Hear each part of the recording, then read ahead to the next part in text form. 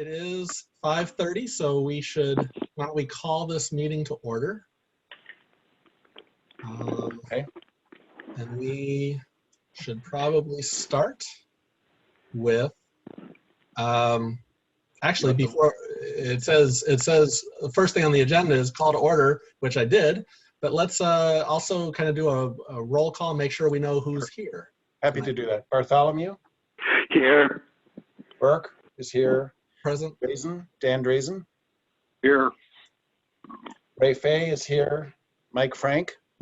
Here. Was that a here? Yep, I see Here. Mike. Yep. Jade Hofelt? Here. Julie Luffler? Present. Can you hear Richard me? Maury? Yeah, okay. Present. Kevin Munson may not be joining us tonight. Kevin, are you here? He indicated that he had a work conflict, and so if he joins, it would be later. Deanna Porter? Present. Cynthia Richardson? Present. By the way, I'm guest again. I don't know how to change the name. Sorry. While you're talking, let me quickly change it. Okay, John Schaefer Here. and Mark Warschauer. Here. Okay, all present except for Kevin Munson. Okay, and prior to us kind of calling the meeting to order, I was told that in addition, we have maybe Mark Warschauer and let's see, John Schaefer probably can stay all the way up till about 7:45 and then have hard stops. So is there anyone else who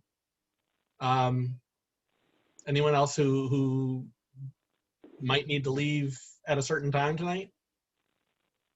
Okay, I just wanted to put that out there for you, Mark Opitz, so you knew that a couple of our members might not make it to the very end if we go past 7:45. Okay, so looking on to the agenda, hopefully everybody's had a chance to review the meeting minutes of January 14th. Give you maybe we can pull it up real quick. We have one correction. Laura Moreland from Mead and Hunt should have been listed as being present. I omitted her by mistake. Okay, thank you for that. Other than that correction, is there anything else we want to correct before approving the minutes of January 14th? Cynthia has her hand up, Mr. Chair. Thank you. Cynthia. Hi, Robert. Thank you very much. I had asked at the January 14 meeting that it be noted in the record the contents of the contract be with the city and Mead and Hunt and the BOA, because there were comments made that there was no expansion being contemplated and it was in the scope of services in the contract, and that's at 37:52 on the tape. So I would really appreciate that being referenced in there, please. Do you have specific language? I'm not quite sure what I would add. Well, I mentioned that it was in the contract, the scope of services, the master plan areas of emphasis, and in alternatives, it said the scope assumes the following: 3 alternatives to provide additional length to the east-west runway, which is described as 1028, 3 alternatives for an extension, reorientation of paving of runway 1-19, and 4 alternatives for development of hangars. So I just thought that was important to say that was in the contract, because there was some dispute as to whether or not we were talking about any possible airport expansion. So Mark, you could listen to it and just please put something in there. I would appreciate that. I'm not comfortable putting language in there without the approval of the AMPAC committee. Well, do you want me to read again what it says under item 8, alternatives analysis? I mean, I can read it again. It's Mark Warschauer. What I'm trying to connect the relevance.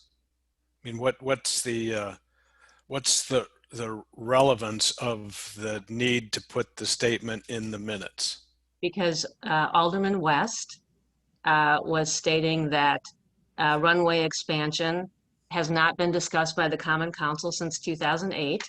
And then Mr. Opitz, this is in the minutes, clarified that yes, indeed, the city did adopt a resolution in 2014 petitioning for airport improvement aid. And then, so that kind of leveled what Alderman West said. And then I said, and in addition, the contract, February 2018, for this master plan project had areas of emphasis saying it was a priority for the city to look at runway length and determine, quote, how the northeast portion of the airport can be expanded. And other areas of focus included possible land acquisition. And then the scope also assumed under alternatives, 3 alternatives for additional length for runway 1028, 3 alternatives for extension, longer, reorienting and paving north-south crosswind runway 119, and 4 alternatives for development of hangars. So it's right in the document, which is in contradiction to what impression was trying to be left. I really wish you would provide this language ahead of time so we could be better prepared. I'm sorry, I can't capture all this very quickly right now. I'm happy to email it to you. I have to find it, but. I mean, we've had an extra week to amend the minutes too, so I you know. I know, Mark, but here's the thing. For open meetings laws, you're supposed to conduct the business in a public, properly noticed meeting. So all this emailing behind the scenes, I don't really find to be compliant with the open meetings laws. So I'm not comfortable with that approach. Absolutely agree, but if you as an individual have some language, I can always put it in the packet. That's what other committee members have done. Mr. Bartholomew has done that. I wasn't really aware of that as an option, so thank you. Well, I'm sorry, I don't know what to, I mean. So why don't you say at 37:52, Richardson referenced the signed February 2018 contract for this project. Do you want me to talk slower? Yeah, Cynthia, why don't you kind of see what he's actually typing and make sure that it tracks with what you're saying. So if you're getting too far ahead, he probably is not going to be able to keep up. Oh, I see that he's typing. Thank you. Sure. The signed contract for this project, and it said master with areas of emphasis. Just say with areas of emphasis. Assumes 3 alternatives for additional runway length for 1028.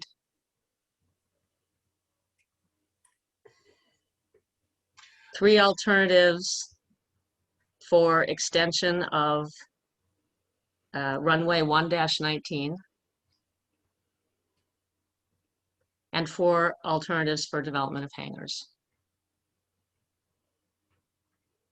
Thank you. It's Mark one more time. Is that language that is in the minutes of the city council meeting of that date that suggests that, or was that language that was in our contract with Mead and Hunt?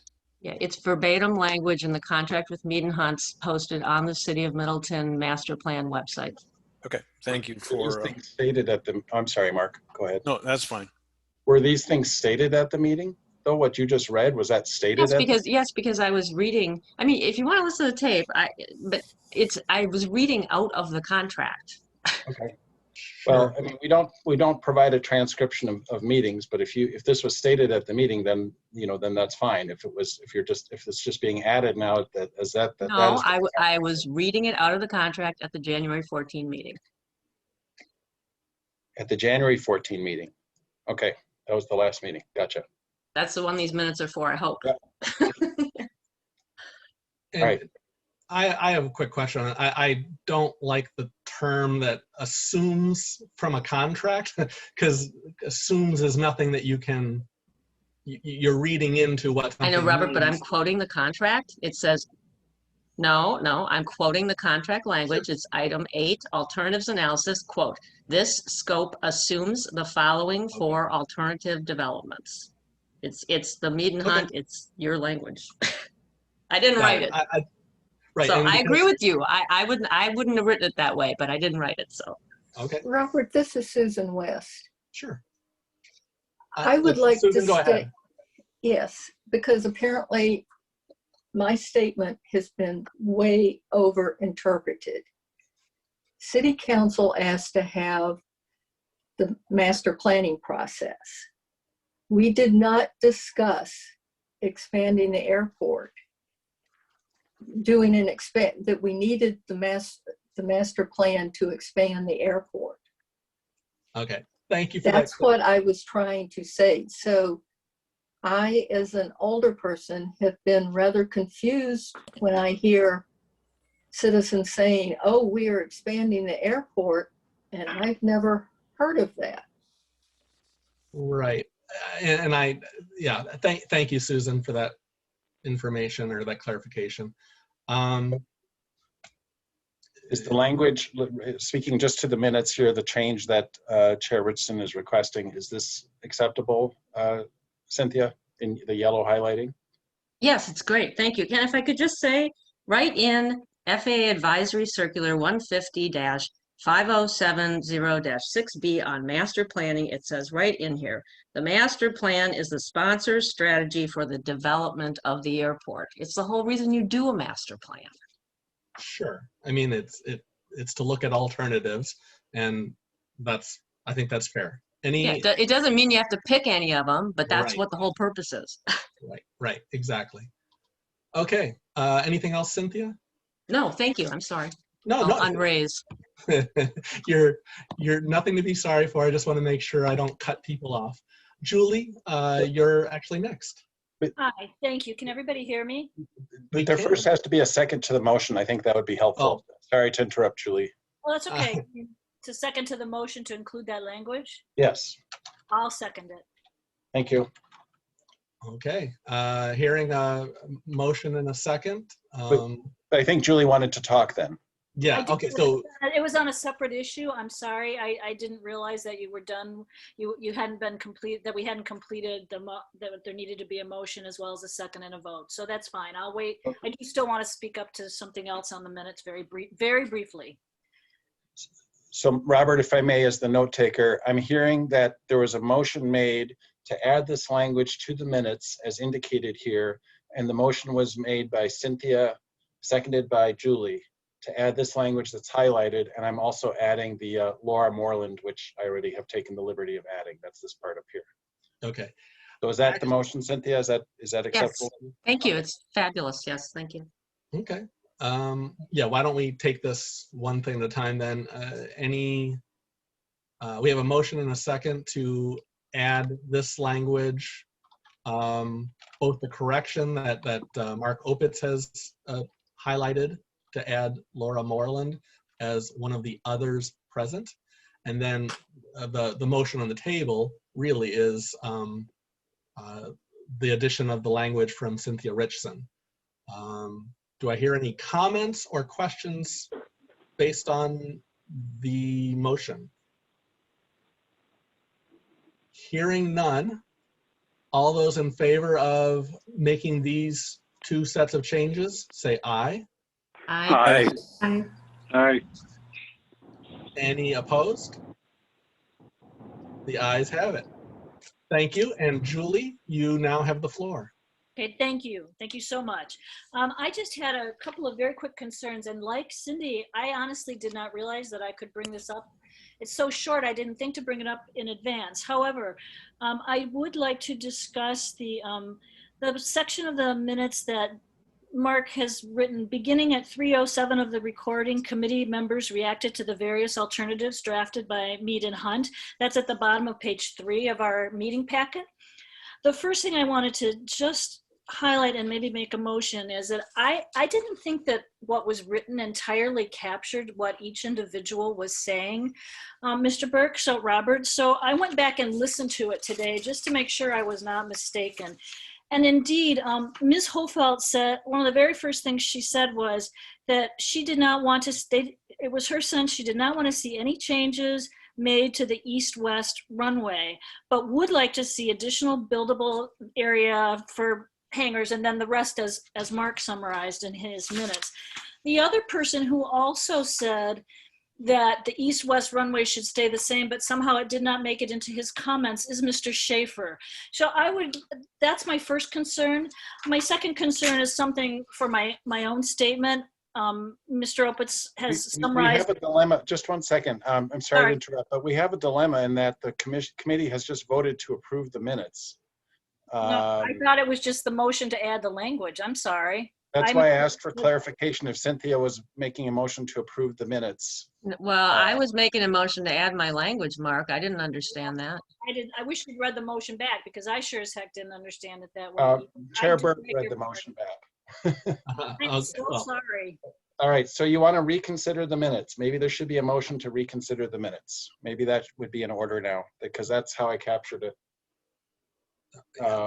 I think that's the cleanest. I think that's the cleanest solution. If it's been recorded that these minutes have been approved, let's have a motion to reconsider. Yeah. So that we can go back and talk about what the minutes, what changes are being proposed for the meeting minutes of the 14th. Do I hear a motion? I'll make that motion, because honestly, I have to say, you did say I'd have an opportunity to address it after we were done with Cindy's language. So you didn't get back to me. So I guess I just didn't hear the part of the motion, because I don't think it was ever actually read out loud as to what we were doing. So I would make that motion, please. I'll second it, Julie. Cynthia Richardson. Okay, thank you both. We have a motion and a second. Any questions on that? I don't know if, I assume we just vote on this as well? Not. I don't think I don't remember. Just go ahead and vote on it. If you vote in favor, that means you continue to edit the minutes. Correct. So we have a motion and a second to reconsider the language of the minutes. Yeah. So all those in favor of reconsideration, say aye. Aye. Aye. And any opposed? Okay. Thank you. I know this is all just kind of nitpicky following rules, but we just want to make sure we do everything right here. So Chair Burke, Julie? I'm really sorry. This is Cynthia. There are people stuck in the waiting room who need to be let into the meeting? There shouldn't be a waiting room set up. Let me check. I know at least one person stuck in it. We have about 6 people logged in, and I didn't have to let anyone in through a waiting room, and that was one of the glitches we had last week. So I made very sure that this was not set up that way. So I do not know why others can't access the meeting. If they're using the old Zoom address, they may be stuck in the waiting room. If they're using the current one that was sent out most recently, then they might be able to get in. That's my thought. I had the same problem. When you say a current one sent out, I know, Mark, you sent it to AMPAC, and I looked for it for Friday. I didn't find it, so I just used the one on the front of the, I typed it in manually from the front of the agenda.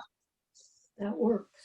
Yeah, I sent one out on Friday, and one of the other committee members called me right before the meeting and had a similar issue, and I think people were looking at the wrong email.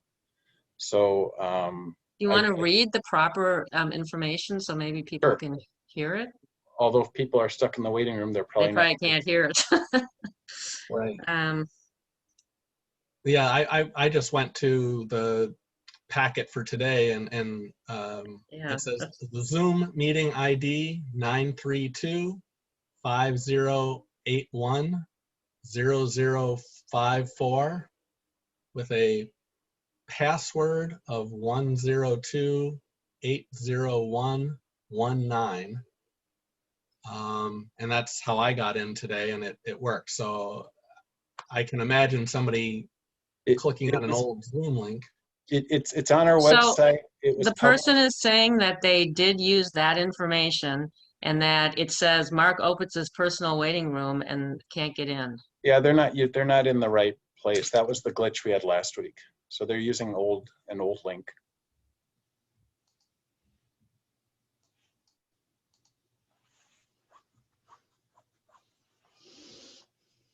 Yeah. So they should go to the Oh, city's. the person said they can hear. They just can't. Well, then they're muted. What's the last couple digits of the phone number? I can see if they're present here. I don't know. I think it's a computer. Do you want to tell me the first name or whatever? I mean, I can see if somebody is, if I can, I mean, most people are participating and are muted, so I don't know how else to. Perhaps they signed in with audio only rather than video. Yeah, that's a So good idea. they'll try again. So I'll keep you posted if I hear any more. Go ahead. Right. Sorry to interrupt. Okay, thank you. Julie, I'm sorry for the multiple interruptions. Go ahead, you have the floor. No, that's okay. I actually really appreciate how carefully and how circumspect you're being. So thank you very much.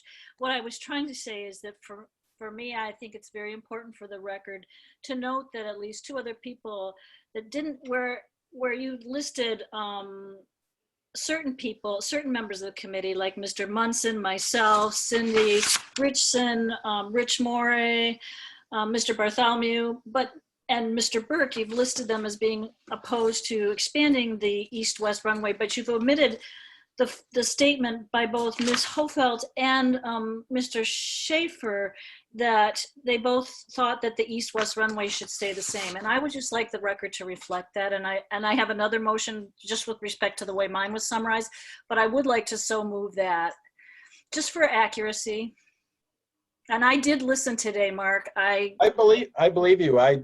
You know, again, I try not to do a transcript of meetings. It wasn't intentional that I know it wasn't. I know. I understand that, but I just think it's important for the historical record. So I'm going to make that motion if that's the proper procedural way to proceed. I'll second it. This is Richardson. So you're saying that? I'm sorry. Go ahead, Robert. I was going to say, if there's more, I guess rather than having turn this into 5 or 6 separate motions. Okay. Yeah, I can go ahead. Why don't we continue, Julie, with your? The only thing for mine is I do want to make it clear that when I said I wish to, my view is to leave the airport as is, it's because Springfield residents overwhelmingly have told me that they want the airport to remain as it is. And so I would like the record to reflect that I was voicing what I think is the Springfield residents' very strong feeling.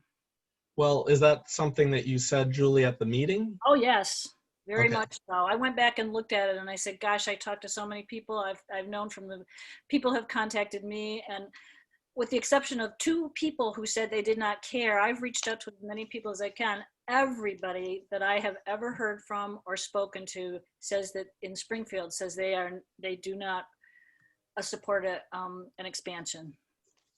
So I did say that right in the meeting, yes. I remember it, and I listened to the tape again. This is Richardson.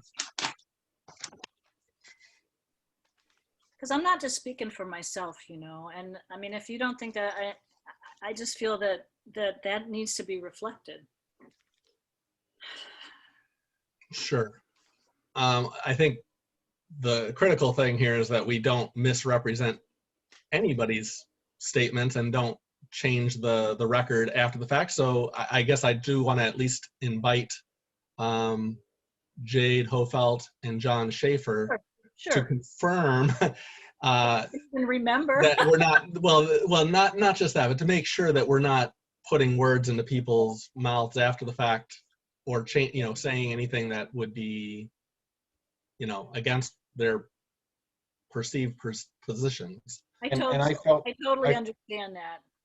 And I felt that Mr. Schaefer's comments, the reason I wrote, if anything, focus on the north-south runway, I mean, he said that, and that conveys that that's the only change that he could foresee being done. So that already implies that he's content, that he feels the east-west runway is sufficient at this time. So that's, in my view, that's already recorded.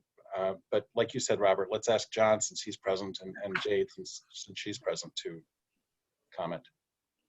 Yeah, if I could chime in, my hand's up. My comments was that given the problems with expanding and the unlikelihood and the improbability of expanding east-west, that we should focus on the northwest and stop trying to worry about the east-west, It wasn't because I didn't favor an east-west. It's because I felt like it was impractical at this point to really do anything else beyond that. We ought to look at other alternatives. So Are you comfortable with the comments as written then, originally? I'm comfortable with them as written Okay. because I'm not against the east-west. I just felt that to go forward with east-west just wasn't practical for what, given the constraints. So I was willing to move on to looking at north-south, but it wasn't a statement that I didn't think east-west was a good concept of expansion. And then for Jade, what did you state last time about the east-west runway?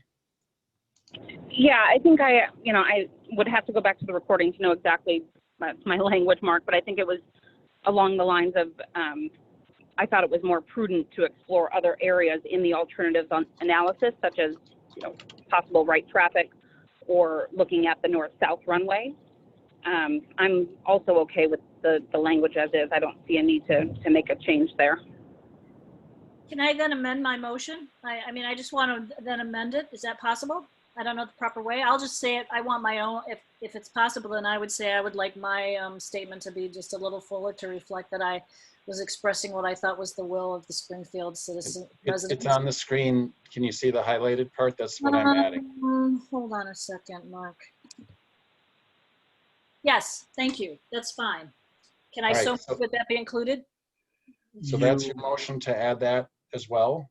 And Cynthia, I think or I don't know if someone seconded it or not. I did, Cynthia. Okay. Cynthia, are you It's fine. accepting? Sure, Okay. yes. So you continue you second this motion Yes. as it stands. Any further comments on this?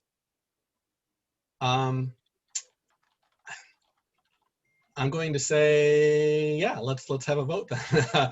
Can I just ask you, Robert, just really, really quickly, sorry, it's Cynthia.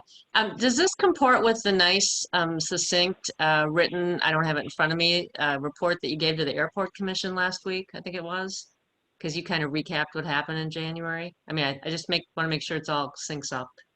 I believe it does, yes. I mean, it's fairly broad brushstrokes that I use in my recap, so I don't see anything as I read through these notes, either before or after these amendments to the meeting minutes have been made. I don't see anything that countermands or conflicts with my summary at the Airport Commission. Okay, thank you. Thank you. So, having a motion and a second, all those in favor of approving the change that's highlighted on the screen, change to the January 14th meeting minutes, say aye. Aye. Aye. Any opposed? The ayes have it. I'm going to, Susan, I do see your hand is still up, and I appreciate that. I don't want to be a jerk, but I'm actually, I think I want to move on to other things. So I'm unfortunately not going to be inviting you to speak at this time. Robert, I lowered my hand. It had been lowered. Okay, thank you. I don't want to be rude, but I just move on with our meeting minutes. All right, so we have a motion. We had a motion to amend the minutes, which you voted on initially, that Cynthia offered, and then we have this motion with Julie to amend those minutes. Now, how about we have a motion to adopt the minutes as amended, assuming there's no other amendments? I'll make that motion, Richardson. I'll second that motion. This is Robert. Any discussion? All those in favor say aye. Aye. Aye. Any opposed? The ayes have it. Thank you all. And the meeting minutes of January 14th, as amended, are approved. Okay, so moving on to discussion and action items. Item number 1, potential revisions to Chapter 4, environmental settings. Robert, before we do, at what point do you want to discuss the email we received from Mark regarding the ATC towers? Okay, hang on. I gotta figure out which email we're talking about. It just came out.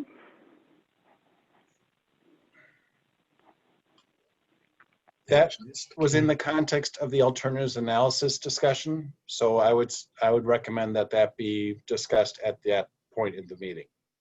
Chapter When is that 5. going to be? According to the Item agenda, number 2. Item 2. Okay, but I'm not sure why the towers have to do with alternatives, but that's okay as long as we do cover it. Okay. Why don't we plan on covering that in item 2? All right, sounds good. Okay. So item 1 is potential revisions to chapter 4, environmental setting. And so I can just, hopefully we can go through this fairly quickly. So at the last meeting, you'll recall, there was obviously some discussion about air quality, quite a bit of discussion. Thereafter, Mead and Hunt offered to draft some language, which they said wouldn't take too much effort. They didn't consider it an expansion of their scope.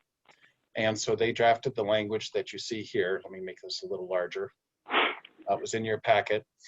And so that is the first change number 1, that I as staff am recommending you add to the chapter 4 of the master plan. And then there's a second change that was based on language requested by the town of Middleton, but maybe it's easier to do them separately. Has everyone had a chance? Has everybody on AMPAC had a chance to review change 1?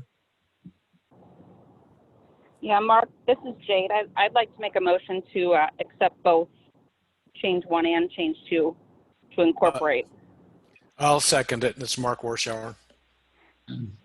Are there any? Great. We have a motion and a second. Are there any comments? Cynthia has her hand up. Thank you. Cynthia, go ahead. Yeah, I do have some comments. And so first of all, I'd like to just address the town of Middleton portion because I think that will be easy to correct. So the language that is in there was inaccurate, which is why I asked to have it corrected the Monday before our January 14 meeting. Unfortunately, we weren't able to achieve that because Mead and Hunt had to weigh in. So our town engineer has reviewed this, our town attorney has reviewed it. So it's just simply a correct inaccurate information. So what was originally in there was a mixed use zoning category, and we're under Dane County zoning. We don't have such a category. So that got fixed. We have AT5, which is ag transition, and we have SFR 08, which is developed with a house on it. So it all looks good, except Mead and Hunt originally put 1,300 feet northeast of runway 28 end in there, and our town engineer said that's inaccurate. It's 960 feet, and so I asked to have that fixed. Now that got crossed off and turned into 1/5 of a mile. And I mean, it's fine if you want to have 1/5 of a mile in there, but I would ask that you would please at least then put in parentheses 960 feet, because as a lay person, to me, 1/5 of a mile doesn't mean hardly anything, but 960 feet does. So if you could add 960 feet next to 1/5 of a mile in parentheses, I would be happy. This is now accurate. The reason I went with 1/5 is because later there was a reference to 1/3 of a mile without a foot reference. And 1/5 of a mile is actually longer than 960 feet by only a few feet. But if your point is that you're trying to make it a little bit less than 1/5 of a mile, then I can see adding 960. What is that measured to? Our town engineer looked at all the specs. So all I'll say is that Mead and Hunt is the one, or you, I don't know who wrote this, put the 1,300 feet in there to begin with. So that's why I asked our town engineer to verify that it was accurate, and they said, no, it's not, it's 960 feet. So I didn't put the 1/5 of a mile in there. So I don't remember where that change happened now either. So 960 feet you want, okay. Yeah, that would be accurate. So that's all I'm asking for is accurate. So thank you.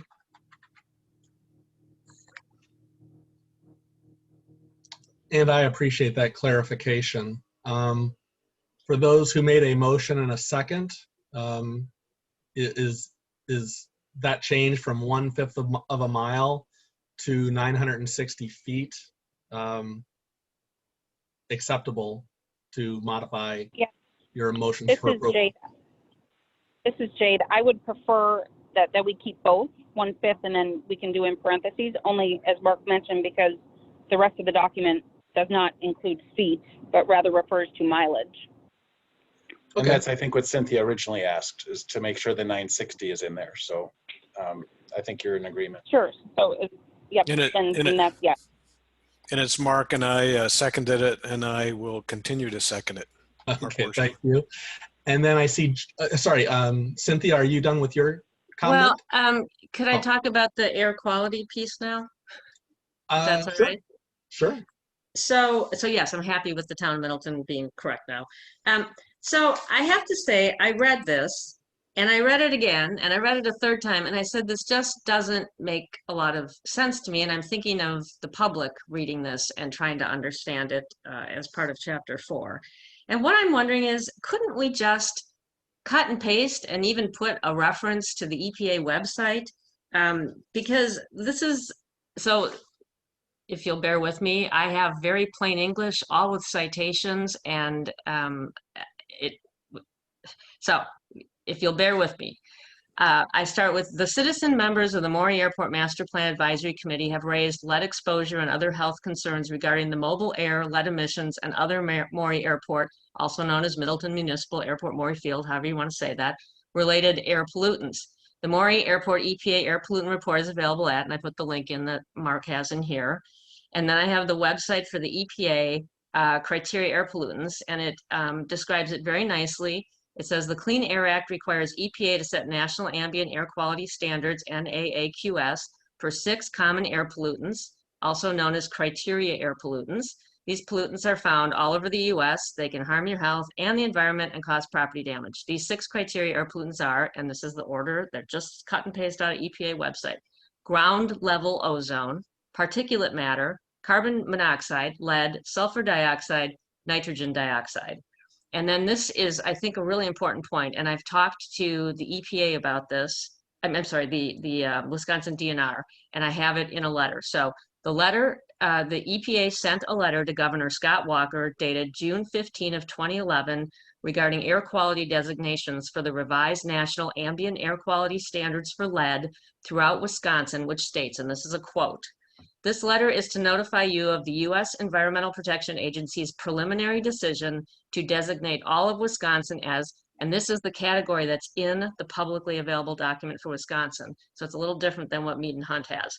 It's, quote, "unclassifiable / attainment," end quote, for the revised lead standards. And then they go on in the letter to say, reducing levels of lead pollution is an important part of EPA's commitment to a clean, healthy environment. Lead exposure can cause a range of adverse health effects, most notably in children. Exposures to low levels of lead early in life have been linked to effects on IQ, learning, memory, and behavior, end quote, from the letter. Then the June 15, 2011 EPA letter to Governor Scott Walker also states, quote, "EPA is proposing designating the entire state of Wisconsin as unclassifiable / attainment. EPA uses this designation to identify areas that have data indicating attainment or where there is no evidence of a violation of the NAAQS," end quote, and I have the citation for that. And so accordingly, in the Federal Register, November 22, 2011, page 22 states, quote, "The whole state," end quote, "of Wisconsin for lead is designated as, quote, unclassifiable / attainment."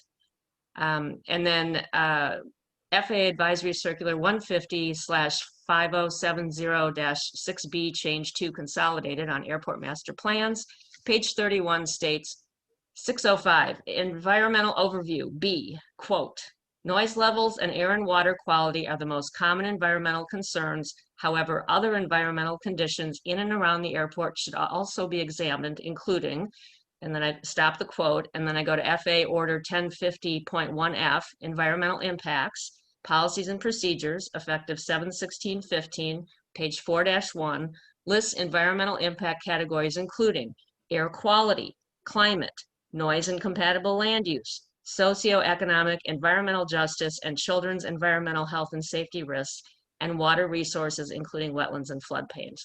That to me is quoted, you can cite it, people can understand it. And Mark, if you really want to add the NEPA thing, that's fine.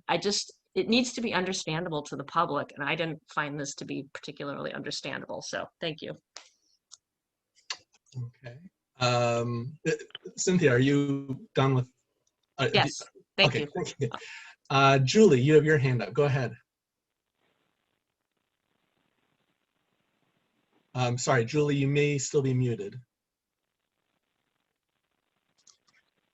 I'm sorry, I forgot to take that down. I'm gonna wait and discuss something after we're done with what Cynthia just presented. Okay, sorry. It's not letting me take my hand down. I don't know why. Oh, okay. Sorry. Robert, is this appropriate time to make comments about the memo that we got on environmental setting? Well, I guess what I'd because there's been a motion made for approval, but I do have some comments about it. okay. Motion pertains to air quality in the town of Middleton language. Yes. Okay. Go ahead, Bob. There are some statements that are not accurate in the memo. For example, it is stated air quality is not typically addressed in a master plan. That's not accurate, and that's repeated 2 more times. I'm wondering what sources were used to verify those statements. Of course, a Mead and Hunt, of course, question. And further, it states that air quality is one of several environmental resources that are typically not addressed in an airport master plan. No examples are given on that. Cindy's already referenced some of the information from AC 150-5070 about how, in fact, air quality and so forth is included in a master plan review. I might mention, too, that in Mead and Hunt's environmental setting chapter, there were several items that were left out that should have been included. Farmlands, for example, that is on the list, but it wasn't included. It wasn't discussed in Chapter 4. The airport surrounded on 2 sides by prime, emphasize prime farmland. Environmental justice was not included. We have low-income housing near the airport. Under water resources, there should have been discussion about groundwater. So I think there has to be some revisions made to that entire memo in order to make it accurate and correct, including what Cindy has suggested. And by memo, you mean chapter? Well, whatever the memo was you had sent out to us. Okay. Thank you. I see what you mean. Yes, I apologize for the confusion, Bob. The memo No, that's quite right. was meant to be in addition to the chapter. So you're saying the omissions from the chapter include farmland, environmental justice, groundwater, and you question some of the accuracy of the air quality statements. So that's omitted from the chapter. That's how I'll capture what you're saying. Yeah, I'm concerned about the accuracy of some of the statements in the memo, but I'm just pointing out as an aside, it doesn't have to be included, that there were some things concerning review of specific topics in Chapter 4 that were not included, that should have been included. But that's just an aside for information for the committee.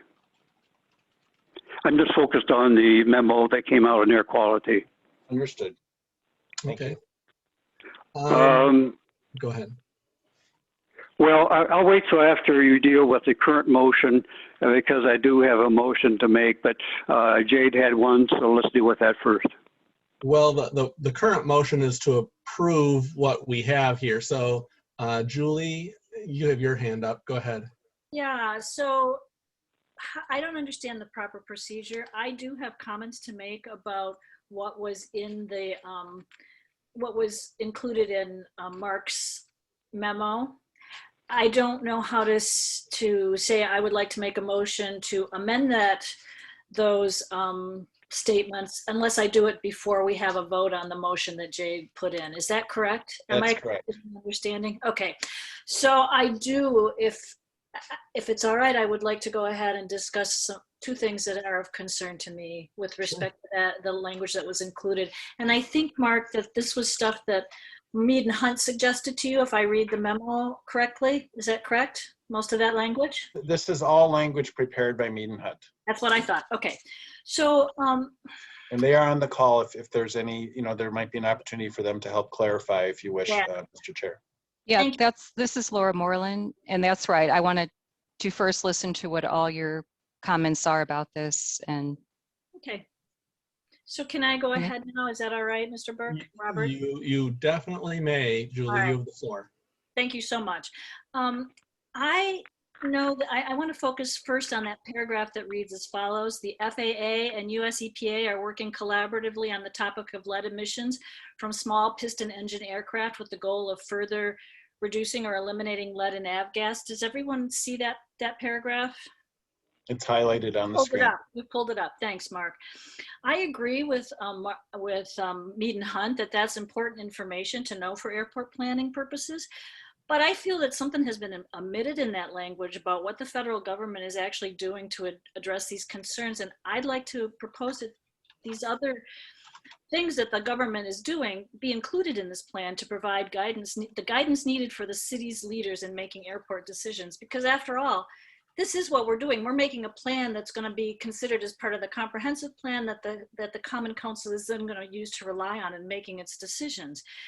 There is a page at the EPA's website titled Regulations for Lead Emissions from Aircraft. And this page discusses almost word for word the work being done to reduce or eliminate lead in avgas. And it's very similar to what has been included by Mead and Hunt. But the first item discussed on page 15 is this. The EPA is evaluating the air quality impact of lead emissions from aircraft using leaded aviation gasoline as described in the Federal Lead Action Plan to reduce childhood lead exposures and associated health impacts, and in response to petitioners' requests. It also notes that piston engine aircraft operating on leaded aviation gasoline are the largest remaining aggregate source of lead emissions to air in the United States. I think that more is going on at the federal level than just looking to develop lead-free aviation gas. And I would like those things noted for planners in the future, for people in the future, because this is the roadmap that the city is going to use. But some important information has been omitted. I don't know how to make a motion within a motion to move that language be included when somebody's already moved to just adopt it as it is. So that's why I'm turning to the chair to ask you, what is the appropriate procedural route to do that? That's my first issue. Sure. My understanding is the appropriate way to handle that is to comment as you did and then make a substitute motion. That a substitute motion then take precedence over the current motion, and we would vote on the substitute motion first, and then if that passed, we're done. If it does not pass, we go back to the original motion. But before we actually vote on it, then I have a separate issue within this language that Mead and Hunt prepared that I wanted to bring up. So I could do that at a second after we do this substitute motion. Is that correct? You could, or you could do it now, and it could all be I one. can do it, but it's going to be a little more confusing. But I'm fine to go ahead if that's what people want.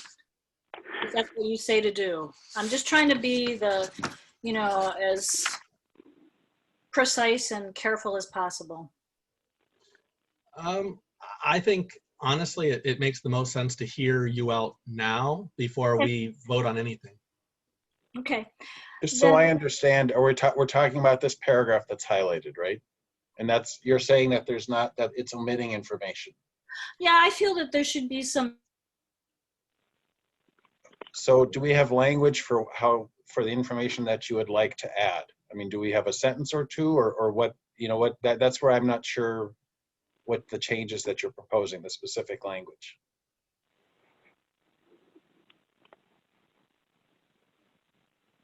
Hey, Julie, are you still there? Uh-oh. She's not muted. She has her hand up. Yeah. Well, while we're waiting for her to come back on, I wanted to make a comment also that an affirmative vote for the motion, though, means that we have a memo that is inaccurate, and I don't think that that's appropriate, but that's for each person to decide. I don't know. again, I heard what you said before. Like you said, I don't know that I would agree that it's inaccurate. I can read the entire Encyclopedia Britannica and be missing things too. Somebody writes in a report what they believe, and they summarize things, and nothing will always be complete. So I don't know that I agree that it's incorrect, but there may be, you know, additional pieces of information that could be added in or whatever as well, and that's true of any document, I'd say. Robert, well, just to reiterate what Cindy had said, and again I'm quoting, AC 150/507006B states noise, air, and water quality are the most common environmental concerns. And when you look at the list that we get on FAA Order 1056-1, air quality is right at the top. Am I the only member? This is Richard Morey speaking. I'm sorry I don't have my hand up, but I'm uncomfortable with members rewriting and using bits and pieces of regulations without real documentation and reading of the full, going out back to 2011 on a study without going with a more current study. If it would be in order, I would move to vote on our motion with that to accept this. I don't see any validity in. Okay, Bob says this is wrong. Well, why is it wrong? What qualifications do you have to say this is wrong? You can quote an AC, but no, as Robert just said, this is an accurate statement. Cynthia says it ought to be easier to read. It's easy to read. It's easy to understand. She wants to put in new quotes that bits and pieces again of studies. No, I'm not comfortable with that at all. Well, Rich, how much more verification do you need than an FAA statement for just what I said, Cindy said? What else do you need? Bob, I think we have your point too. And Cynthia, I see your hand up, but I want to get back to Julie, who never really left the floor. No, our internet went out. This is typical rural people. So I just the connection totally dropped, and we had to jigger around to try, and it suddenly came back in. And that happens a lot to people out in the country, at least where I live. It's rolling hills. And so I am very sorry, but I believe I got cut off right in the middle of what I was saying. You asked me to go on to my second concern, I believe, Mr. Burke. Is that appropriate for me to do now? I just came in, I think, when Rich Morey was, I think it was Rich Morey who was speaking. Yeah, no, you're Bob spoke, and then Rich, and then Bob again, but we're back to you, Julie. Okay. Well, the only other thing I do think that there have been some things omitted that are important in understanding why people are, and even the EPA is concerned about addressing this in more than just looking at how to remove lead from leaded aviation fuel. They're looking to regulate it more closely as well. And that is mainly based on the fact that there has been a lot more research done on the negative impacts that any blood level of lead has on children. And this has been my concern all along, is the public health aspects. That's why I would like to note that there's more being done within the language that's included in air quality. The other, so that's just summarizing what I had to say before. The other thing that I am very concerned about is in addressing air quality and other environmental issues in Chapter 4, I have noted that in the language, there has never been any suggestion of quantifying the environmental costs of environmental pollutants, including from leaded aviation gasoline. I am, as I said before, mostly concerned with the public health aspects, but right now, because there is no safe blood level of lead, I would like to talk a little bit about the most recent research that is related to the economic costs of children having lead in their blood. It has not been done a lot. It's just starting to be done. So I did a little research with respect to the costs of lead emissions from aviation fuel. There is at least one article based on research conducted by the MIT's Laboratory for Aviation and the Environment. This article has estimated on just the cost of aircraft attributed lead exposures. It is estimated that in the United States, aircraft attributable lead contributes to $1.06 billion in annual damage from lifetime earnings reductions. That's how much is lost because of lead in children's blood. That's annually $1 billion in lifetime earnings reductions for the entire 50 states. So I really think that because this general aviation piston-driven aircraft are now the largest source of lead emitted in the atmosphere, everybody in this committee has recognized that. We need to think about what that means in economic terms for this community. And that isn't even beginning to address the actual economic benefits for kids to be over a lifetime, for them to, the economic gains resulting from reductions in children's exposure to lead in the United States. I have an article from the CDC. Now, it is not specifically cast in terms of aviation gas, leaded aviation gas, but there are huge benefits, economic gains. In addition to those costs, there are economic gains that I think should be considered by not increasing the amount of leaded aviation emissions into our atmosphere. I just do want that to be considered by this committee, and I don't know how to put that into an appropriate, you say I should put a substitute motion out there, is that correct? Yes, if right now the only motion before us is to approve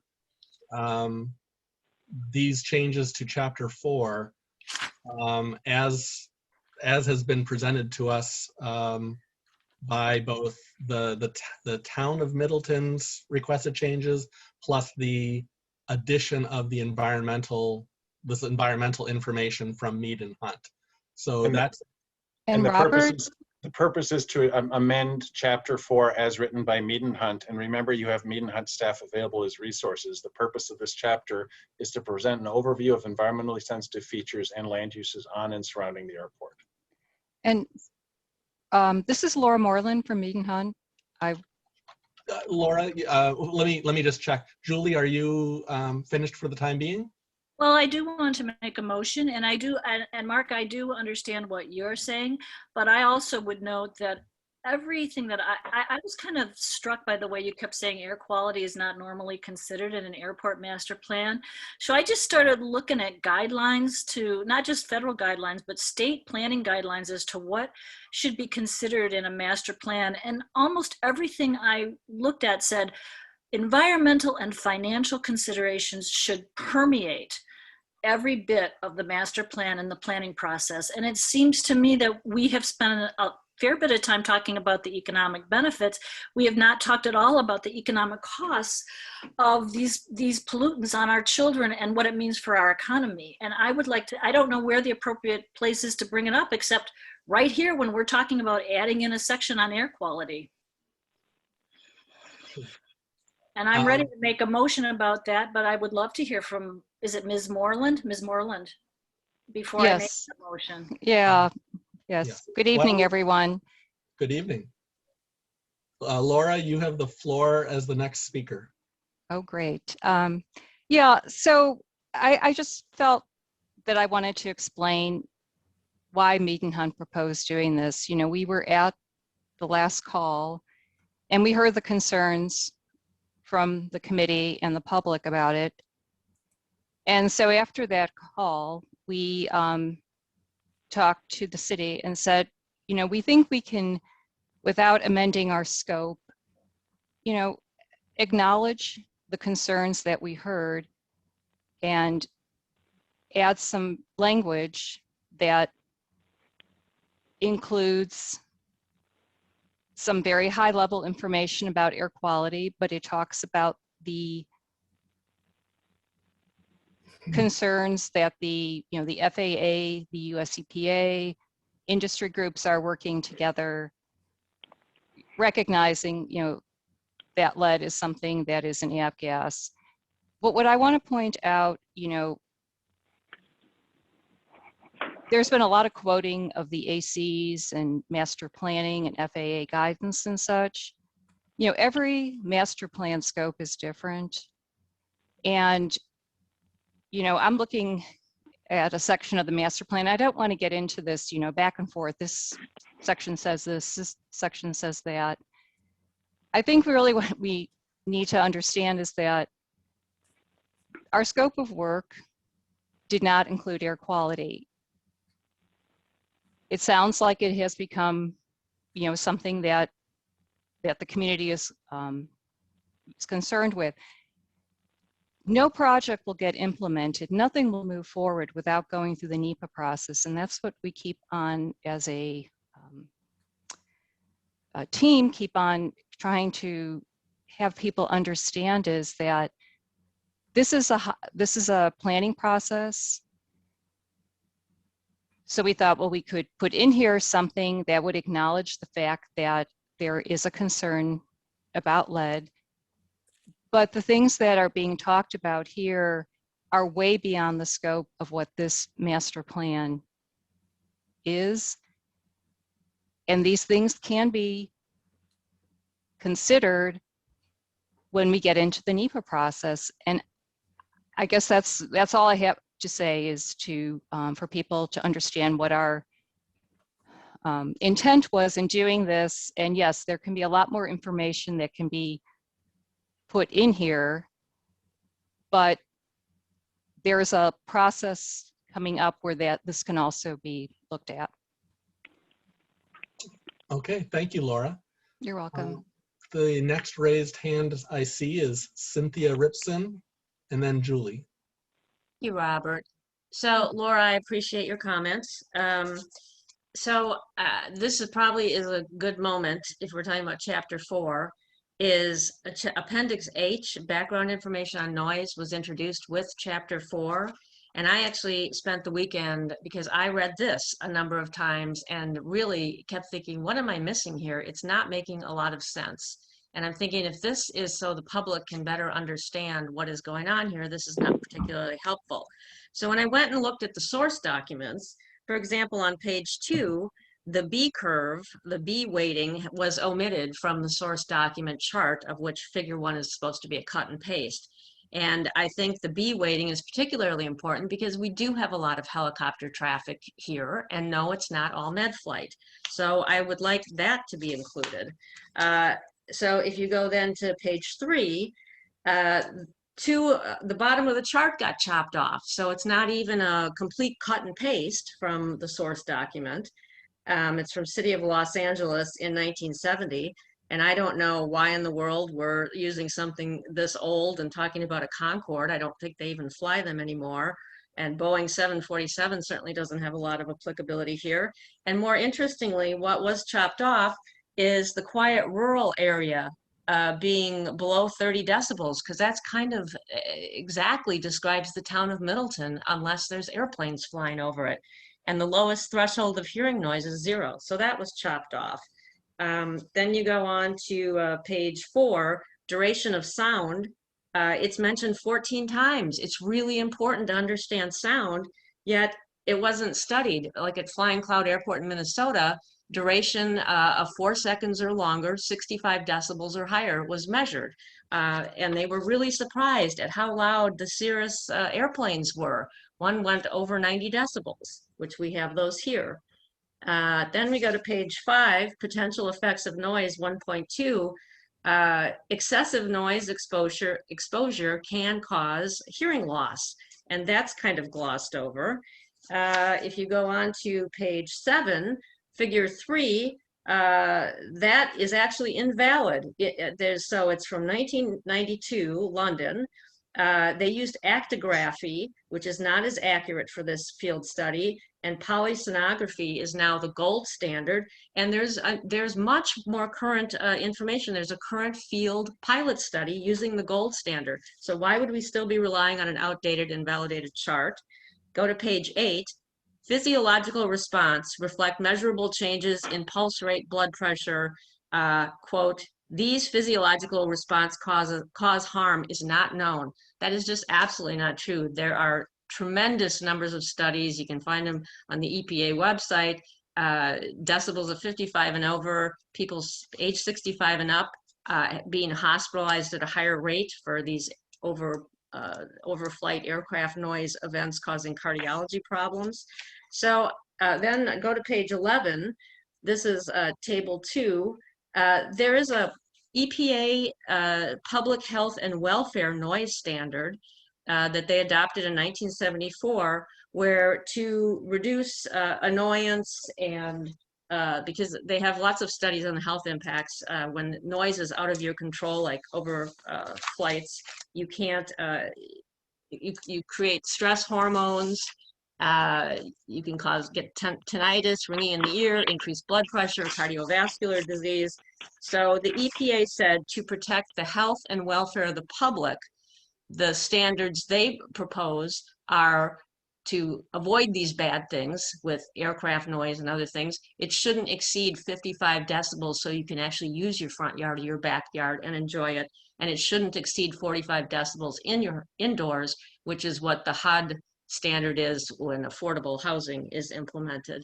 So I guess I'd really like to, and by the way, on page 14, the FICON report of 1992, I found that to be an excellent source document because it was written by people from the EPA, from the Department of Transportation. There was no politics involved. It was like straight up plain English. In fact, the FAA has a writing standards order 1000.36, that if you are writing either internal or external for the FAA, you're supposed to write in plain English and keep in mind your intended audience so that people can actually understand it. So I would really like to see us do that. So I really think substantial revision needs to happen to Appendix H, or we should just take it out of Chapter 4 is my recommendation.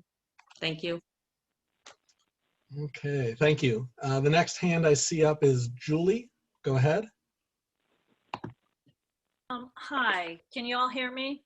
I've been having a little computer issue, so I just want to make sure I'm still up and audible. Yes, I can hear you. Yeah, I don't know if Cindy had a motion she wanted to make with respect to what she was talking about. I do have a motion. I would like to get back to the negative impact, the negative economic impact of leaded aviation emissions in the air. And here's one of the reasons I do want to make a motion is that there's language on page 81 of City of Middleton's comprehensive plan that states that the airport produces $4 million in value added to the Middleton economy annually. But there's nothing in the comprehensive plan, there's nothing in this plan about the economic costs of impaired IQs from lead emissions that lead to lower earnings. I just think that, with all due respect to Mead and Hunt, I do very much understand that they have a scope of agreement. They've added in this stuff. They've opened this up to discussion. My point is simply this: a plan is a roadmap. We can say we want something in a plan or not. I think that's what the committee is here for, right? To make recommendations and to discuss this thoughtfully. To me, I think if the city wants to look at this plan, the plan that we're preparing, I'd like them to have language that says, please look at the economic costs of lead in aviation gas and its impact on children's IQ in this area. I would like to make that motion, and I'm ready to make it, but I don't know how to then handle what Cindy is saying. Just, Cindy, would you like to make a motion first and then I make one? I don't know how this is all going to work out. It remains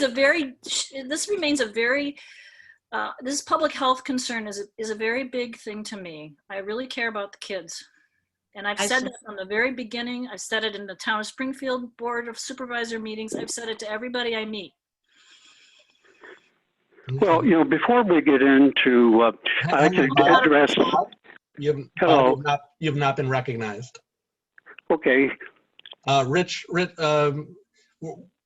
Julie, we'll come back to your motion, I think, because it sounds like you might want to kind of talk it out loud with Cynthia as well Yeah, come I up just with. want to know what the right procedure is how to go forward, Mr. Burke. That is and I'm looking to you for guidance. Sure. Really what it comes down to is either through the comments portion that we're doing, or the not comments, the back and forth questions and comments and whatever, members of AMPAC need to agree to a motion and have somebody second that motion, whether that's the original motion, which is on the table now, or a substitute motion, that can be voted on first. So I'd say maybe you and Cynthia can make comments back and forth and congeal around a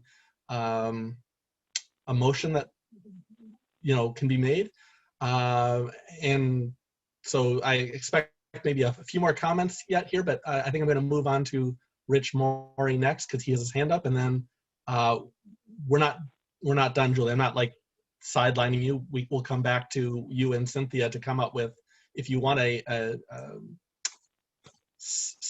motion, substitute motion, that you have a chance to make that motion.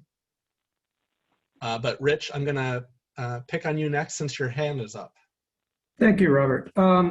Again, I'm very uncomfortable with the idea of there is a study out there that shows a study brought up by, let's get a little bit more real here. EPA regulatory efforts involving lead removal from car gas reduced from the 1980 to 2014, 98% of the lead in the atmosphere has been reduced simply by reducing it from car gas. So we're down from 1980 to 98% or less at this point. That's out of their website. Okay, we know that there is no definable safe level of lead. We also know that the entire state has been set under, we've met the requirements according to Cynthia's comment. We have spent most of this meeting listening to Cynthia, Julia, and Bob go on and on about stuff that should have been fairly quick. Acceptance of what Mead and Hunt did. You can add this later. And I'm getting somewhat frustrated with the process. We have a motion on the table. Now there's a motion to modify the motion that maybe needed to be modified again. Yeah, anyway, I'll be quiet and let the other three talk for a while. But thank you, Rich. And I know the process, which I'm controlling right now, is not always pretty, and I apologize for your frustration, but I thank you for your comments. Julie and possibly Cynthia as well, can you come up with a motion that AMPAC can look at? Yes, I can, and I will do so. But first, let me very briefly respond to what Rich was saying. I agree. I think things should be, and I also agree with the language that I just saw Mark Opitz highlight about sticking to the scope of services. I truly take both of those points. However, we have opened up air quality as an issue by including that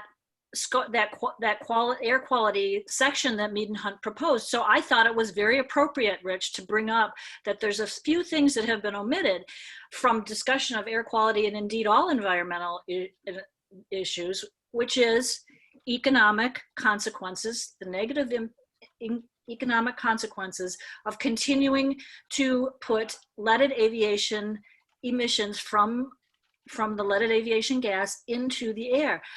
This is a very important point with respect to whether we want to expand the number of flights that are being taken, which is something that an airport expansion might very well lead to. So I think it's really a critical factor to be considered. It's one that should be looked at, I believe, by the Common Council when they make a decision on whether this is a viable economic thing to do for the city of Middleton. That is my point. And so my motion is this.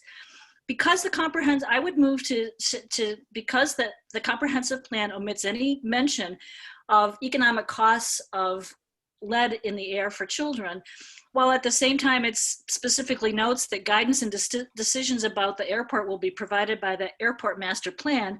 I move that the language suggested by Mead and Hunt be amended to state that the economic costs of lead emissions be considered when the city undertakes decisions about any airport expansions. I'll second that. The economic costs of lead emissions be considered when the city undertakes decisions about any airport expansion.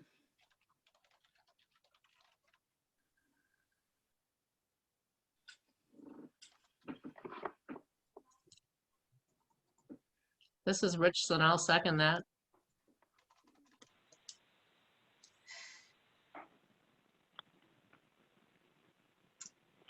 And Mark, were you able to write down the substitute motion? And if so, would you be able to share that on your screen so that... Isn't it on the screen? Yep. Well, now it is. It wasn't on my screen a moment ago, but maybe that's just my screen. It's here now. I can't see it very well. Shoot. I can just read it back to you, Julie. It says, motion by Loeffler Richson that the economic costs of lead emissions be considered when the city undertakes decisions about any airport expansion.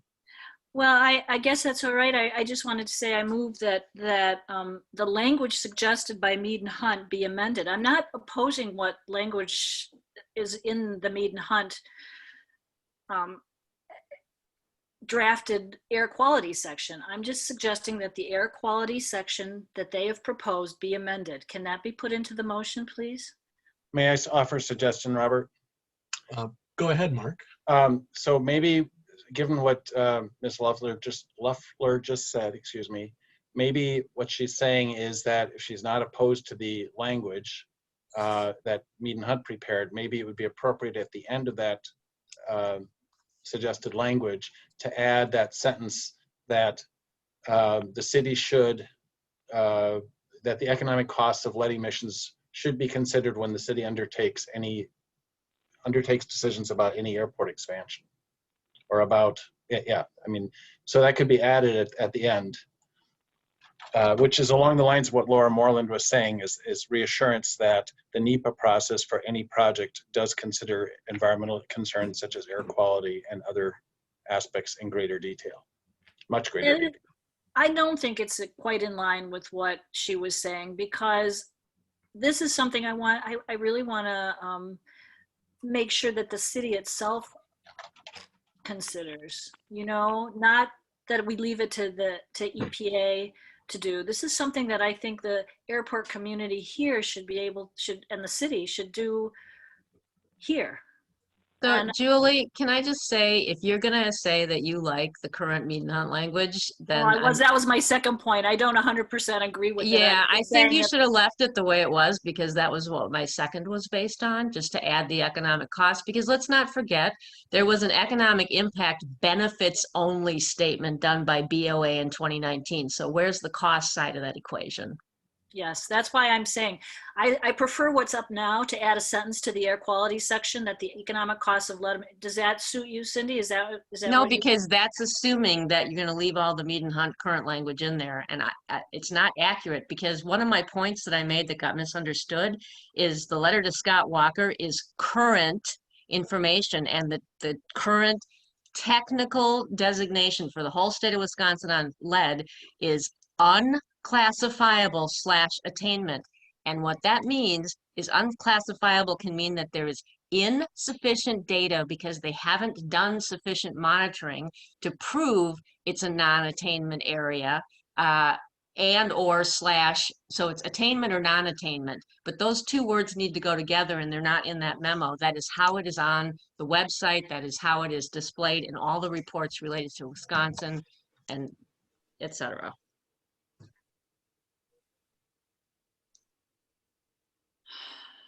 So from a parliamentary standpoint, Robert, may I offer a suggestion? Or just from a minute-taking standpoint, you're the parliamentarian, so. I just want to end up with if there's going to be a motion here, So the it needs to motion, be seconded by somebody who agrees with it. I'm trying to help Yeah, you through. exactly. I'm trying to help I you through agree. I'm trying to help you through this puzzle, and I think I have a path forward. So the I original will take your suggestion. Thank you, Mark. the original motion was to approve the language as drafted in the memo that I prepared, which obviously is verbatim from Mead and Hunt, that air quality language. There's now a motion to amend that language by adding a sentence to that language that the economic cost of lead emissions will be considered when the city undertakes decisions about any airport expansion. I haven't heard anyone oppose that. Cynthia, you have concerns with other language, but you don't oppose this section. So I think it would be appropriate to vote on this at this time, just so you can get on and then you can discuss other parts of it. Yeah, I 'Cause we have a- totally support having economic cost of lead emissions included.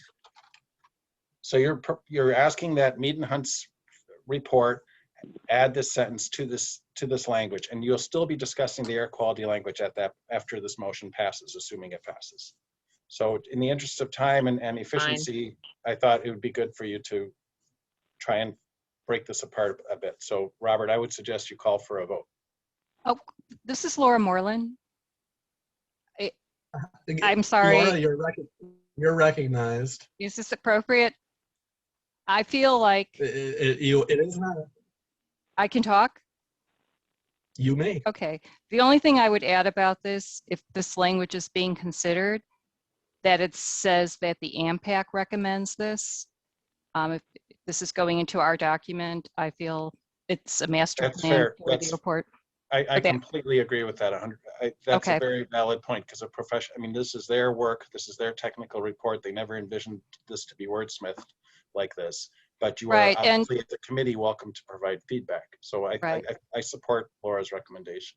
And the other, I wouldn't call it a recommendation, is perhaps the master plan can have a section of recommendations to be considered before a decision is made.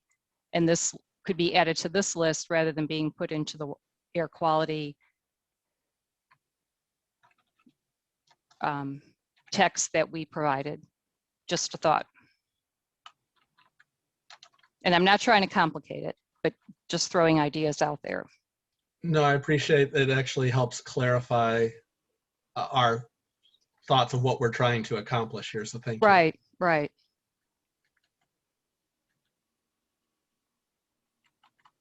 Julie and Cynthia, is that, Robert, you're the chair, so. Oh, sorry. Go ahead. No, that's fair. I should be leading the charge here. I'm sorry. Yeah. So Julie and Cynthia, you're the motion in the second. What is this? Does this still conform with your intent? Why don't you just say that the air quality language should include an economic cost of lead emissions? Because we haven't decided if we're going to adopt the Mead and Hunt air quality language, because I have problems with it. It's incomplete and not accurate. But this, I'm happy. I'm that will sorry. still be before you. That will still be before you. This isn't approving the air quality language. This is amending that language to add this recommendation that the AMPAC. You're still going to have air quality before you after this motion passes. Or Fine. passes or Fine. does not, right? Yeah. So is that Cynthia? Is that still a second to Yes. Julie's? Okay. So we have a motion and a second to add a sentence someplace that clearly states the Airport Master Plan Advisory Committee recommends that the economic costs of lead emissions be considered when the city undertakes decisions about any airport expansion. Why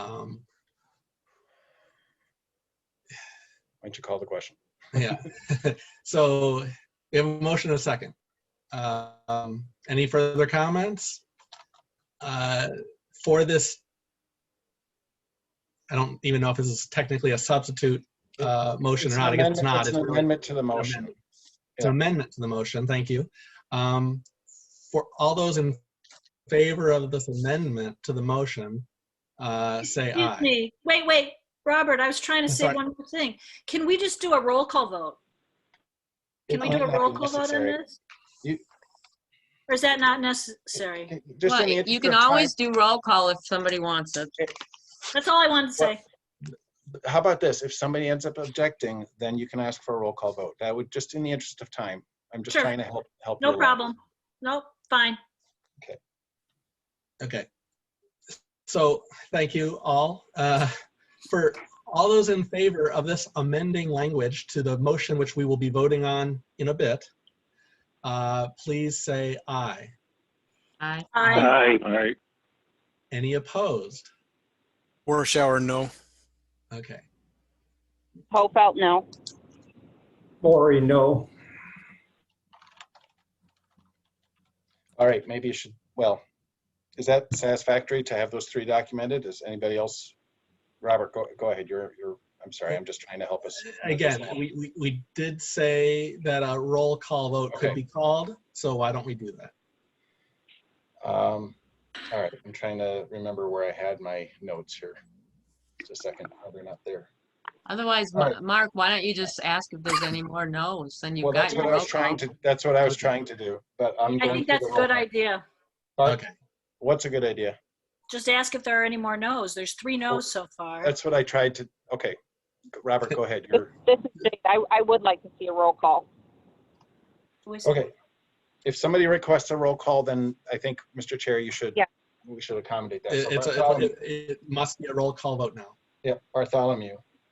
This is Yes. to add that sentence at the end of the air quality section. The air quality section will still be discussed after that. Yes. Burke, Yes. Drazen, Yes. Fay. No. Fay is a no. Frank. Yes. Frank, yes. Hofelt. I No. think she said no earlier. Yeah. Loeffler. Yes. Maury. No.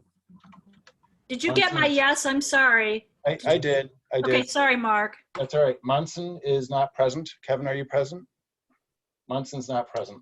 Porter. No. Richardson.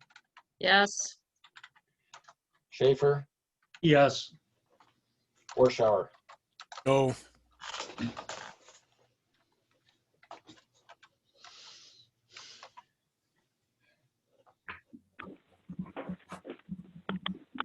Seven yeses and 5 noes.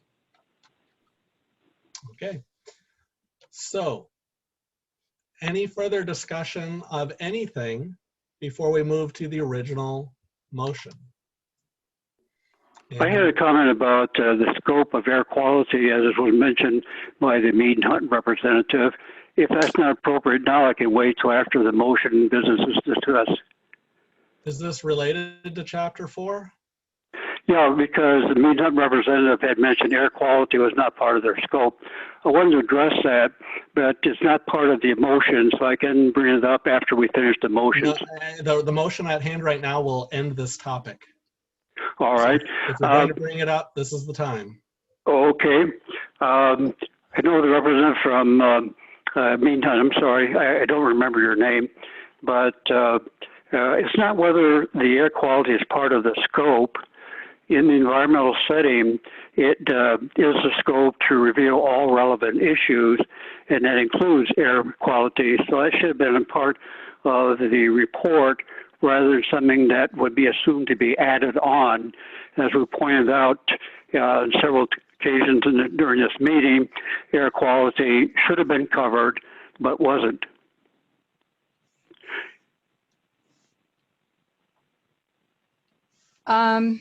Mr. Bartholomew, Yeah. Again, I could cite from the master plan order, and yes, we did not include all the categories that are in order 1051F, which I think, Cynthia, you also refer to, and that is the order that the FAA uses for compliance with the National Environmental Policy Act, NEPA. And what we're trying to say is that there still will be a process for any project before it is implemented, that FAA and NEPA guidance would be followed at that time.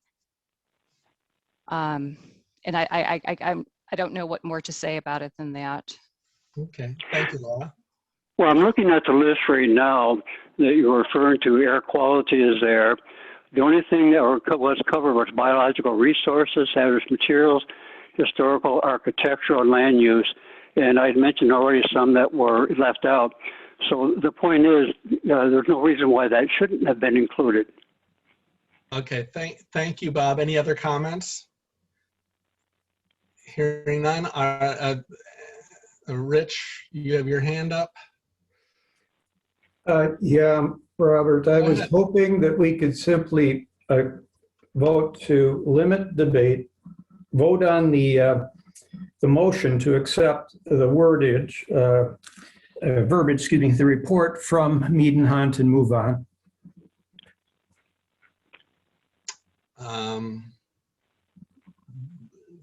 Okay. Well, we have a then we're going to, it's been asked to go to the original motion now. This is Jake. I'll second Rich's motion. It's before you anyway. It's before you anyway, so there's no need for a motion. Okay. So the motion before you right now is to add the air quality language as amended with that additional sentence that you voted for earlier. Okay.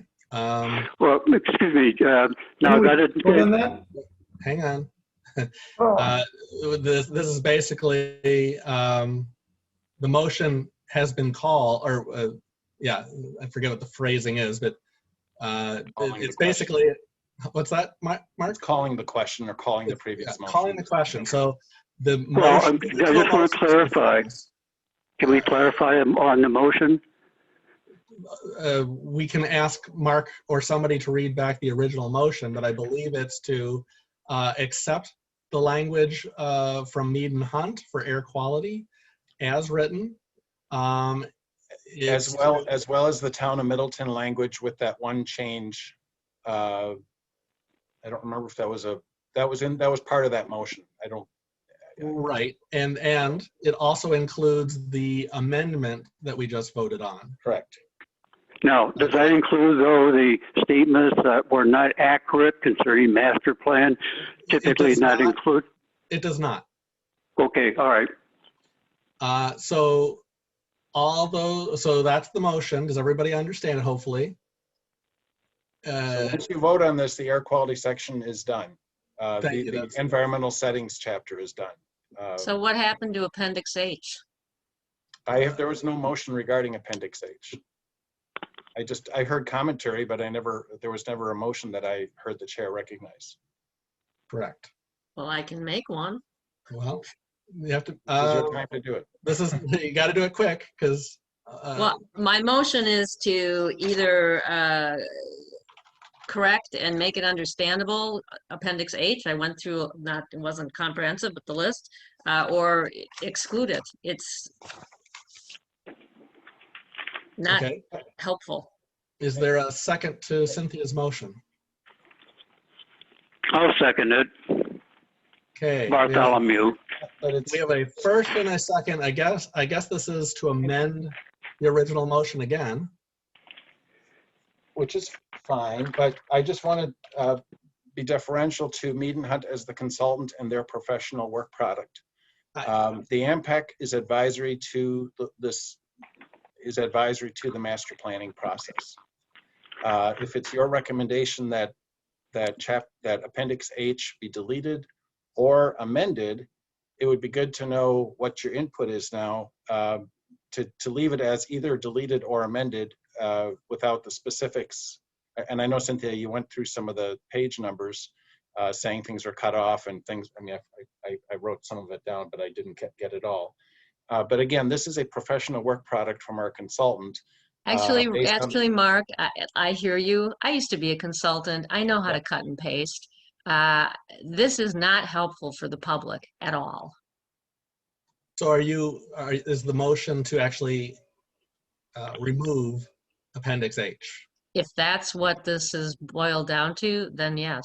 I mean, either it needs to be much improved with current information, or I would recommend get rid of it. And it's to advise that that be removed from that chapter. This Yes. is not I've reviewed the scope of services today, and the way the scope reads is that you are advisory. And so I think the final say, all you're doing is advising. And frankly, the purpose of this committee was primarily to comment on the alternatives that were developed through this process. If you have concerns about each of the chapters we've been reviewing, that was part of your purview as well, was to review the chapters. But I would share the discomfort that some have raised, both committee members, and I think you heard it from Mead and Hunt, not stated directly, but this is ultimately, they want to distinguish what AMPAC is saying from their professional work product. And I think that's a very reasonable request. I guess I would be embarrassed to say this is professional. I'm sorry. Okay. I tend to agree that it needs to be, the motion needs to be that it is our recommendation, not something that we can just strike from the work of the paid consultant.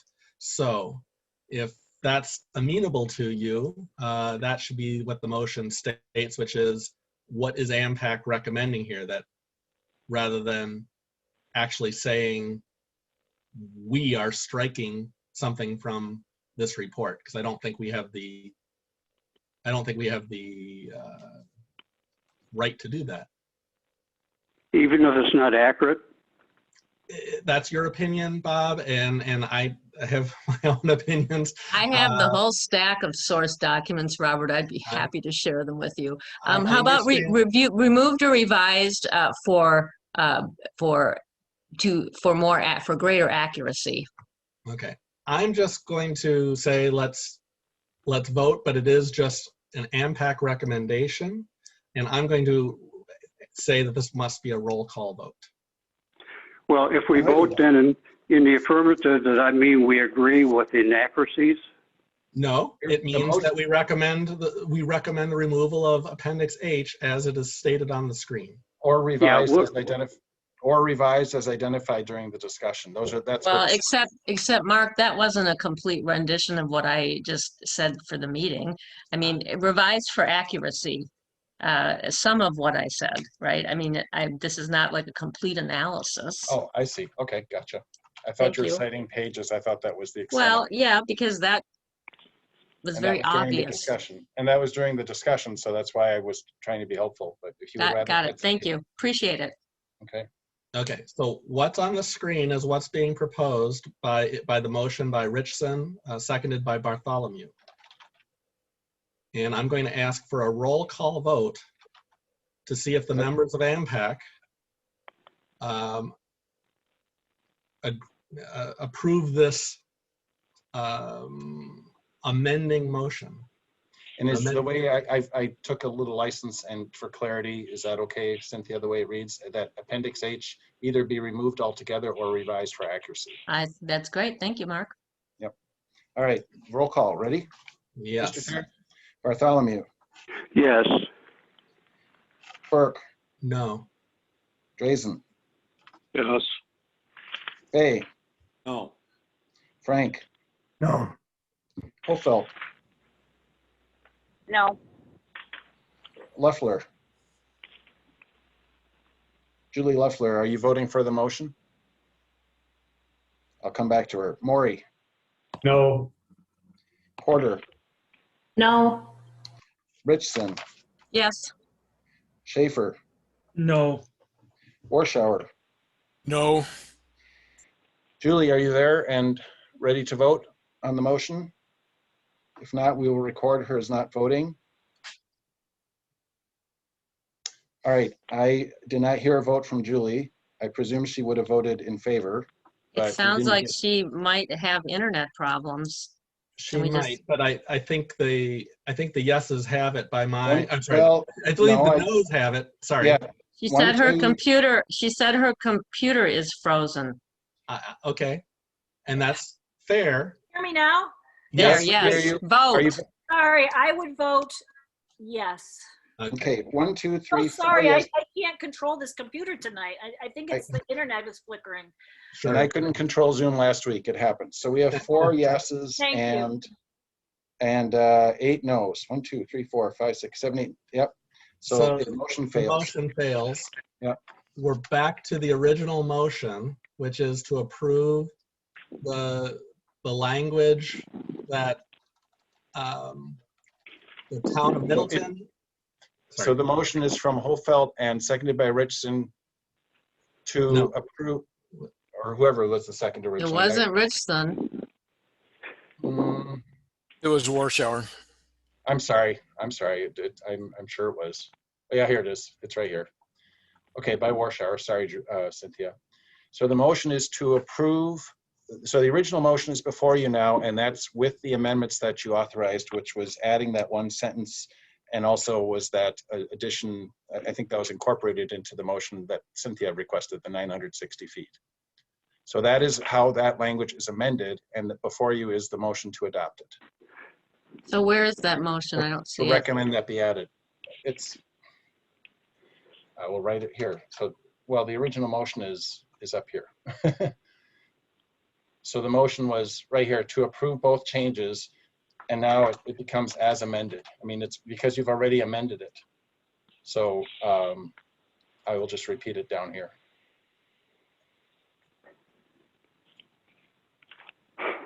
Okay. So just so I understand, so we're going to fix the town of Middleton language to be accurate. Right. And And- that one sentence was added about Cost, the sentence information. about, right. That's now part of it. That's you're adding that sentence at the end. Okay, that's the motion. I'm going to call roll call on this one as well. All right, Bartholomew. Yes. Burke. Yes. Drazen. Yes. Fay. Ray Fay. On the original, to add the two parts as the staff memo indicated with the amendments that were approved. Ray Fay, are you there? No. No. Okay. Frank. Yes. Hofeld. Yeah. Leffler. Yes. Maury. Yes. Porter. Yes. Richardson. Yes. Schaefer.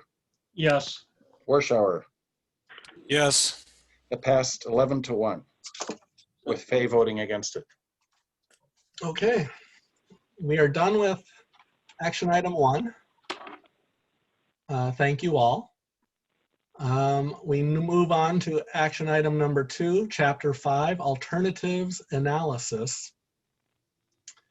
And I will stop the screen share because our Mead and Hunt project team is going to take it from here. Great.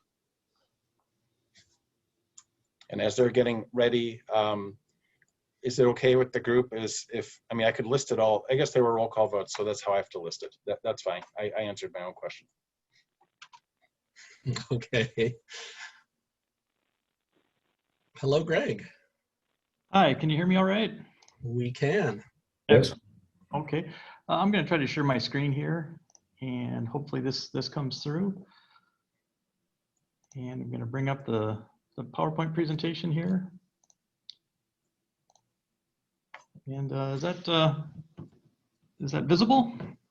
Right now, now I see the presentation. Yes. Okay. All right. Excellent. Well, thank you all. So I'm going to move very, very quickly. We had an opportunity at our last meeting to get into the alternatives a little bit towards the end. We got some initial feedback, and I think we have a kind of an understanding of where thoughts are on the primary runway, on the crosswind runway. What we'd like to do is to kind of confirm some of the things that were discussed at the tail end of the last meeting, and have some consensus in terms of what we take to the public, the virtual public open house coming up here in March. So We'll talk real quickly on the runway concepts. We'll talk on the hangar concepts. And then after that, we'll talk a little bit about what we're planning for that public meeting format. So just real quick, I'll start with the runway 10-8. And I'm just going to minimize this so that's hopefully not coming across the screen. Again, we touched on the runway alternatives at our last meeting. We looked at 4 extension alternatives, ranging from a 200-foot extension all the way up to a 1,440-foot extension. For these smaller extension lengths, the 200-foot and the 440-foot, those are options that keep the RPZ on airport property, and the impacts to the west are to the extent that they would require some addressing of obstructions. They don't really raise to the level of inappropriate clearances over the road. Whereas some of the longer extension alternatives, the 730-foot and the 1,440-foot, those do start introducing more significant impacts to property in terms of how that airspace would lower the amount of navigation easements you would need, the extent that the airspace restricts the proper clearances over the roadway. So again, I think we had some good feedback, and I just wanted to just point out real quickly that 200-foot extension would correspond to what is justified now. I mean, you could make a case right now with existing operations for a 200-foot extension. And that corresponds to aircraft that weigh less than 12,500 pounds and have more than 10 passenger seats.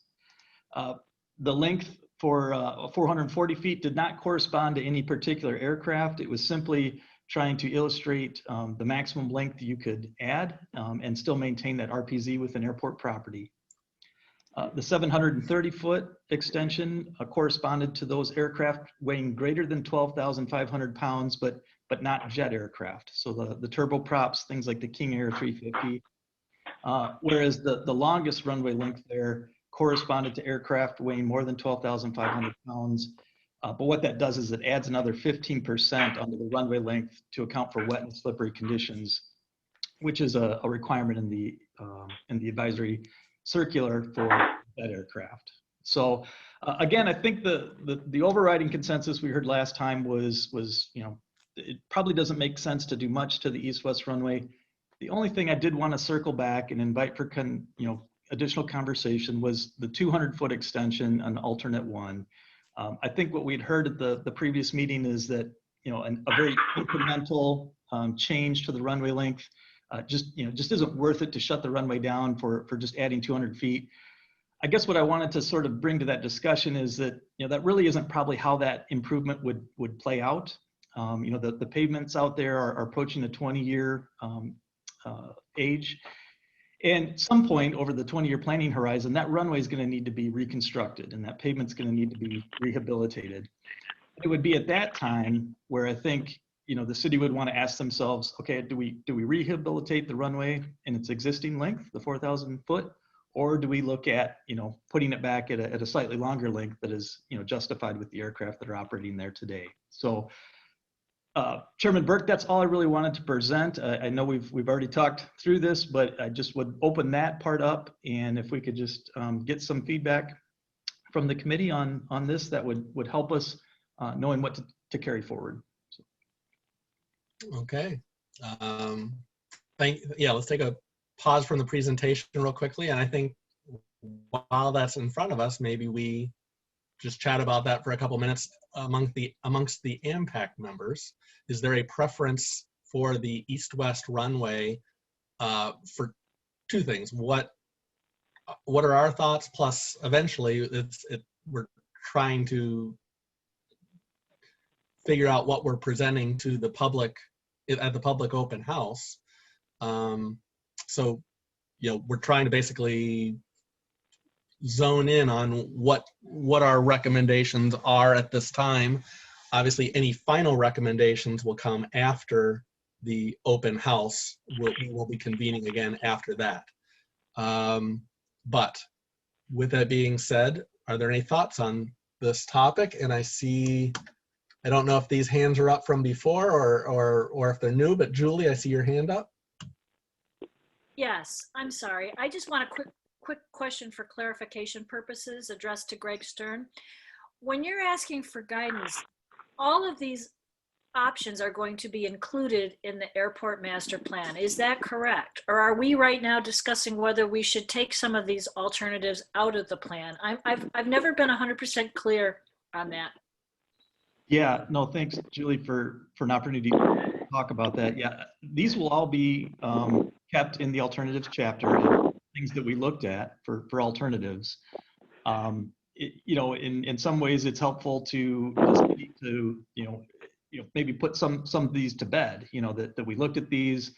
The conclusion was made that it didn't make sense at the time, and so that would kind of be memorialized in the chapter.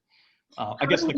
How do we do that? Oh, I'm sorry. I did not mean to interrupt. I beg your pardon. No, I guess just as maybe as sort of a counter question is, I think we will for sure keep this discussion in the chapter, like Robert Burke was talking about, in terms of what we take to the public meeting.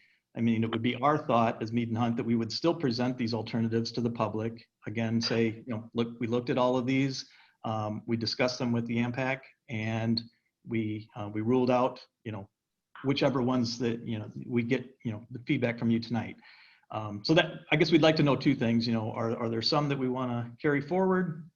Are there some that we don't want to carry forward? And then what do we actually present to the public in that open house coming up?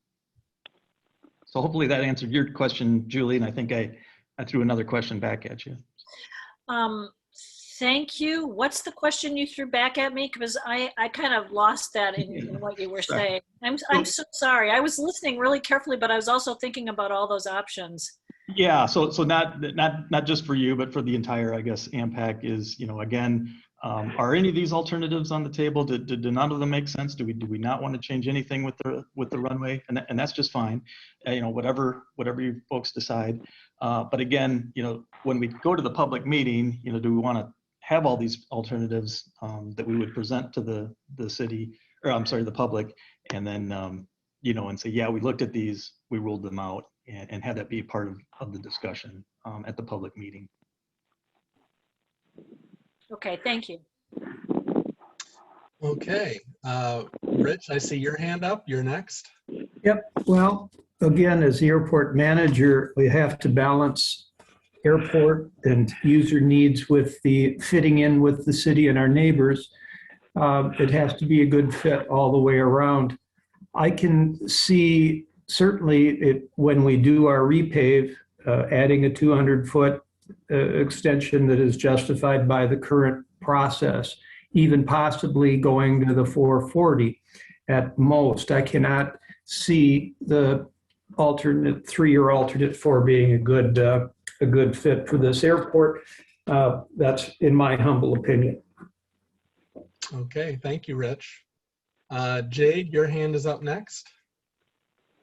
Thanks, Robert. Yeah, to echo Rich's sentiments on option 1 and option 2, I believe that as Mead and Hunt and Greg has indicated, that if the runway is getting redone anyways eventually, it might make sense to add those in, especially option 1 being that it currently meets the existing aircraft operations.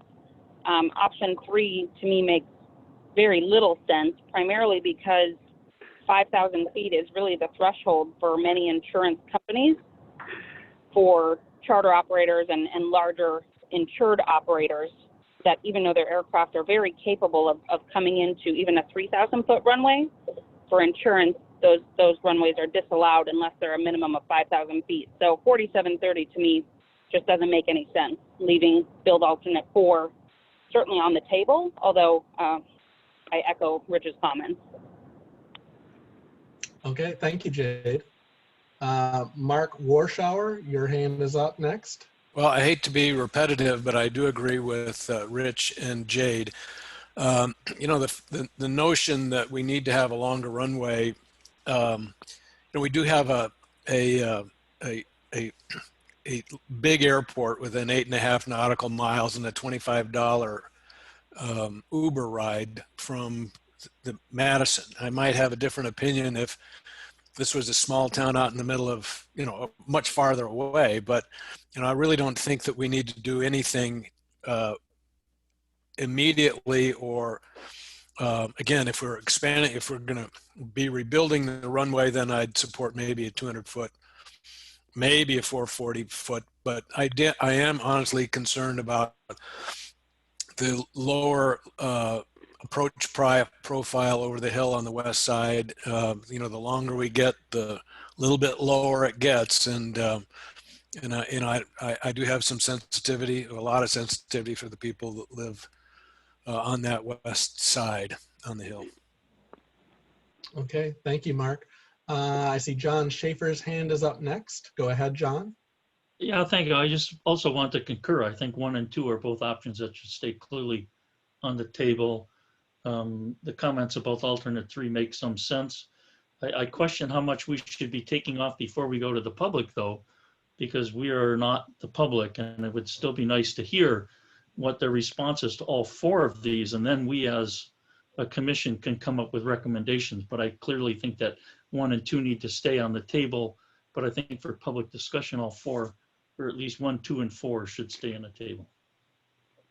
Okay, thank you, John. And I do believe, Greg, and you can correct me if I'm wrong, that you're going to show kind of the same slides at the open house, but maybe just it'll help you kind of like focus on saying, well, this is kind of where AMPAC was thinking, but I don't know that you're necessarily removing any of the work that you've put into the master plan document, but it just helps you maybe kind of focus your presentation. Is that a correct summary? That's correct. Yeah, Robert, I think that's what we were looking for, a little bit of guidance on, you know, is when we take this to the public, is it still appropriate to be talking about all the alternatives? You know, and I think that would be our thought. You know, if there are some that we rule out tonight, I think we would still present them, and then we could say that, you know, we looked at all of these, and these are the ones that were ruled out. These are the ones that are going to be carried forward. Okay. Yeah. Thank you for that clarification. Julie, your hand is up next. Go ahead. Yes, thank you. Thank you, Robert. I just want to make sure I understand. I really appreciated your question because I had the exact same one, but I just want to make sure for clarification purposes. I thought Mr. Warshauer was saying that he really didn't think that the thing that he was most in favor was just leaving that east-west runway as it currently is, because he's very sensitive to the people of the west. If that's what he's saying, I concur. I don't think that I would.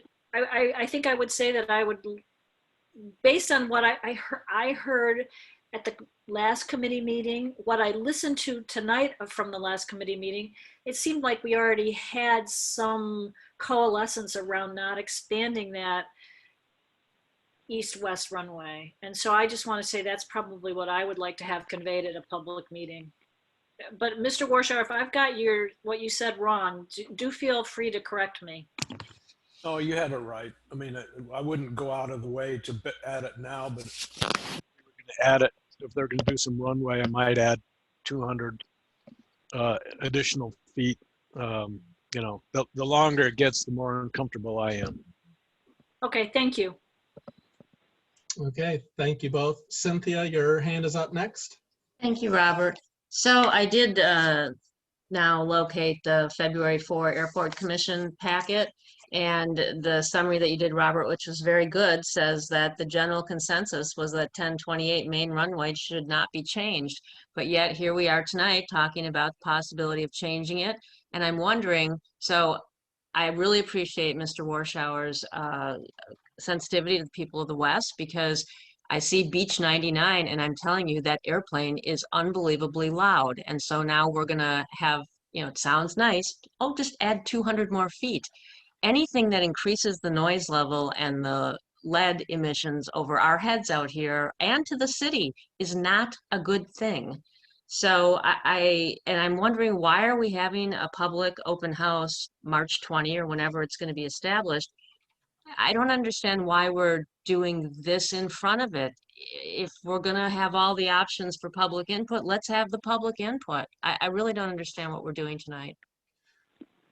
The intent from a staff standpoint is to try and whittle down anything that is that we don't want to consider at all, but still, as Greg said, to have these are the options that were considered, and they were further whittled down by AMPAC's guidance. That's what Greg is saying. And I think the reason it's before you again tonight, from what I heard Greg say just a moment ago, is that they went back and thought of this from the perspective of when the runway needs to be reconstructed, which, like a road, has to happen at some point. Is that they were trying to make a distinction with whether that would be a difference from keeping it the way it is now, or would that be a time that the committee thought an additional 200 feet would be warranted? Greg, is that summarizing what you said? That is correct. Yeah, I mean, I know we touched on this at the last meeting, and again, I'm not trying to steer this in any sort of direction. I mean, but I think we felt like it was important to just have that sort of clarification in that discussion that, you wouldn't just do a 200-foot extension as a standalone project. I mean, it just wouldn't play out that way. How that would play out is you would wait until the runway needed to be reconstructed, and that would be the time that you would do it. Completely understand if the impact folks say, hey, look, we don't want to do anything with this runway. That's just fine. I just felt it was important to look at it in that context and make a decision with that being considered.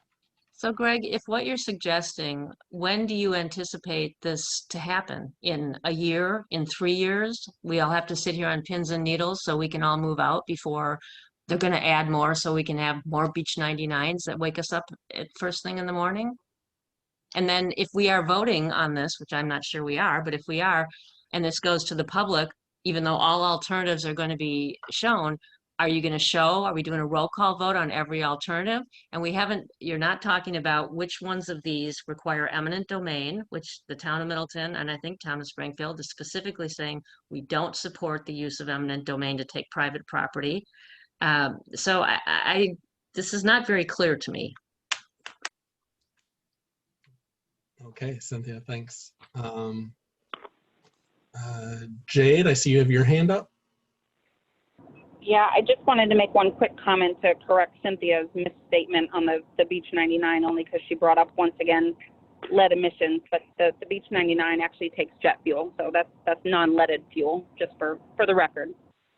And it contains benzene, which is a carcinogen. So thank you, Jade. I appreciate the correction. You're welcome. Okay. Any further comments on this?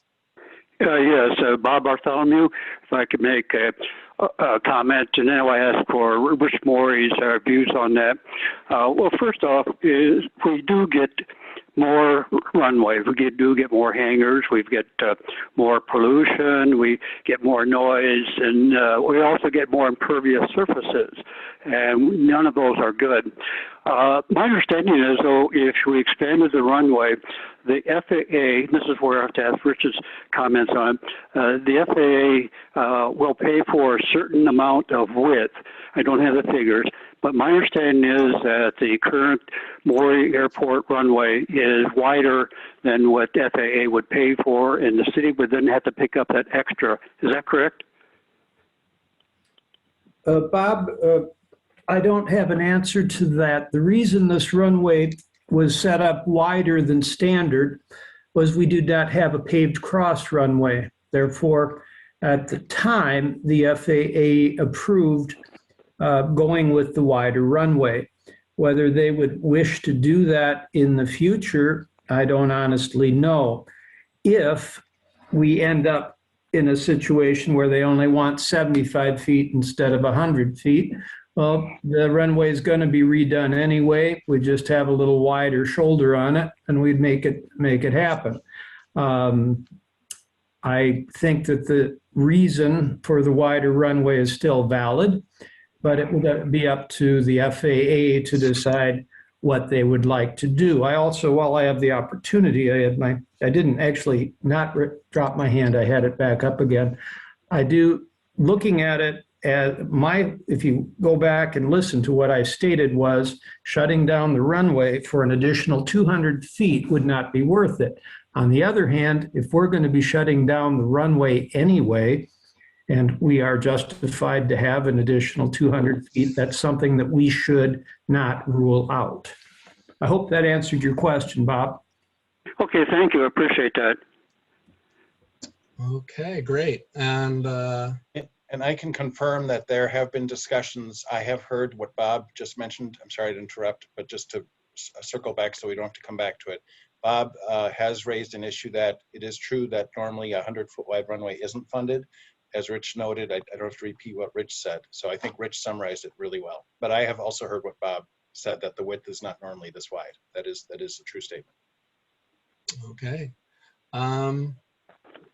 Rich, are you done with your comments? Yeah, I think I lowered my hand, didn't I? Yeah. I'll take care of it.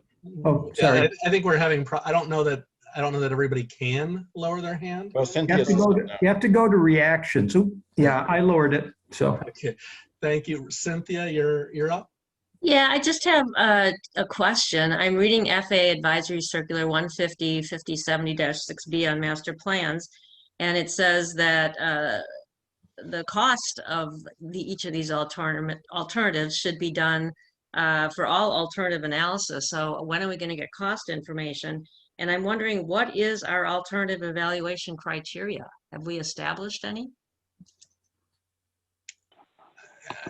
I think it's just, I think it's based on the information we have at hand. We're, we have chapters 1, 2, 3, and 4 leading into this chapter 5. And yeah, if we don't have cost estimates and something like that, that's really outside the scope of this anyway. But if you have a, go ahead, Mark, I'm sorry. No, I didn't mean to cut you off. I thought you were pausing. The intent, I think, is to see if we can whittle any of this down before there are more details, but I would suggest you ask Greg Stern that question or ask him to comment. That's probably wise rather than me just blather on. Yeah, no, those are good comments. One thing we did go back and we saw the memo that the town's consultant had put together about costs. And I did have an opportunity to go back and revisit our scope with Josh Holbrook from the Bureau of Aeronautics. We had a line item in there to do cost estimates, and if you look at the scope, it was stricken.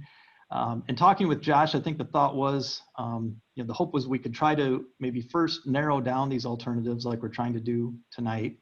And in talking with Josh, if there's a need, or we think the AMPAC feels that there's a value in putting costs to the alternatives that we think are valid and need to be carried forward, we certainly have no problem putting costs to these if that's helpful in the decision making.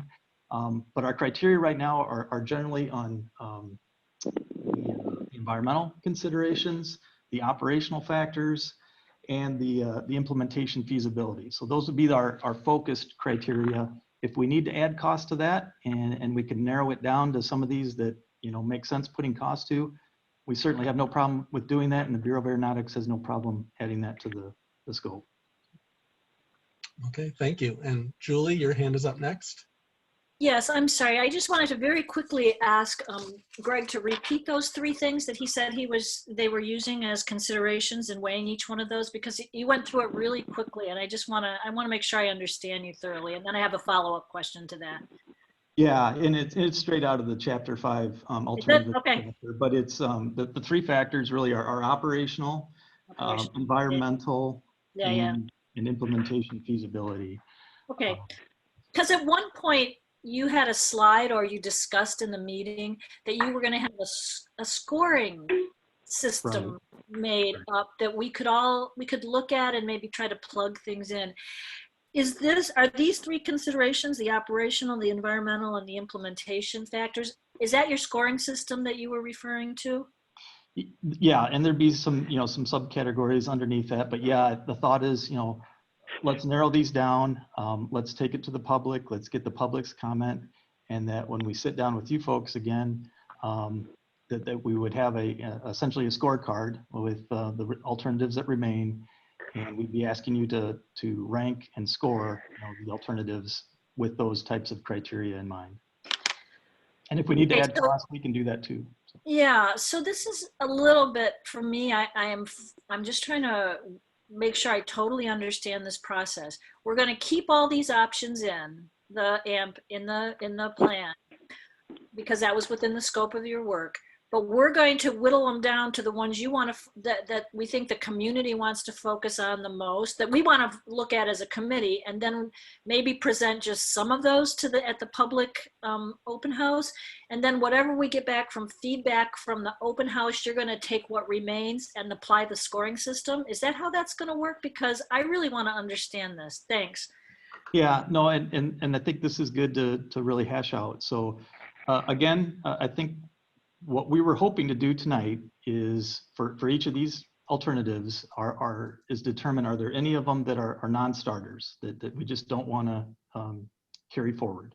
And if we can, that's great. We'd love to rule them out tonight. I think the thought is, regardless of what we rule out tonight, that we would still present to the public everything that we looked at. But we would mention to them that, you know, we looked at all these things, and through guidance from the advisory committee, we're ruling out, say, alternative 4 here. That way the public knows everything that we looked at, and they know what we've ruled out. And we would still ask them to comment on everything.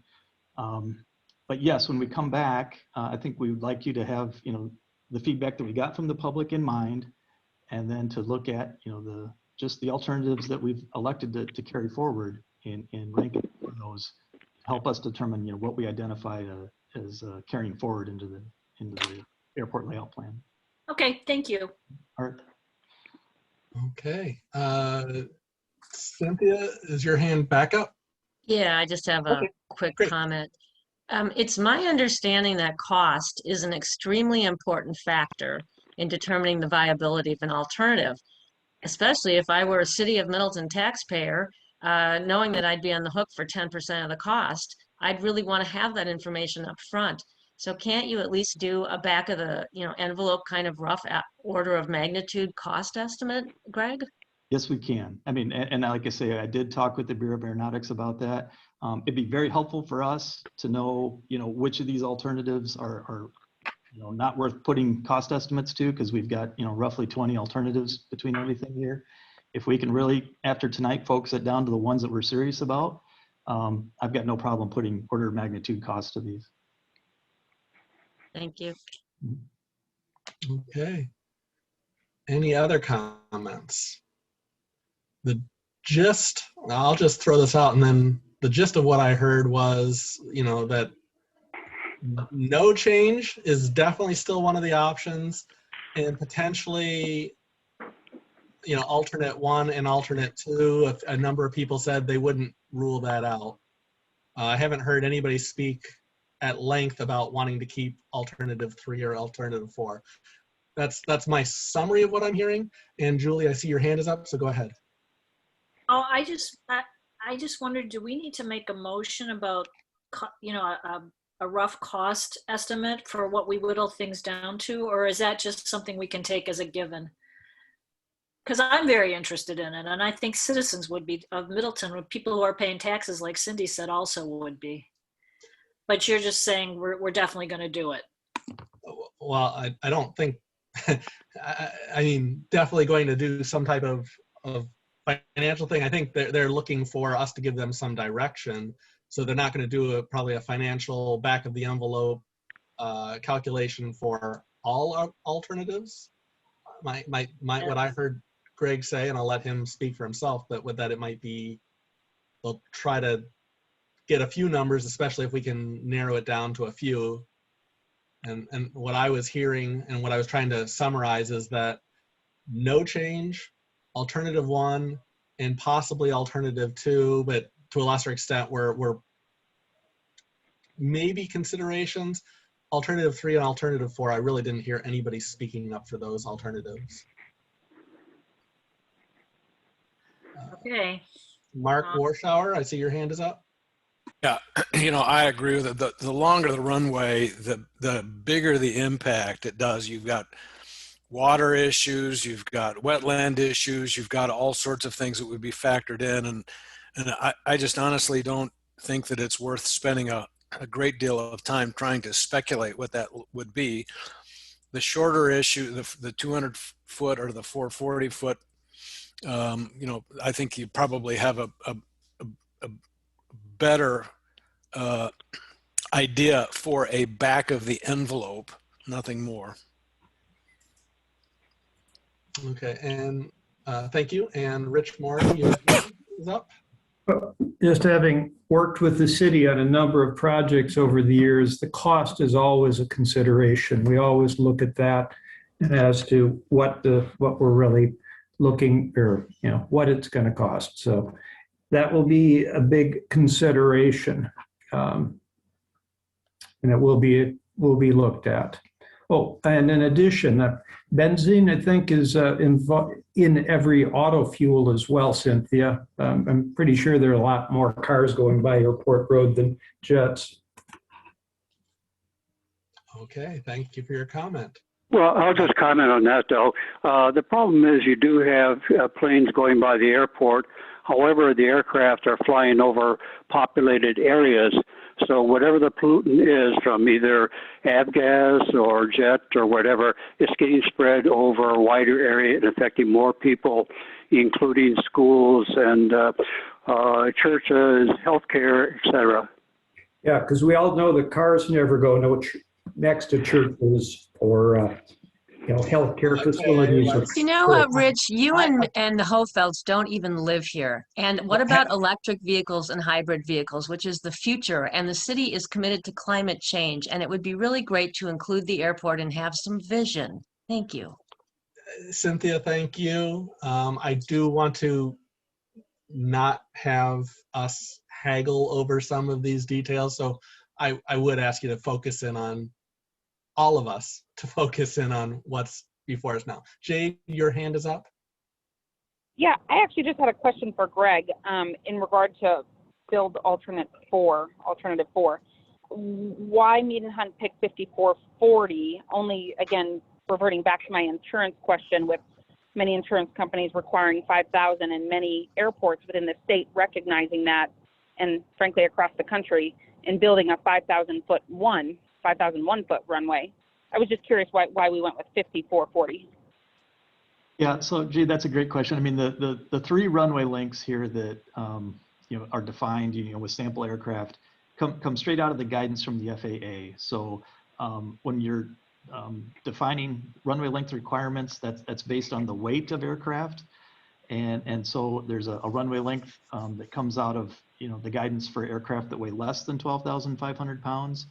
And there's a different length that comes from the guidance for aircraft that weigh more than 12,500 pounds. And then when you're talking about jets, the guidance talks about adding 15% to that runway length. So if you add 15% to that 4,000, the build alternate 3, that's where that 5,440 foot comes from. So in developing these links, we just took it straight from the FAA's guidance. We didn't try to look at any other factors. We just followed the FAA guidance. So those are the numbers. It's based on makes sense. Based on FAA guidance pertaining to weight and type of aircraft is the summary, right? Right, Greg? That's correct. Yeah. Well, I think doesn't it also have to do though with our existing runway length, specifically adding 15%, right? Is that what I understood? The 15% comes into play when you're talking about jets specifically, and that 15% is to account for wet and slippery conditions, and where it's more difficult for jets to. So, like, if we had been a 3,000 foot runway, Greg, and we were having the same discussion, would it be 15% on top of the 3,000? Yes, if we were trying. If we were trying to accommodate jets, yeah, that's where that 15% comes into play. Yeah. Thank you. Okay. This is Bob Bartholomew. Fuck's sakes. Sorry. Okay, thank you. Bob, go ahead. You have the floor. Okay, thank you.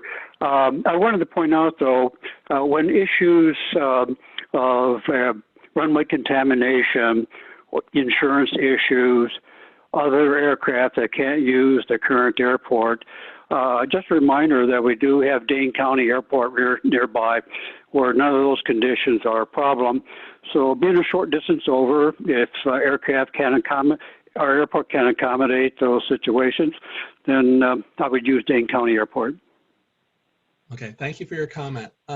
Greg, do you have kind of a gist of, I tried to summarize what I thought I was hearing for runway 1028.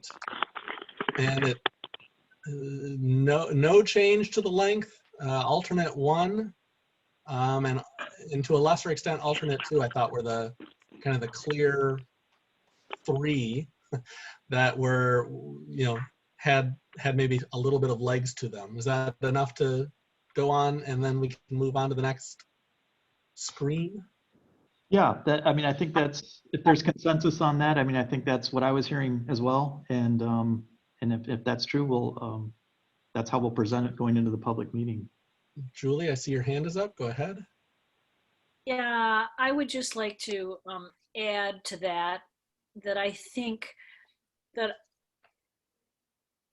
probably a majority of the committee has said that it doesn't seem practical to do anything to the east-west runway, so that should be somehow included in what we're giving to Greg, right? Because otherwise, that is one of the options I identified. Pardon me? That is one of the options I identified, is no change. Yes, it is. But should each of those that you identified be given equal weight? If many of the committee members at the last meeting said, well, this doesn't seem practical, etc. I would like it, at least if they're going to present this to the public, as these are the 3 that were identified by AMPAC, I'd like to make it clear that there was some hesitation about expanding that runway at all. Is that possible? Well, Julie, that was also prior to Greg bringing up the additional comments. I'm sorry, I couldn't hear you. Extension. I couldn't hear. What was that, Jade? I couldn't hear her. Yeah, sorry, that was Jade. And I just wanted to point out that to Julie, that was prior to Greg bringing additional information and recommendations or suggestions potentially to the table on if the runway is being resurfaced anyways. That was information we did not have at the last AMPAC meeting. Okay. I understand what you're saying. Thank you. Cynthia, your hand is up. Go ahead. Yeah, I just really want, what I just heard was there's consensus. There is not consensus. So please do not take things to the public saying there's consensus. And I'm just looking at the details in Chapter 5. So build alternative 1. Disadvantage, introducing new obstructions, noise would increase to the west. Build alternative number 2, noise levels would increase to the west, would require greater acquisition of avigation easements over properties to the west and greater obstruction mitigation. Where's number 3? I mean, we're not looking at details here. It's nice, pretty pictures, but I'm looking at build alternative number 3. Power lines along Capitol View Road would likely need to move underground. The acquisition of avigation easements over residential properties of the west and mitigation of trees and other obstructions would be required. And then I think we talked about build alternative 4. Inadequate airspace clearances would result over Capitol View Road, requiring relocation and lowering of this roadway and related adjacent utilities. Greater impacts to trees and homes within the subdivision located approximately 1 mile to the west. Noise levels would go up again to the west. I'm really not finding the way that we're piecemealing this discussion to be helpful. Okay, I will take your statement to heart that the word consensus was not the right word here, but that is what I'm hearing from a variety of members. I guess I'm trying to find I've heard support for 0 extension, alternative 1, extending an additional 200 feet as an option that's worth discussion and review by the public open house, and to a lesser extent, build alternative 2, which is an extension of 440 feet. I have not heard much support for build alternative 3 or 4, and that's what I was trying to say. The word consensus was ill chosen, and I apologize for that. And Robert, that may have been my word, and I agree, that wasn't really what I was trying to convey, that we've come to any sort of consensus on what to do. I think it was just sort of agreeing that those are the 3 that have had some consideration and discussion. Again, I don't think I've heard anything supporting alternative 3 or 4 myself too. I've written a summary statement here, and I can't share the screen, but I can just read it quickly. So I think what I've heard is that there has been consensus, as articulated at the last meeting, consensus not to consider any extension until the runway requires construction. At that point, some AMPAC members are amenable to considering alternatives 1 or 2 at the time of runway construction. That's what I have heard tonight. I think that's a fair statement. I mean, I haven't heard anyone say, let's add 200 feet now, subject to NEPA and all the detailed study, because it doesn't make sense to close the runway. Rich Morey has stated that very, very well. It doesn't make sense for just a 200-foot gain. But when the pavement needs to be reconstructed, and Greg, I don't think you answered, I think it was Cynthia who asked the question, what's the lifespan? When is that likely? Right, exactly. That's why I'm circling back to that. Thank you, Mark. Yeah, no, that's a good question, and apologize for not addressing it earlier. So, again, these pavements were built in the 2003, 2004 timeframe. I think when you start hitting that 20-year age on these pavements, I think you're going to start to see the pavements start to, deteriorate and more rapidly than they have in these first 20 years. So I guess, I would say that within the next 5 years, it's probably not likely that runway needs to be reconstructed, but I would say when you get closer to the 10-year horizon, I would think by that time, those pavements are approaching 30 years old. I would guess that something would need to be done with them. Okay. Any further questions on this topic? Cynthia, your hand is still up. I'm sorry, I'll lower it. It's okay. I'm not judging. I just don't want to ignore somebody. I was writing and listening.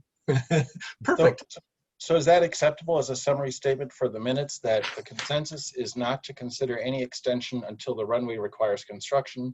When reconstruction is necessary, some AMPAC members are amenable to considering alternatives 1 or 2, subject to the NEPA analysis. I'm adding that now as a suggestion. Subject to, of course, the NEPA process. Wouldn't that kick in, Greg, at that point for federal funding? Right. Yeah. I mean, I think if you're at the point where you're looking to reconstruct that runway, I think you would again need to be looking at what your activity levels are, and are those activity levels still what they are today, to where that 4,200 feet is justified.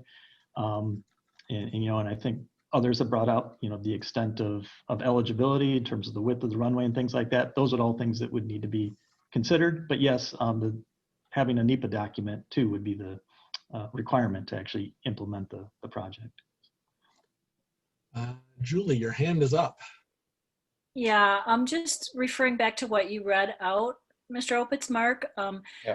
I would like to just add, and some committee members are not amenable to opening up that discussion, to opening up the 4,200 feet into an expansion at the time it needs to be redone. I think that in my community, people have spoken very strongly against not doing anything to this airport. They just don't want it. So I would like to include that, because otherwise it feels as though somehow we are all agreeing that at that time, yeah, I know you said some of us are in favor, some of the committee are, and some aren't. That I would just add, and some are not in favor of that. Is that possible? I did. Pardon me, I couldn't hear you. I did. I added the sentence, okay. Some AMPAC members oppose any extension of the runway under any circumstances.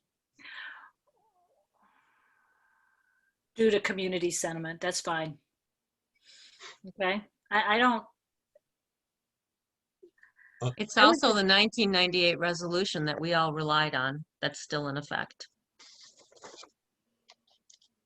Okay. Any further comments? Let's move on to, I guess, runway 119 probably is next. Okay. So thank you. We looked at 8 alternatives for the crosswind runway. When we looked at the requirements for this runway, there were a couple of safety considerations that came into play. One being that the runway protection zone on the south end extends out over Airport Road and to some of the commercial lots south of Airport Road. Another being that the runways intersect, the turf runway intersects with the primary runway. While that isn't necessarily something that you can't do, current guidance from the FAA would really like to see those runways separated and the safety areas that extend out from those runways separated. So these first four alternatives, we're really looking at those safety factors, not really looking at improving the runway or increasing its utility, but rather just addressing what can be done to address those safety concerns. The first two alternatives, we're trying to shorten the south end. The first one, we were proposing to shorten it by 550 feet in an effort to decouple those runways. That would be the length that would be needed to completely separate the safety areas. A portion of the RPZ would still remain over Airport Road, although a lot of that RPZ would be significantly improved and moved on more onto airport property. To completely move the RPZ onto airport property would require that runway to be reduced by 800 feet. It's only 1,800 feet now, so you'd be left with just a 1,000-foot runway there. The third alternative looked to not just deal with the south end of that turf, but also to move the north and to slightly reconfigure that runway. And in doing so, it keeps both RPZs out of the roadways. It keeps it out of Schneider Road to the north. It keeps it out of Airport Road to the south. It would still result in a 550-foot loss in runway length. And so when we're looking at these, these shortened runway lengths, all the way down to 1,000 feet, I think the next question is, well, is that really enough to even keep the runway? Does it worth considering closing that runway entirely and taking that area and using it for other facility needs, whether it be hangars or other things? So those first four alternatives are really just looking at keeping it a turf and how can we improve that safety. The next four alternatives, we're looking at increasing the utility and the use of the runway by paving it, by extending it, and in certain cases, reorienting it to be more aligned with the topography and the surrounding terrain. So the first alternative considers paving and shifting the runway north in combination with realigning Schneider Road. It keeps the runway in its existing alignment, but the problem is, it's aimed to the hill to the north. The terrain goes up significantly to the north, and there's some tall antenna towers to the south. So the alternatives 6 and 7 are very similar in that they look to keep that same paved length, 3,280 feet, but to rotate that runway slightly in a clockwise manner that would aim more for the valley to the north, so it would avoid that hill. Again, you need to realign Schneider Road, but in realigning Schneider Road and rotating the runway away from the hill, it also allows it to be shifted to where the south RBZ can be completely moved onto airport property. The difference between alternative 6 and 7 is just on what side you put the taxiway on, and that largely would factor into also how the hangars would play out and some of where the aircraft need to move on the resulting airfield. The last alternative considered taking the crosswind and essentially making it equivalent or even maybe making it the primary runway. A 4,200-foot length, it would be as wide as a B2 standard, it'd be 70 feet wide. You can see those RPZs get wider. They would match those for runway 1028. And again, the advantage is increasing the utility, dispersing the traffic, when the winds favor the north-south. And so those are the other four alternatives that were considered for this runway. So I think from the last time we met, the thought was that there was maybe more emphasis that should be put to the crosswind alternatives.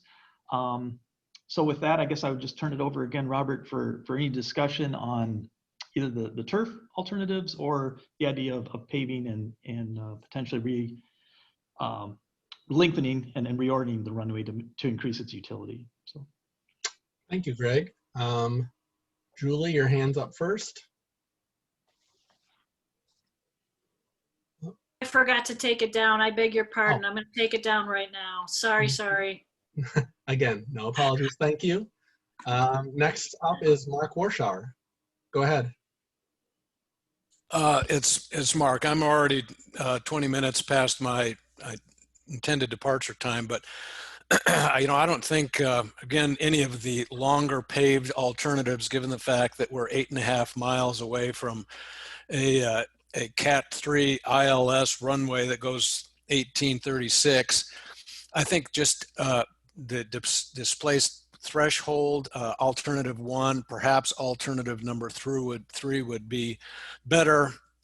I mean, most of the airplanes that land at Maury, at least at this point, could use that very comfortably in a gnarly crosswind. The other thing I wanted to mention before I left was that I'm just wondering if you could you don't need to address it now, but consider rather than 10 or 100 by 100 foot hangars over in the northeast side, maybe a T hangar or something that would accommodate a lot smaller airplanes. I'm not in favor of any other hangar development, particularly one on the southwest side, because of my concerns about the environmental issues that would be raised with that. And also with any northeast hangars, I have the highest confidence the city would do a very thorough stormwater management issue off of that particular thing. And so I apologize, but I have to go right now. I really appreciate it, Mark. Thank you for sticking around late. Okay, next hand up I see is Jade. Thanks, Robert. So I have a couple questions and then a comment as well. The first question was for Rich. Just wondering if airport manager, if there's ever been an incident or accident related to the runway protection zone and or the crossing runways, the runways currently crossing. Have there ever been any accidents or incidents, Rich? I don't know, not to my knowledge, Jade. We had someone. Those two factors. Yeah, those two factors, no. Okay, and then my second question is for Greg, and that is, and I think I asked this at our last AMPAC, but I can't recall, the runway protection zone being either, on other land or not the airport land. Is that a common occurrence across the country or across the state to your knowledge? Or is this unique to Middleton? It's not unique to Middleton. I mean, it's RPZs do extend off airport property and into roads and other land uses. And, but I think the thought is, we're conducting a master plan. We're looking at, things that can be done to improve it. And so those are things that we're obviously trying to just present and discuss in the evaluation of alternatives. So not uncommon, but again, we're just trying to see what can be done to improve the situation. Perfect. And then my other question for you, Greg, is on the alternatives. I think you have, is it build alternative, one of the ones where it paves. Sorry, I'm reading the wrong slide. But one of the ones where it paves and lengthens the runway. Back to the same conversation on the insurance aspect. Has it been maybe considered to look at 5,001 feet on the north-south? You currently have the longest as 4,200, being that there's no real developments there to the north. I was just wondering if that had been considered. Yeah, I think when you close Schneider Road, which we're showing in Build Alternative 8, it does open up, opportunities for longer length. We only showed out to a 4,200 feet because that's all that there is justification for now. But yes, you're right. I mean, the land does open up. I mean, there's farmland, there's other things that come into play. It's obviously more property that would need to be acquired to extend that runway longer.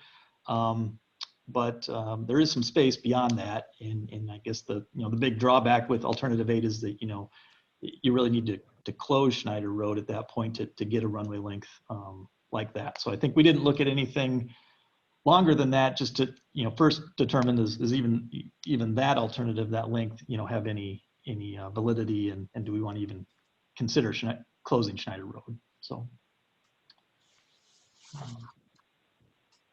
Okay. Got it. Thanks, Greg. I just took myself off mute. Just one last comment, and that is, in response to Cynthia talking about the resolution, because I know it's been brought up a few times.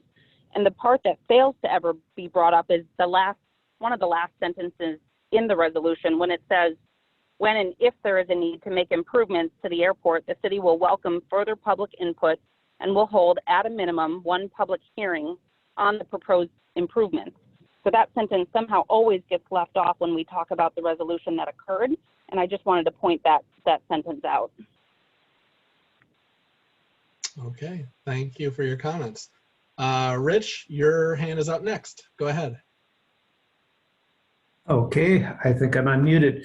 Yeah, Robert, 4 is a non-starter for me. We need to have a grass runway. 1, 2, and 3, I prefer 3. I like the idea. I think we need to purchase that property that's outlined in blue there, not just have a navigation easement. I think that would be the most appropriate use of airport funding, just so that we're not causing an issue, and reorientating or running that a little different if possible would be nice, so we're not going right over Mr. Rip's home. That isn't actually an alternative, but I don't know why it couldn't be to offset it up the valley and reorient. That would be my suggestion, is to modify 3. Again, maybe that's beyond your scope, but it would make sense. On the paved ones, I'm on record, even though, business-wise, it would be great for more airplane company, but the reality is, no, it isn't a good fit for the city, I don't believe, or the township or our neighbors. I can't see relocating Schneider. I can't see closing it. I just basically can't see it. So that's my 2 cents worth, and I'm just one member here. Thank you very much, Rich. Julie, your hand is up next. Go ahead. Yes, I would like to agree with some of what Rich Morey just said. I don't think that any of the paved alternatives should be considered as viable for the crosswind runway. All of them involve taking of some properties and relocating, as well as either realigning or closing Schneider Road. Every time that happens, that is very disruptive to the community. I also think that there would be some taking that anywhere from 8.5, I think, to 72 acres of land. That's a lot of taking in a small community, communities like Middleton, town of Middleton and town of Springfield. So I would like to strongly endorse what Mr. Morey said about it. I don't think those should be on the table. I don't think they should be stressed. If you're looking for guidance on what you want to look more closely at, Greg, that would be my opinion as well. Thank you. Robert, if I could, maybe we did have a refined alternative, and I guess I should have probably brought this up earlier. One of the comments that we had got from the last meeting is, is there a way to maintain the length on the turf runway and still get the RPZ out of Airport Road? And I guess I wonder if I could just click over to that one real quick, and I'm skipping ahead here. But Rich, this was getting to your point a little bit as well of trying to realign that turf to not be in alignment with Mr. Rip's property there. This is an alternative that would still require some impact to Schneider Road to maintain that 1,800-foot length. The advantages again are we're decoupling the runway, we're moving that RPZ completely onto airport property, but we're realigning Schneider Road, and what this would do is essentially would not introduce a paved alternative right away. I think if you were to realign Schneider Road, you would realign it in a way like this that would set you up to potentially pave the runway in the future, even if there wasn't any real appetite or desire to do it in the 20-year horizon here. So I guess this was kind of another sort of hybrid based on the discussion we had last time. And I apologize, Robert, for not remembering to sort of introduce that with the alternatives here. Okay, well, Greg, yeah, I can't see relocating Schneider. So we'd have I like the idea of reorienting the grass runway. I know that's additional work. I have no idea if we'd be able to get funding on it, but not having grass crosswind is, well, that's disenfranchising about 25% or more of our stakeholders. They use the grass extensively. Okay, thank you. Great. Julie, your hand is still up. Did you want to speak? Sure. I did have one other thing I wanted to add, and to a point I wanted to make in response to the refined alternative that Greg was just discussing, if I may. Sure, go ahead. And Dan, Mr. Drayson could maybe hop in and correct me if I'm wrong, but my impression is that many people who live out in the town of Springfield, who live in the area around the airport and even beyond, use Schneider Road to come directly into Middleton. If you take that and move the road as you are proposing in your refined alternative 2, that is going to seriously impact people's ability to get into Madison easily. And I would think the city would not want to really have that happen, because it's going to push a lot of traffic onto Airport Road in that case. Because I know I'm not going to. I and many other people are probably not going to take that big swoop around. We're just going to hop on Airport Road and come into town and come into Middleton that way. And by the way, people in the town of Middleton and the town of Springfield come into the city of Middleton for lots of very good reasons: school, business, economic. I'm not sure why this committee why that would seem like a really palatable solution if you're really looking at alternatives. I just wanted to add that, and I'll take my hand down. But I just don't think it should be considered that refined alternative. Okay. Mark, you have your hand up. Go ahead. Sorry, Mark Opitz, go ahead. Yeah. To the point about Schneider Road, I think it's maybe not clear. Schneider Road under this option would connect directly to the interchange at Highway 12, so it actually would make it easier for town of Springfield residents to get into Madison, as was just stated. So I'm not saying it should be done, but I'm just saying it doesn't really add much circuity. In fact, I would say it would take some of it away, because you're not going under Highway 12 and then looping around Middleton's operations center to get to the highway. Just wanted to point that out. This is Dan Drazen. I'd like to make a comment. Dan, go ahead. Just looking at the Schneider Road, that is such a non-starter. I can't believe it's even on there. I mean, you think just moving the road doesn't affect anything. You know how many farms you're going to destroy, that they won't be able to work that land because you're cutting them off? I mean, Reggie Ziegler almost lost his whole farm when they did Highway 12 up there. Now you're going to put it right in his backyard. You know, you might as well just take his livelihood away. And then the other land has mostly been bought out by the Wagner farm, which aren't going to give up that land because they need it. And that's going to be a big source of a problem when they start talking about water, because you're going to need the Wagners on board when you're going to start dealing with any kind of flooding issues. So why this is even on there, I just don't understand it. And that's my comment. Okay, thanks. Julie, your hand is up. Yeah, I just want to respond to Mr. Opitz. Mark, honestly, that is not a convenient route that you have laid out to get into Middleton. For most people who live out here, Schneider Road is a straight shot in. And I totally concur with what Mr. Drazen is saying, and I didn't get a chance to bring that up either. We value farmland out here. I'm not really sure why this county, which really needs to preserve its agricultural land and is strongly in favor of it, would suddenly want to change everything so that we can somehow have a better turf or paved runway. For me, I have real deep concerns about the agricultural land, as well as the realignment that you're talking about with Schneider Road. That's all I have to say. Okay, thank you. Any further comments? Otherwise, I'd kind of like to get gut check from people as to which of the alternatives they think are more interesting, more palatable, and maybe I'll just start. So no change is one of the options for I think probably for everybody. That's none of the alternatives here,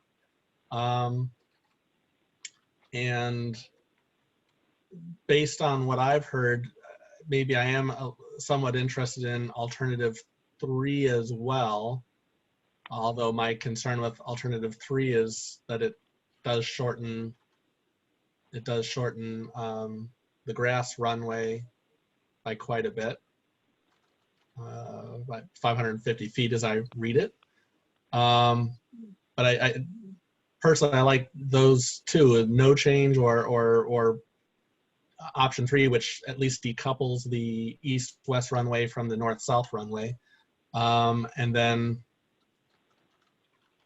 I was leaning toward, maybe one of the paved runways as another option as well. But I hear what the people of the town of Springfield are saying, that any change to Schneider Road could be problematic. But if I was going to look at any of those, I'd probably be looking at builds alternate 6 or 7.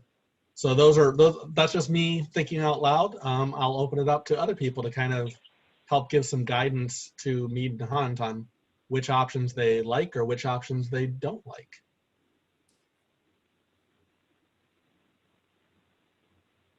I'm not seeing any hands up. There we go. Cynthia, go ahead.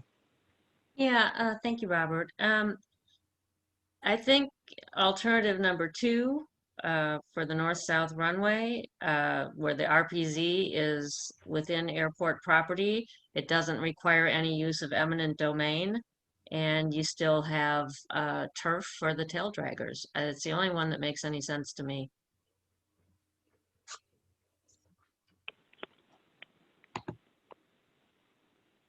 I guess I'm just going to ask you, Cynthia, before I pick the next person, why did you rule out alternate 3, which has the same features you're just talking about?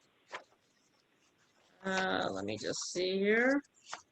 Alternative. Because it still extends off airport. 0.8 acres of the runway safety area and object-free area extend off airport property to the north, requiring land acquisition and restriction to farming.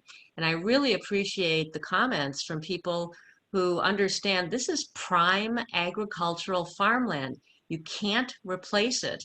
And at some point, I mean, they're exclusive agricultural for a reason, and we should all highly value that. Okay, thank you. Rich, go ahead. Your hand's up next. Okay. Purchasing the property and then leasing it back to the farmer to, I think that would have been, is that Ziegler's property? I'm not sure. It was actually a pretty good win-win for the farmer, unless they plan on developing it later on. So I don't think that that's really, short. Trying to, 1,000 feet is awfully short. Yeah, it's fine for the tail draggers, not so much for the other aircraft that are based here. 1,250 is still short, but quite literally, we at the airport, as good neighbors, ought to own what we have. I don't honestly see why or how. I mean, the RPZ isn't blue on alternate 1 or 2, but both of them are maybe already existing easements over property, but it's off airport property. Number 3 would just be a little further off airport property, at least if I'm reading this correctly. I certainly think that we need to move the threshold north in order to, not for any safety reason, but to allow the Blettner Corporation to develop their property. That would be, obviously it makes sense. So again, my choice would be 3 on the alternatives, and I would strongly suggest purchasing the property adjacent and then leasing it back to the farmer at a reasonable rate. Okay, great. Thank you, Rich. Any other comments?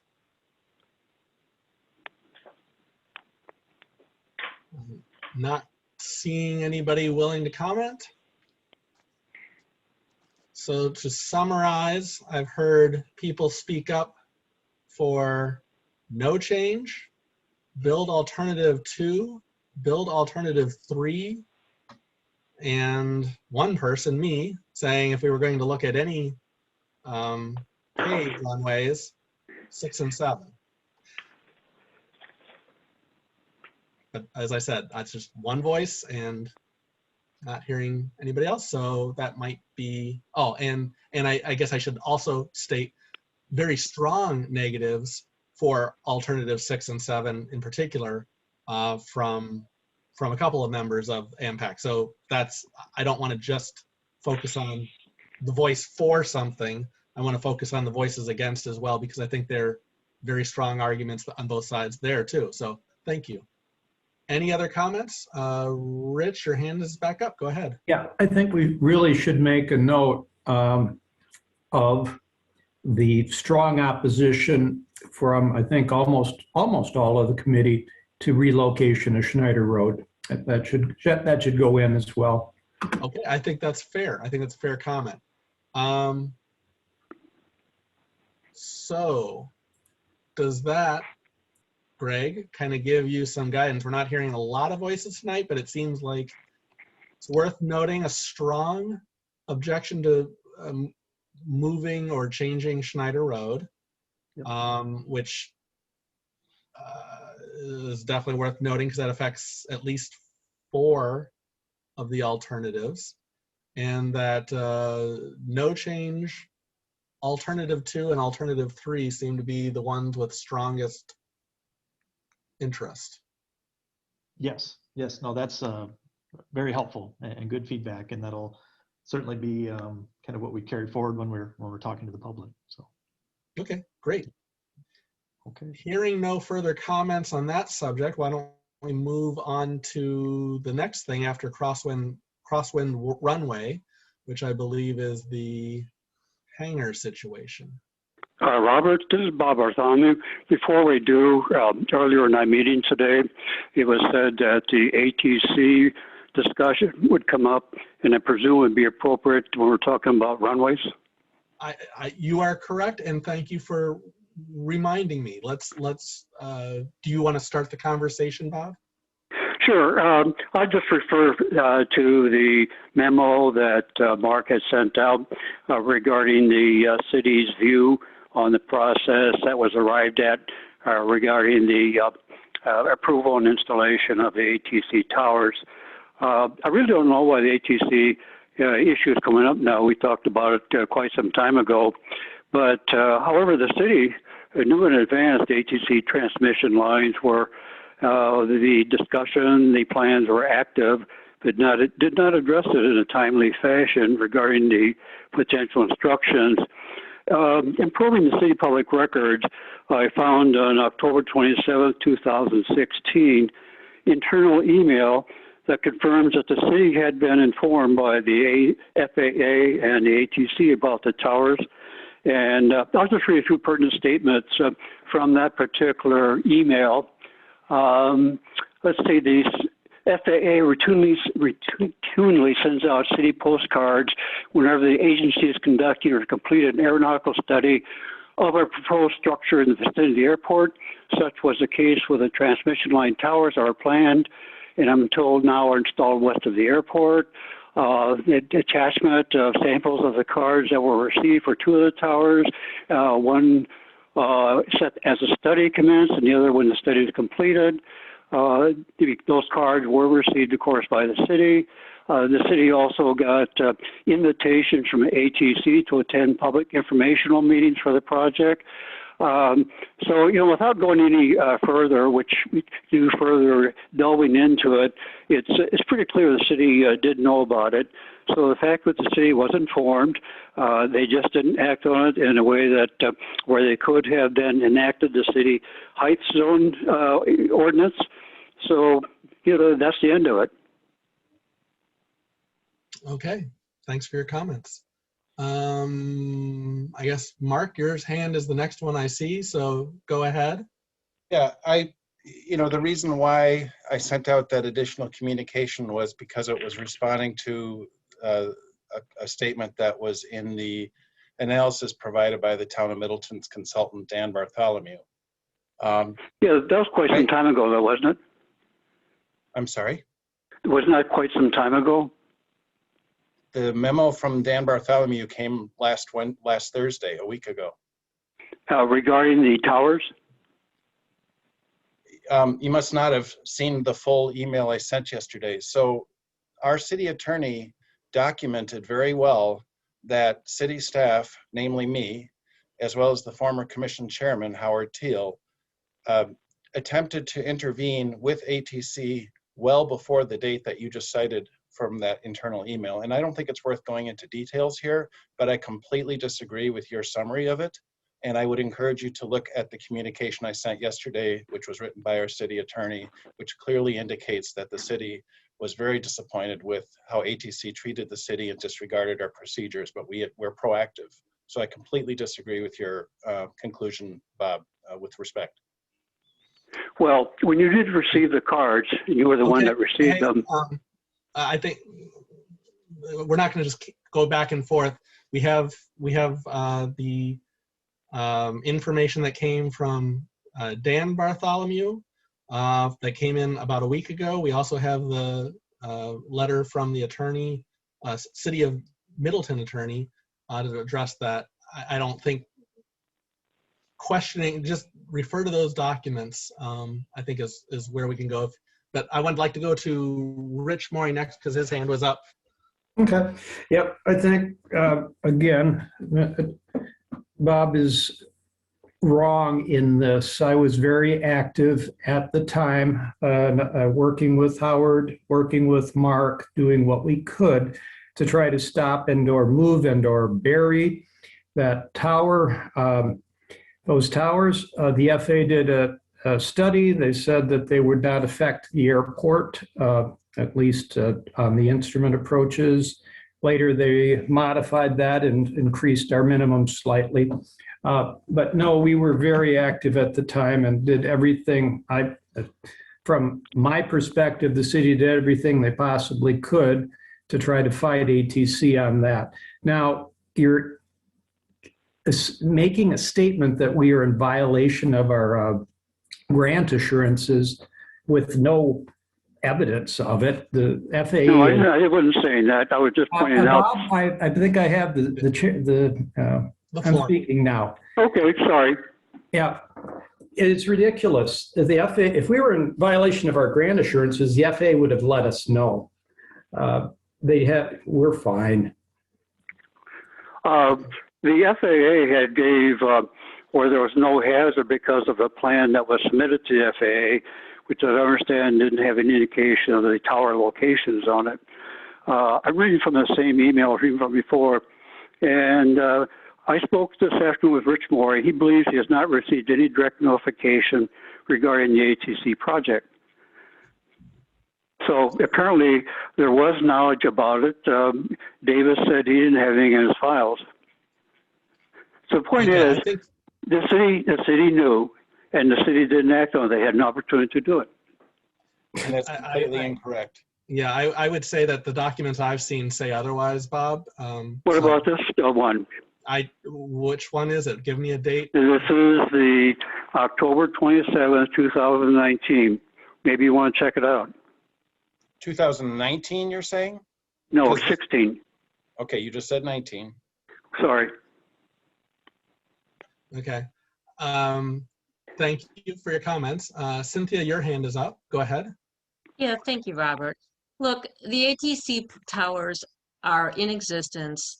I don't know why Mr. Opitz felt compelled to bring up something in the Town of Middleton Airport's consultants. He's entitled to his professional opinions, and we thank him for that.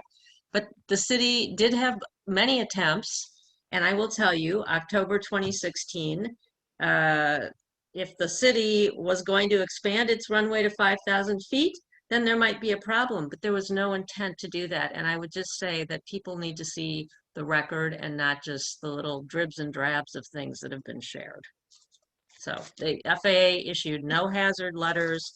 on April 24 of 2013. And so I wasn't intimately involved in all of that, but I think we need to be careful about what we're saying about different people. Thank you.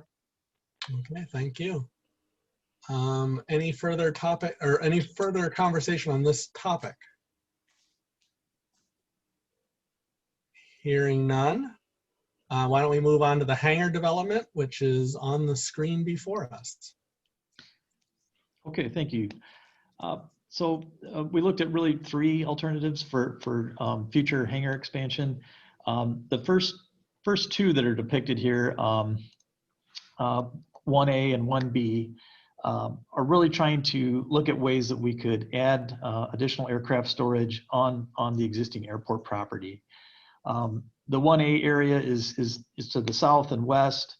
There is a sliver of area that is outside of the building restriction line, and from a vertical standpoint only, and there is potential to put hangars in there. The real downside, to 1A is of course the environmental, the drainage, the fact that Pheasant Branch Creek, drains through that area. Just very challenging from an environmental standpoint. Looking at the east side of the airport under alternative 1B, there is also an area kind of at the base of the hill, and the Highwood Circle neighborhood there is in close proximity.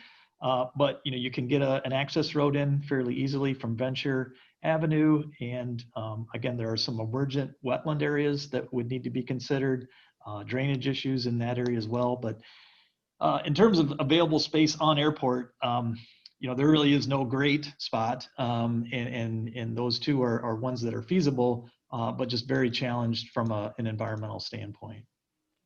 The other two alternatives, we're really looking at off-airport ideas.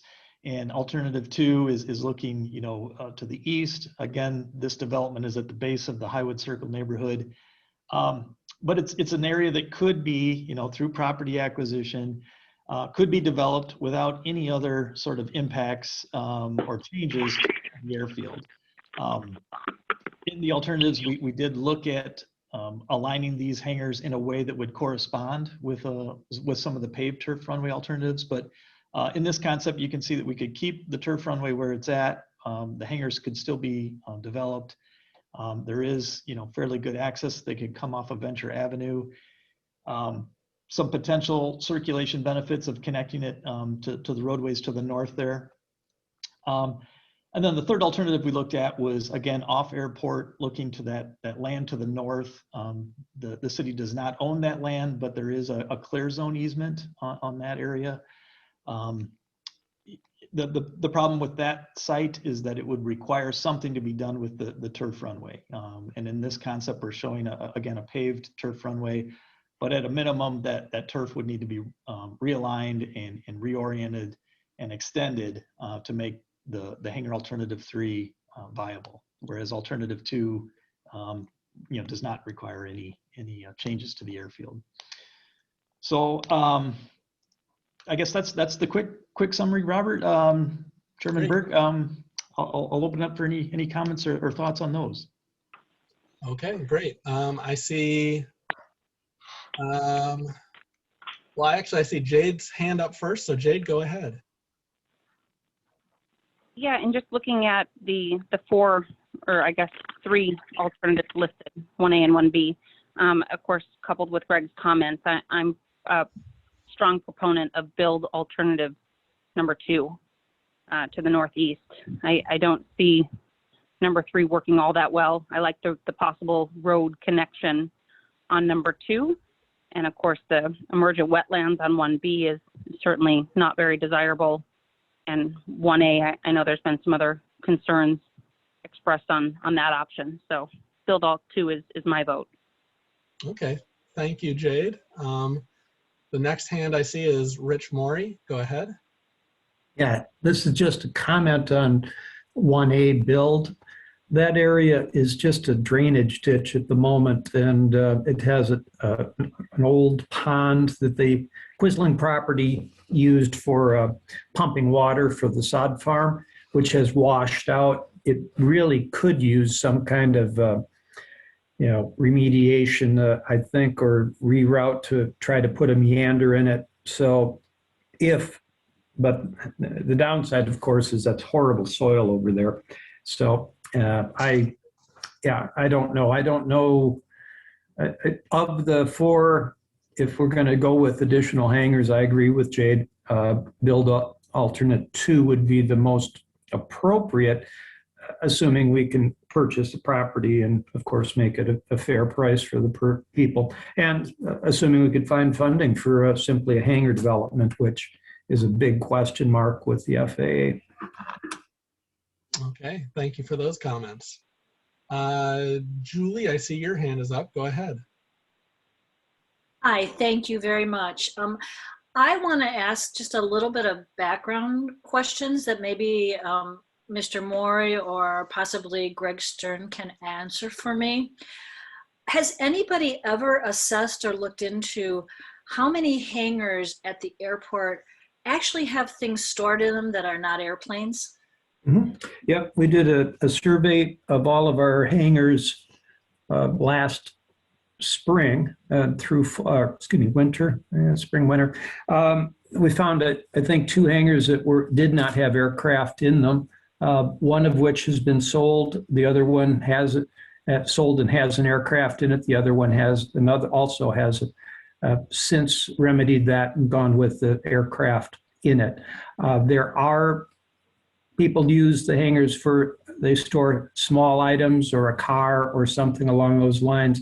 But the rule is it has to be primarily for aircraft storage. To my knowledge, all of our hangars currently have an aircraft in them, or someone is in the process of acquiring an aircraft to put in, and that's one hangar, I believe, that may or may not have something in it.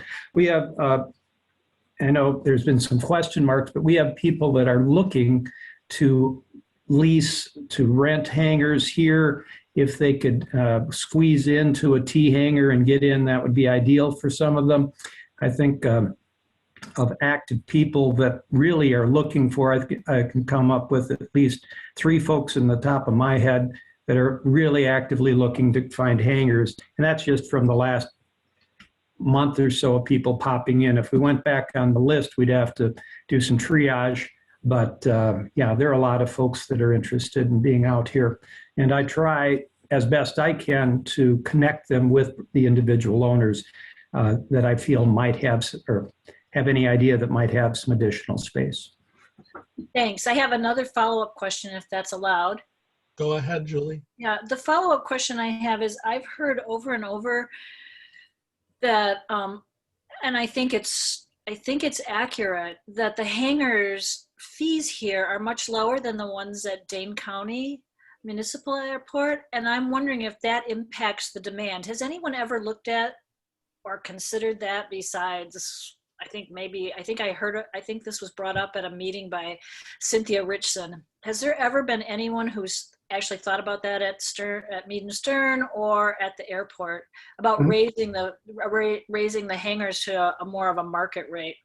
The hangar rates did go up recently, and okay. By contract, it can only go up so much. Now, when we initially set up the hangar lease rates, it was 20, 25, and I believe it was 35 cents for the corporates per square foot with extensions. So you have a 10-foot extension all around and then a larger one out front. At that time, the Madison land lease was 50 cents a square foot. Now Madison, Dane County Regional, has considerably more services than we do. They have more instrument approaches. They have a full-time, snow removal, more runways. Of course, we have snow removal. We do a good job out here.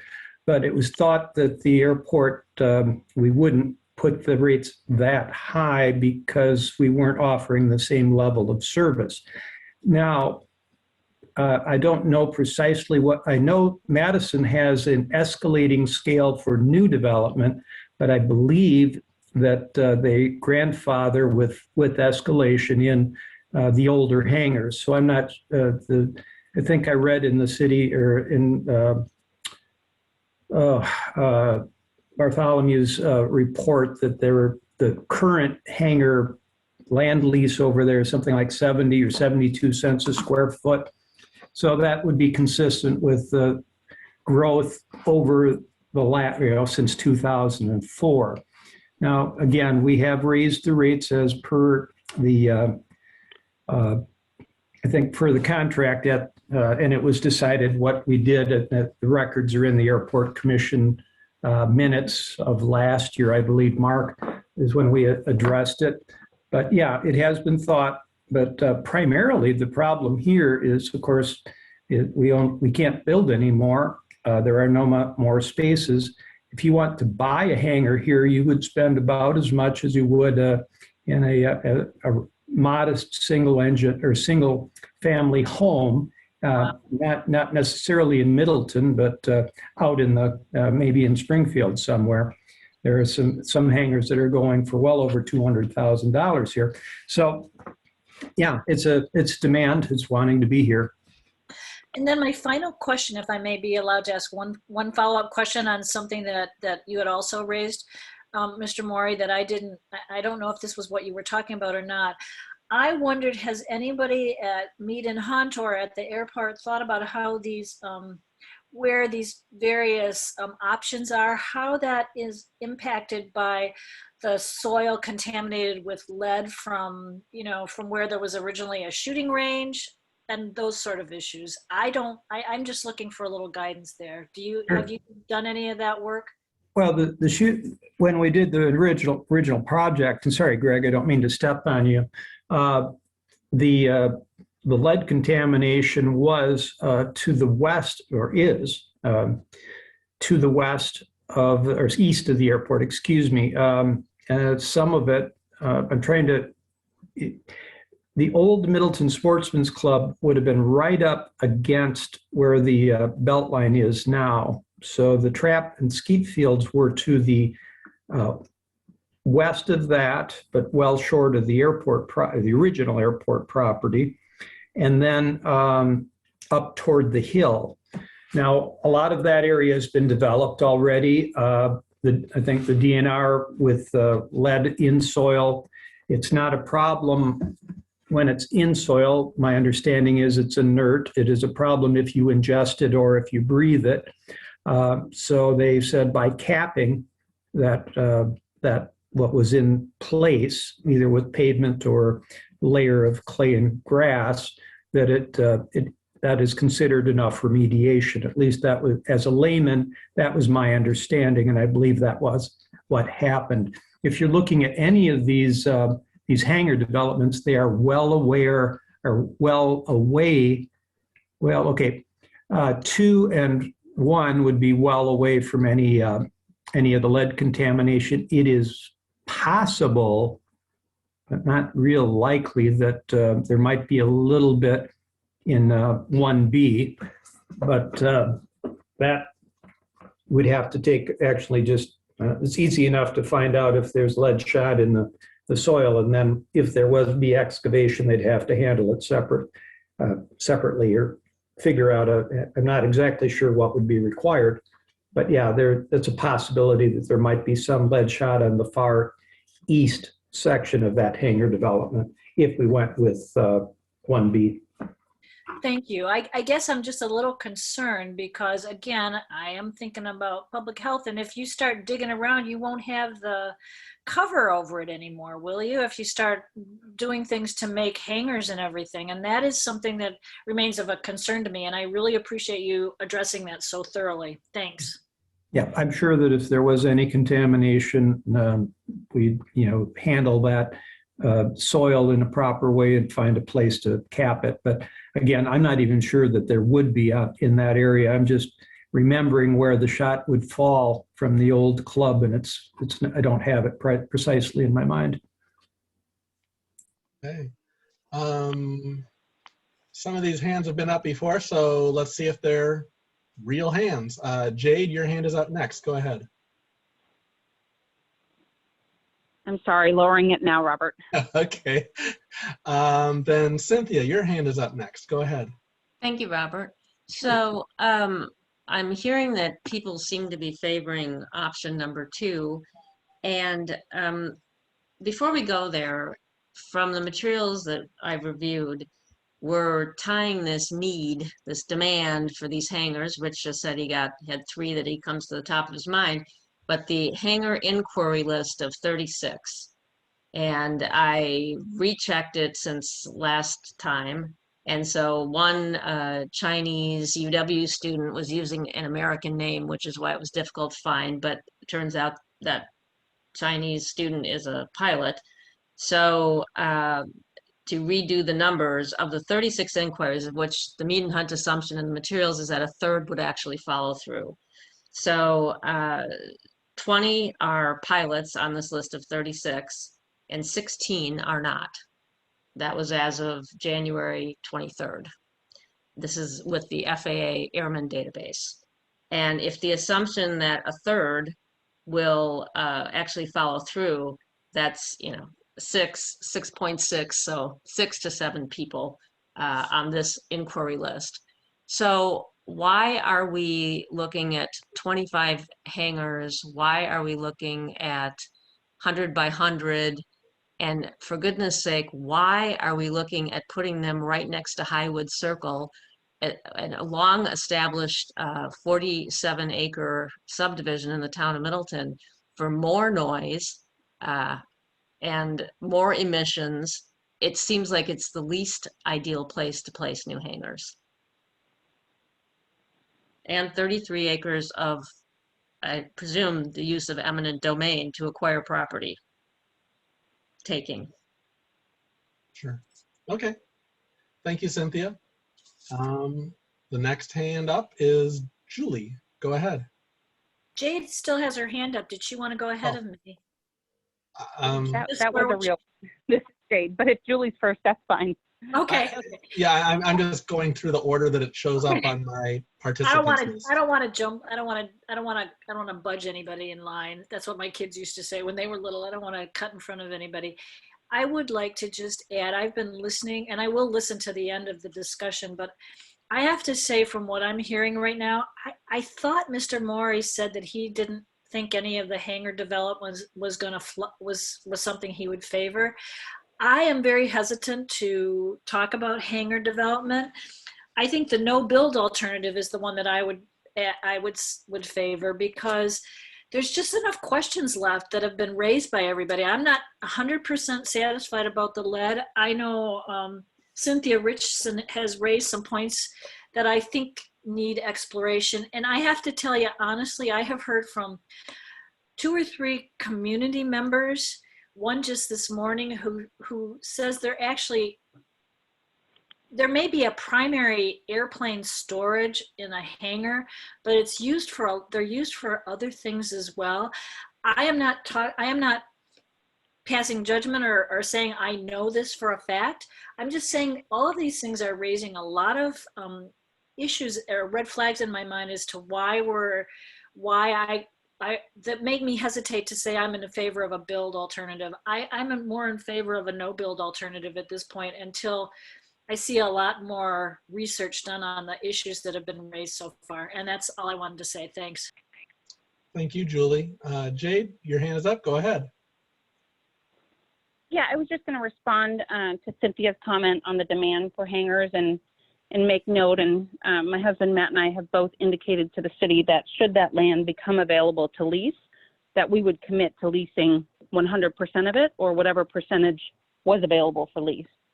So we are both licensed pilots and are willing to lease all the land.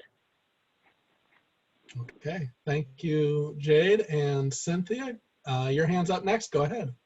Thank you. So, Julie, you made some really great points, because the City License and Ordinance Committee meeting on February 9, subject only contingent on FAA approval, but they'll get that. 2 Capital Flight 600 invitee special events in the hangar. And at the prior Airport Commission meeting, the Airport Commission chair suggested that airport hangar events shouldn't even have to go through the normal process because, you know, after all, they have to go downtown, and why should they have to get, and this was a quote, 15 different permits, which is not accurate, of course. So if you're going to put those right next to an established 37 house subdivision, that really needs some further thought. That would be really a disservice to the people who live there. Thank you. Thank you, Cynthia. Any further comments?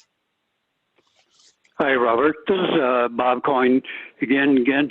I wanted to ask, and this is actually a question for Cindy, since you looked at the list. My recollection was that all but 3 of the people on that list were before 2019. So I'm curious, was there any indication you looked at the list that list had been updated? The list is 2018 to February of 2020. Yeah, but the people who are on the list, are they still expressing interest in it? That would be a great question for the city. Okay, because I don't think you go ahead unless these people are still on the list and interested. In fact, let me read something from the FAA Facilities Planning Binder. Hangar inventory and waiting lists sometimes can be overly inflated when persons on the list do not have a financial investment involved. In other words, a deposit. So people could be signed up at multiple places, but how do we know that they are serious about it and committed? Okay.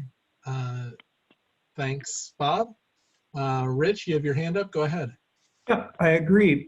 Most that we have basically, since we've, people have realized that the way to get hangars here is to talk to the hangar owners as opposed to put themselves on a hangar waiting list, because I tell people at best, we might be looking at new hangars in 5 to 10 years down the road.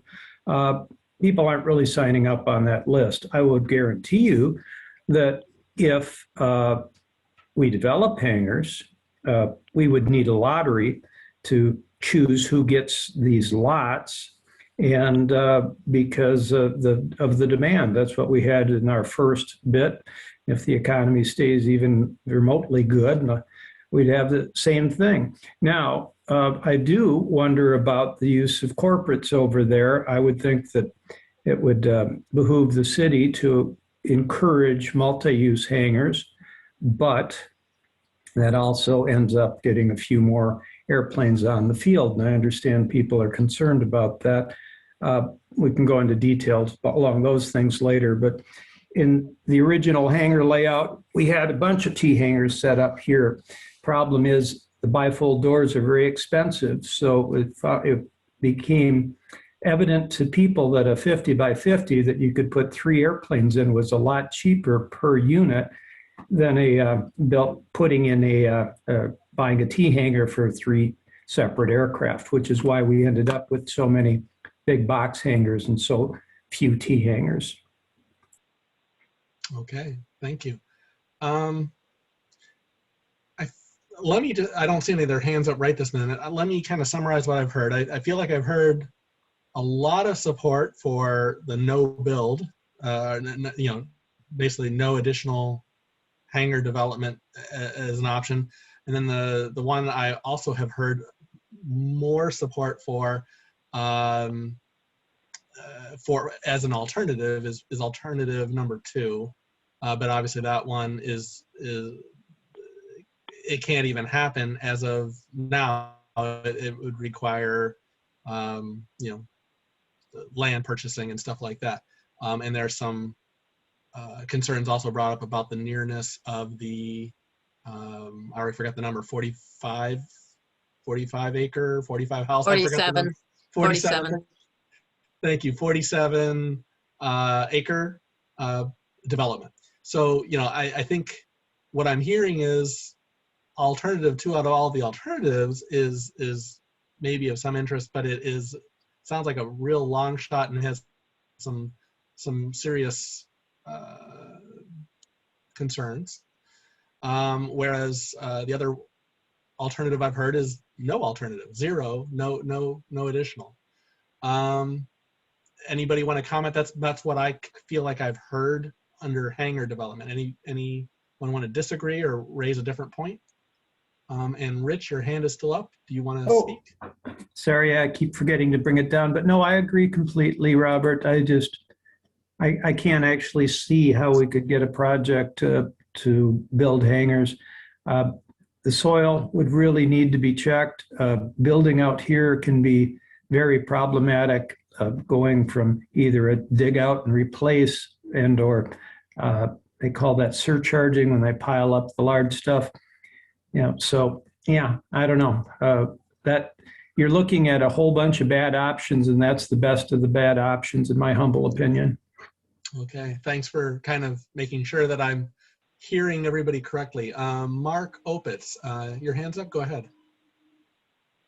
Oh, Mark, sorry. Yep, sorry, I just realized that. Thank you.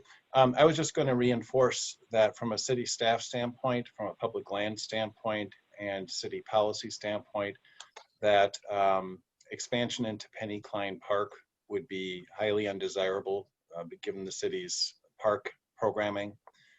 And then also the concern that we would have from an option 3 standpoint is it just requires a much greater extension of services, and it puts the services proximate to farmland.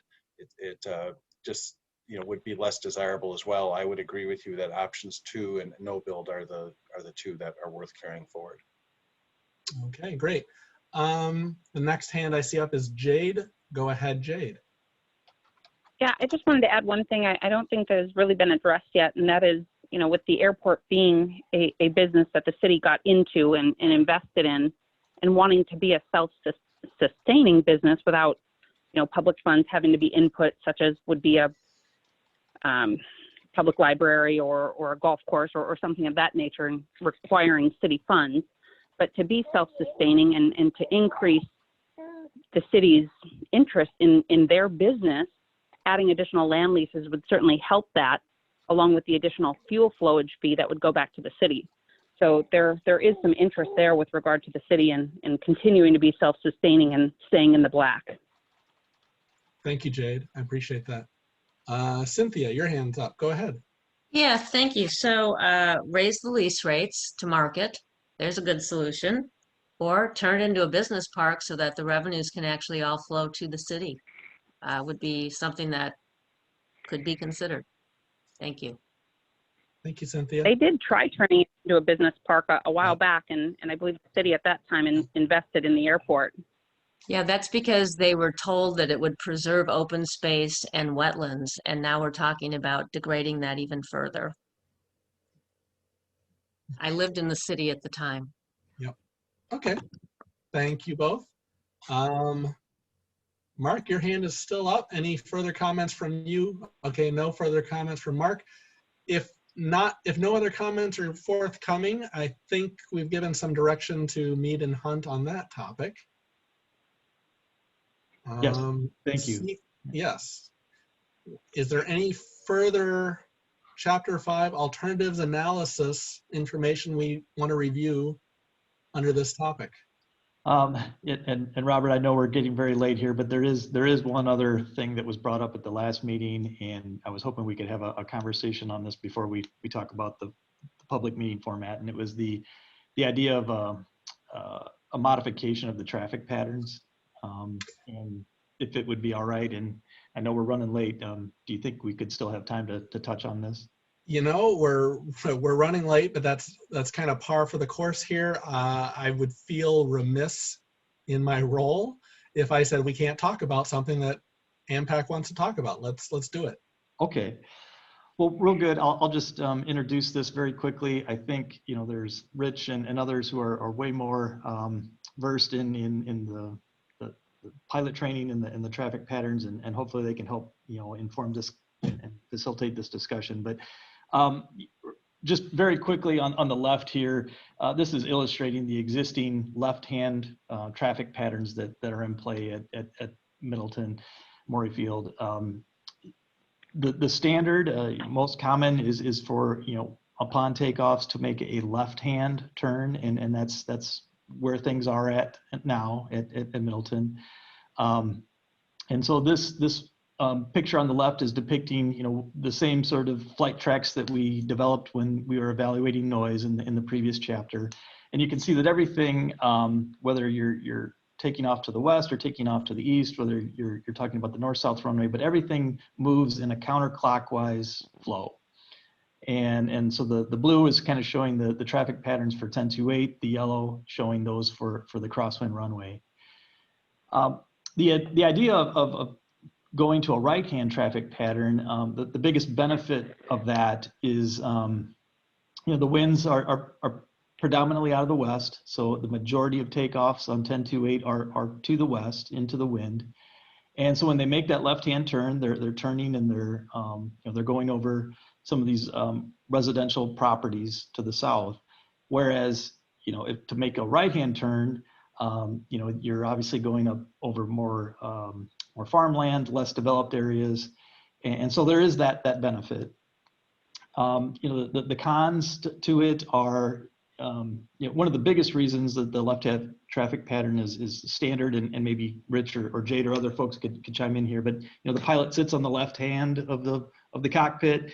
When they're making that left-hand turn, they have generally a better view of the ground and the terrain when they're making that left-hand turn.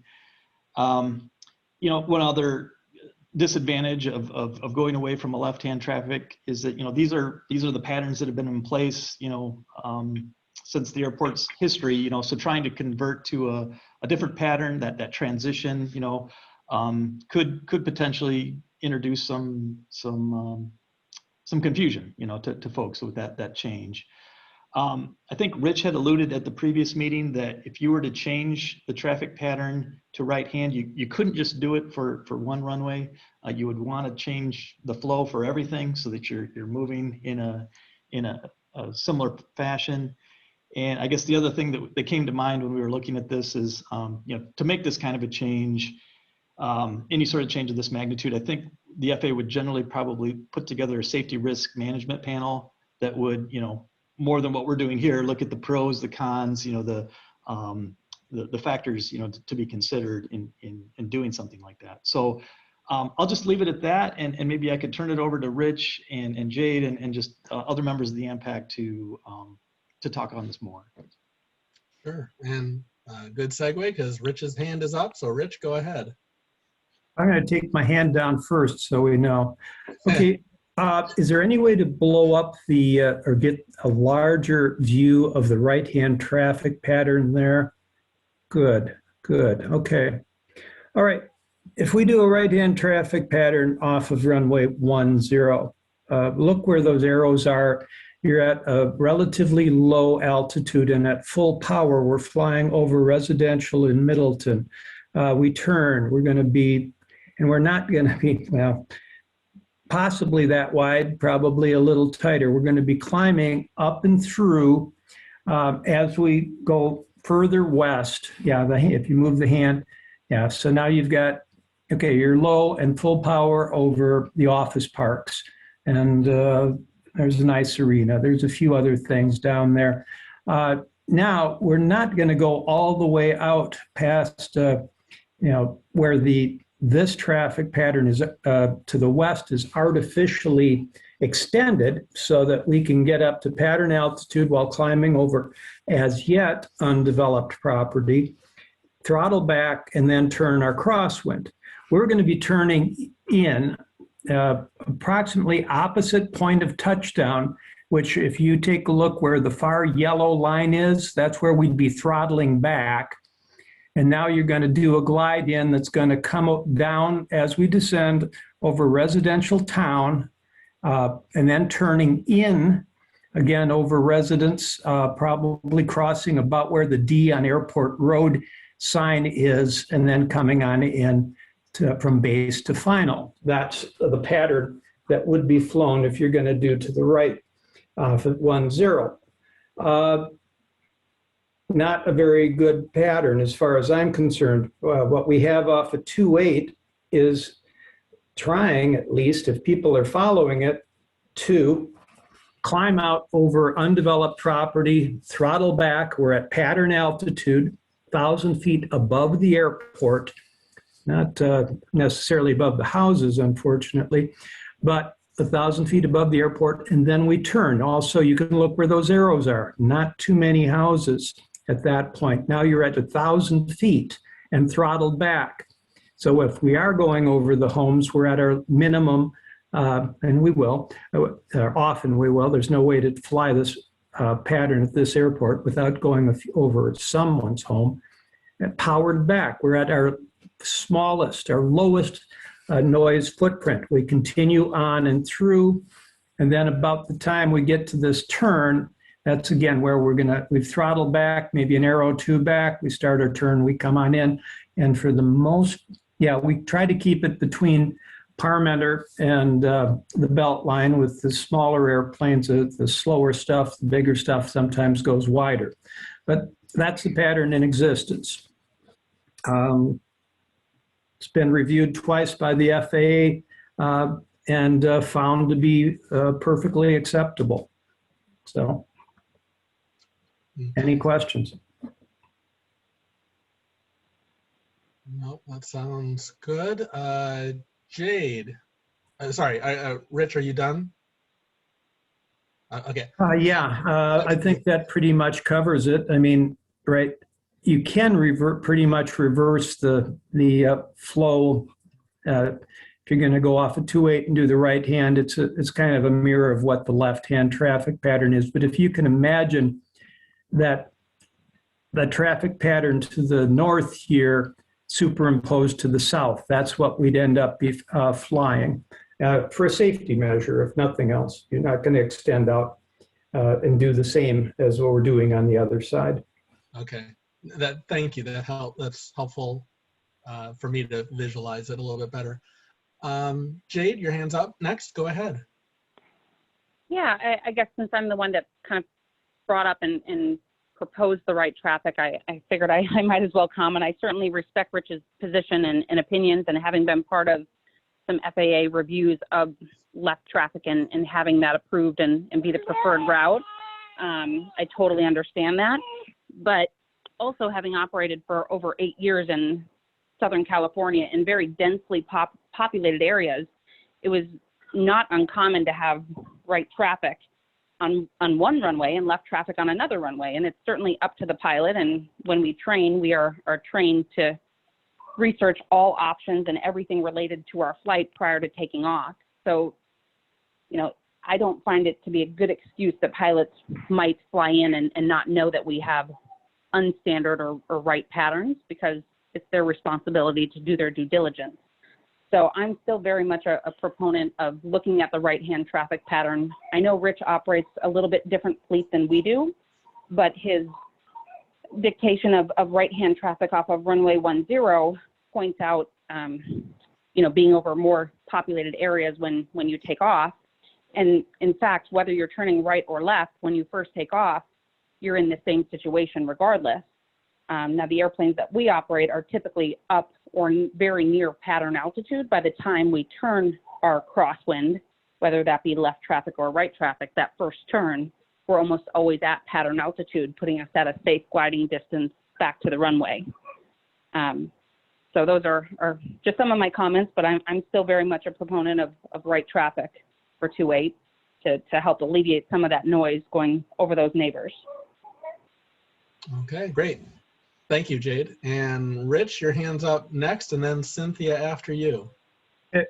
So the downside of doing a right and left traffic patterns, we're going to do right on 28, a left on 10. We often have ambiguous winds that are out of north or south, direct crosswinds, or a calm wind. This airport also does not require radios on board, and the bulk of the aircraft that are based here, probably around 80 to 85%, do not have the performance, call it 75%, somewhere in that range, do not have the performance to make it to pattern as quickly as a Husky would, for instance. So now you're setting yourself up for a head-on collision north of the airport. It is, in my Sorry, but estimation, before you go down, excuse me, I'm talking. Yeah, Jade, I will give you a chance to come back to this, but let's finish up with Rich. Thanks. Right. So you're setting yourself up for an unsafe situation. Also, again, we only have one runway here. So paved for the most part. Occasionally, yeah, the grass runway works in the summer. But again, non-radioed traffic, ambiguous winds, a history of, since 1942 of left-hand traffic patterns. Yeah, I think we're set. If we run with a right and left setup, we're just setting ourselves up for a dangerous situation. Okay, thanks, Rich. And I am going to go to Cynthia next, and then Jade will come back to you, okay? Actually, Robert, let Jade go. Oh, okay. Thank you, Cynthia. Jade, you're up next. thank you. And Rich, sorry, I didn't mean to interrupt, but I think I was misunderstood. So I just wanted to clarify when I mentioned left traffic on one runway versus right traffic on another being different. I specifically meant in relation to the north-south versus the east-west, meaning if we had right traffic, it would be right traffic on both the east and the west runway, and then, you know, potential left traffic or right traffic, as Greg had suggested, on north-south. So I just wanted to clarify, I did not mean right traffic on 2-8 and left traffic on 1-0. Okay, understood, Jade. Sorry, I didn't mean to bark at you. Nope, and I apologize for the miscommunication there. I didn't clarify. It actually helps me to understand what we're talking about, so thank you both for that clarification. Cynthia, I think you're up next. Thank you. So first, I just want to say thank you to Jade for having some sensitivity and expressing it and supportive of a right turn possibility.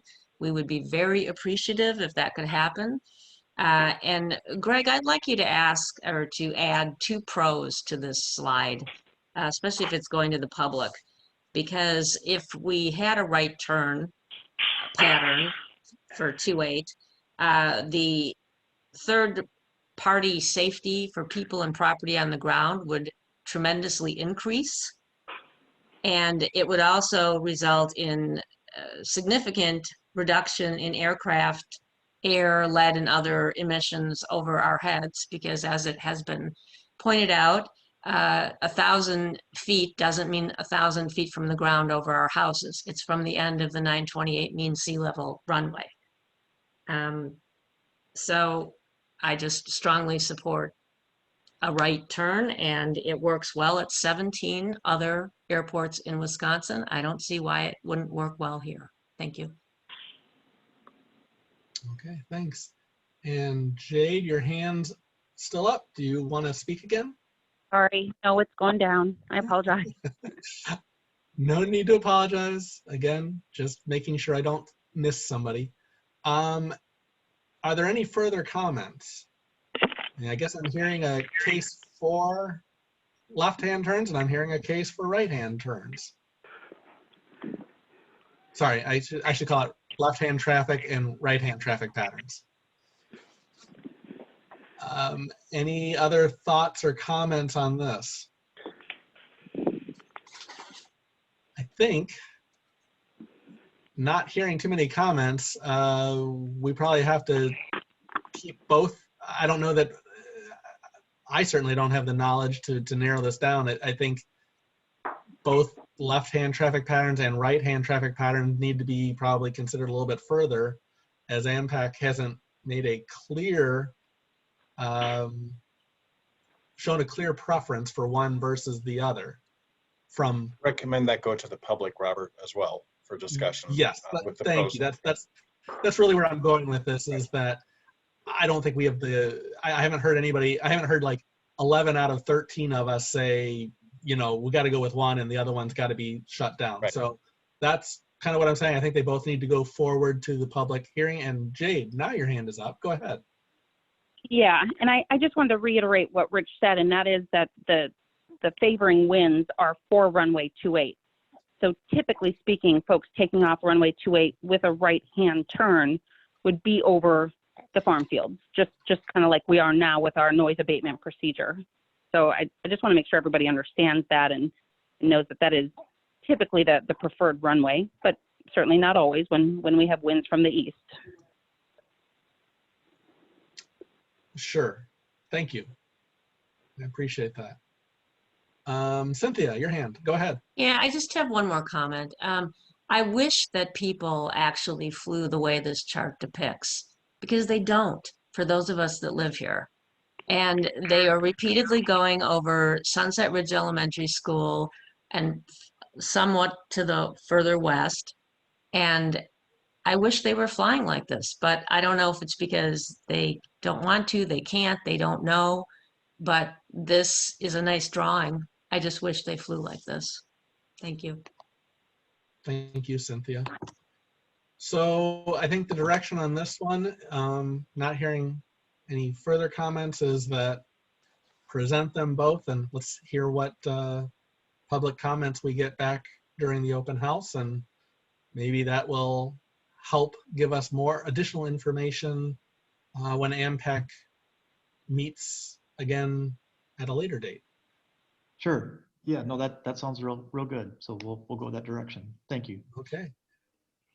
Again, since I'm the chair of this, my apologies to everyone that this is getting a little long, but I think we're ready to move on to topic 3, planning for the public open house. Yeah, thank you, Robert. And again, I'll try to be very brief in our presentation here. In preparing for the public meeting, what we had heard from our discussion last time was, of course, still being in this COVID environment, that we'll be having the meeting virtually through Zoom, but yet we still need to consider the fact that not everyone has a computer. I think what we've been hearing a lot is that hey, we don't want to hear Mead and Hunt present. We would rather have that time be used for us to ask questions, to provide comment. They really want a focus on the interaction. They want an opportunity to hear from a lot of people, to hear what the public's concerns are. And I think the other thing we had heard is the idea of trying to maybe have it on a weekend, to keep it to a 2-hour time frame. Those were kind of the things that we had heard from our last meeting. With those sort of guidelines in place, we kind of thought 3 sort of phases here, sort of pre-meeting, during meeting, and then after meeting, to sort of help keep the presentation stuff to a minimum. We thought what we could do is, in advance of the meeting, instead of us presenting at the meeting, really have pre-recorded video presentations that would really be like 3 to 5 minute videos, providing a very high-level summary of each chapter of the master plan. We would put those on the airport website. We would, call those to the public's attention, especially for somebody who maybe doesn't want to necessarily sit down and read all these chapters, to be able at least to look at a quick 5-minute video for any of these. We thought that might be a nice thing to do, just to be most efficient when we go to the meeting. In terms of the meeting itself, we were envisioning one main room where the majority of the interaction could be. We could have breakout rooms if for particular topics, whether it be environmental, noise, or any other aspect of the master plan. And then following the meeting, we'd want to allow sufficient time for people to sort of digest what was discussed, and then provide their comments. It's thinking like a 2-week window of time frame for people to reply. What we're thinking our primary goal for this next public meeting is really to get feedback on the alternatives. We certainly can take questions on any of the preceding chapters that have led to these alternatives, but where we're at this point is we're really trying to get down to, okay, here's what we're looking at for potential options, and we want the public to comment on that. So right now we're looking at, in terms of the logistics, having it on a Saturday, March 20th, looking at that 10 to noon time frame. Again, we would have videos and materials on the airport's website. We were kicking around this idea of asking folks to register for the meeting, pre-register, their questions and comments. What that does for us is it really gives us a sense of how many people are interested in attending the meeting. And if we have the questions in advance, it allows us to, have a well thought out answer and to be able to answer more quickly. The thought is if people went to the effort of registering, that we could address their comments first, and then certainly willing to take comments in order after that. So those are kind of our additional thoughts. In terms of like the people that don't have the computer access, very easy for us to provide hard copies for those. We thought we could do it upon request or as needed. We think most people probably have access to the computer, but for those that don't, we could certainly provide it as needed. Again, just a little bit on these videos, trying to keep them very brief, maybe multiple videos that are shorter. Having those available 1 to 2 weeks before the meeting so people could watch those, digest that information, and then use that to help inform their questions and comments. Again, on the breakout rooms, I think we're thinking first a main room, a breakout room probably for noise and environmental. We could have another, say, for forecast and requirements, but really the main room, trying again to really have the focus be on the alternatives and getting comments and feedback on the alternatives that we're considering. Again, if we have some idea of how many people are attending, I think that would help inform the time limit that we would want to put for comments and questions. And again, all of these rooms and anything that's discussed, that would all be recorded and posted to the website and made publicly available.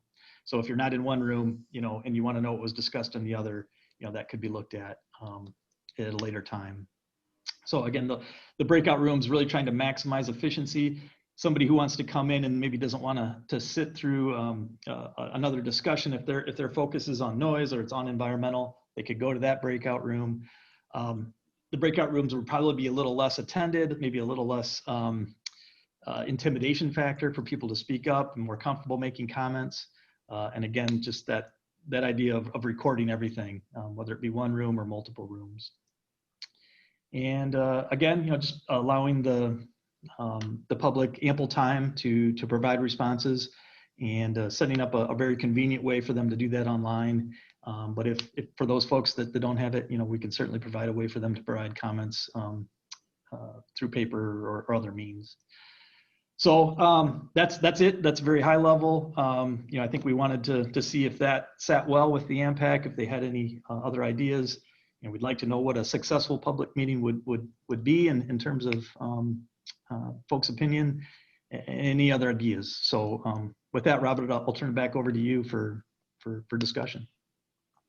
Thank you, Greg. I think that's a good template for our discussion to say, is that what AMPAC is looking for, or are there some tweaks or changes? So Jade has her hand up. Jade, go ahead. Yeah, I just had one quick question for Greg in regard to the breakout sessions, because I do like that idea. Just wondering what you envisioned, or would there be any sort of moderator in there, or people are asking questions and it's recorded, who's answering them, and who are they asking the questions to? I guess I was just looking for a little clarity around that. Yeah, no, that's great. And we've been trying to put a plan together there. I think the one breakout room we thought made a lot of sense is the noise and environmental. It seems like that's, there's been a lot of interest and focus on that. We would definitely want to have our subject matter experts in that room. So Rick Dunkelberg for noise, Laura Moreland for environmental. We would likely have somebody else from Mead and Hunt being in there to help moderate and, control the order of questions and whatnot.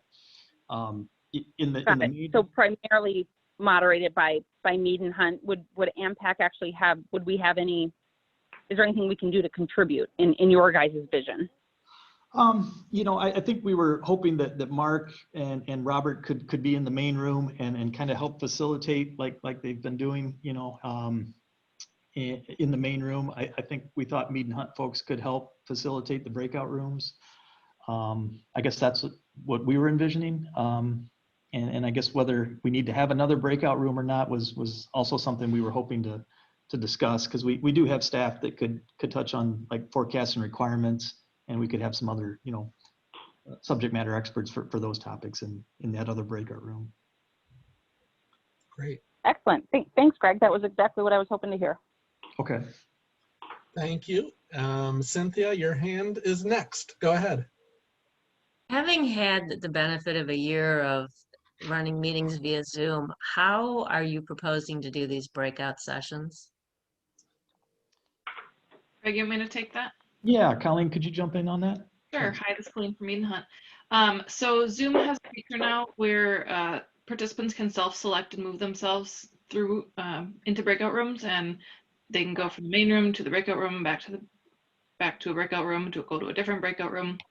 So that's the technology that we would plan to use. So that would require a computer and not a telephone, is that right? That is correct. I would have to, I need to do a little bit more research on people if they were just joining by phone. Yeah, I would like to just give some really, really practical advice based on a year of doing Zoom meetings. Keep it simple, please. If your goal is to get people to call in or Zoom in on computer, you've got to keep it simple. And I think people want to be able to hear other people's questions because there can be an intimidation factor, or I don't know enough, or I don't even know how to articulate the question. So there's a lot of benefit in having one group, one room, one moderator, however you want to do it. But I find this really unduly complicated, overly burdensome, and I think it's going to defeat the purpose of having the public house, open house. So, let me just, so Cynthia, your comment is basically directed toward that if people were calling in from a phone, it sounds like we could still do, you know, a lot of what we want to do, but a breakout room or two could make negotiation is not the right word.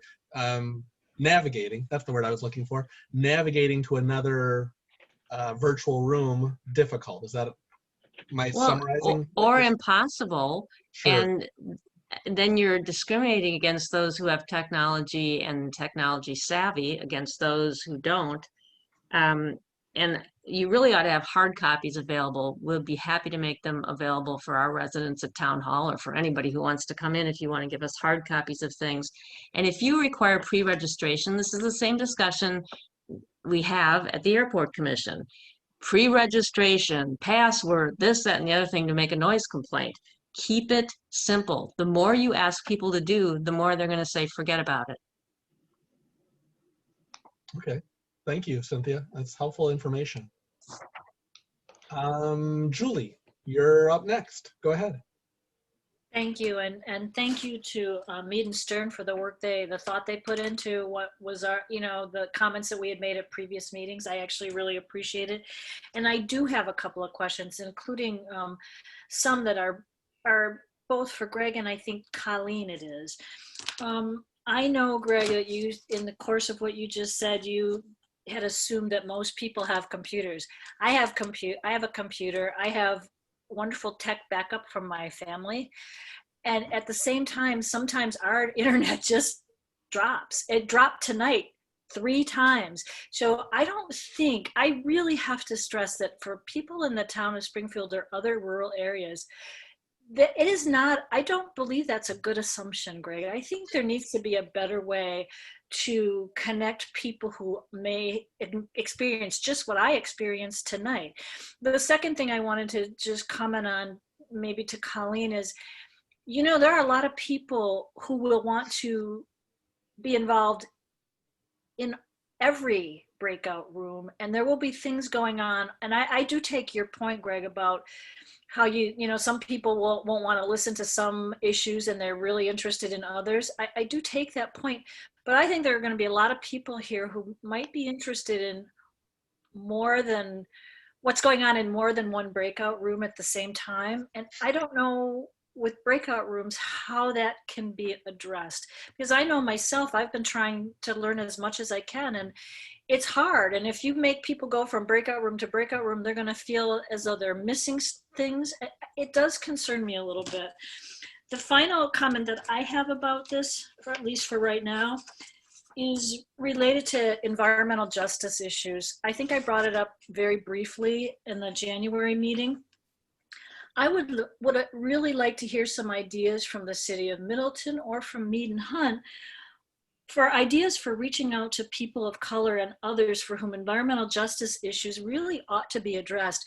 I know I got an email from Mike Davis, I was included on some distribution list, about how the city is trying in its equity committee or commission, I'm not sure of the exact title, they're trying really hard to reach out to people within the community to get ideas about how to reach out to people who need to be involved in these in this process. And I really would like to see the same thing for this committee before we make any final decision on this on this public meeting. Oh, I'm sorry, I did have one other very quick comment.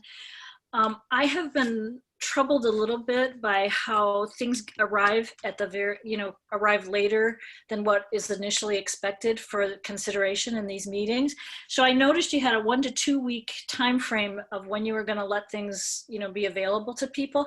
I'd really like to urge a 2 week period and make it really firm, because it takes time to go through all this stuff. And I think a lot of people find this not easy always to get to.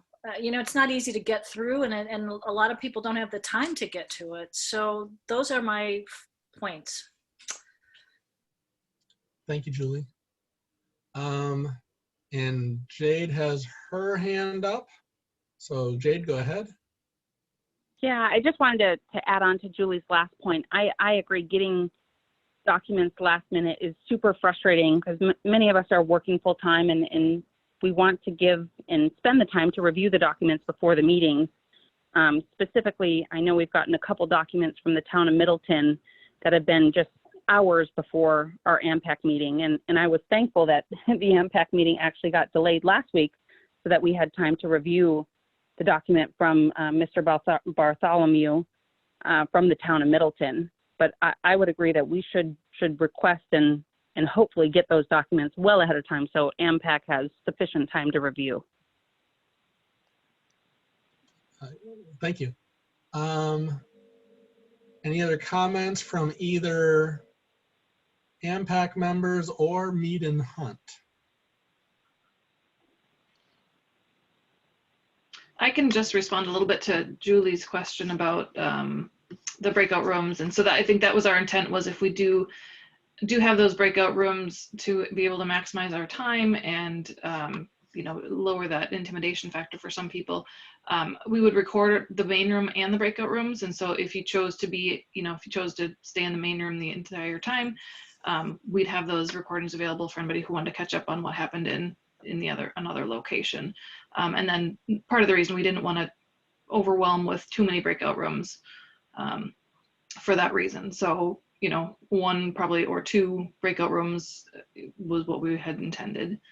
And I can't, Julie, I apologize. I don't know if you had another question that you were looking for an answer for.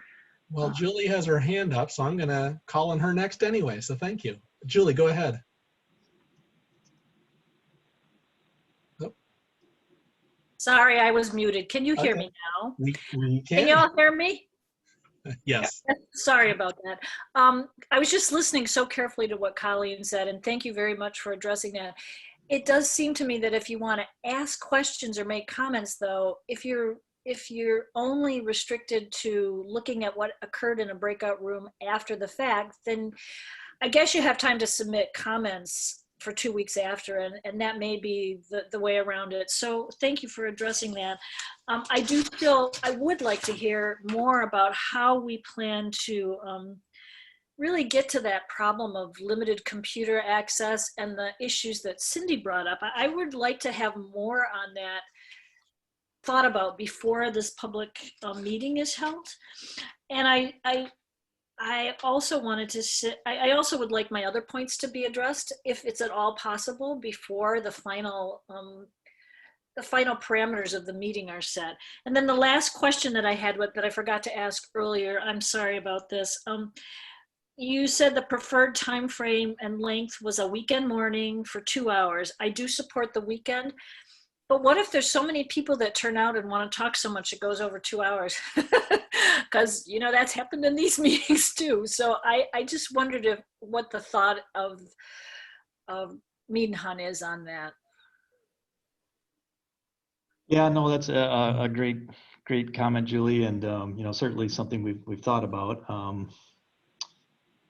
I think, again, the idea of a registration would help us get a sense of how many people were thinking of coming to the meeting.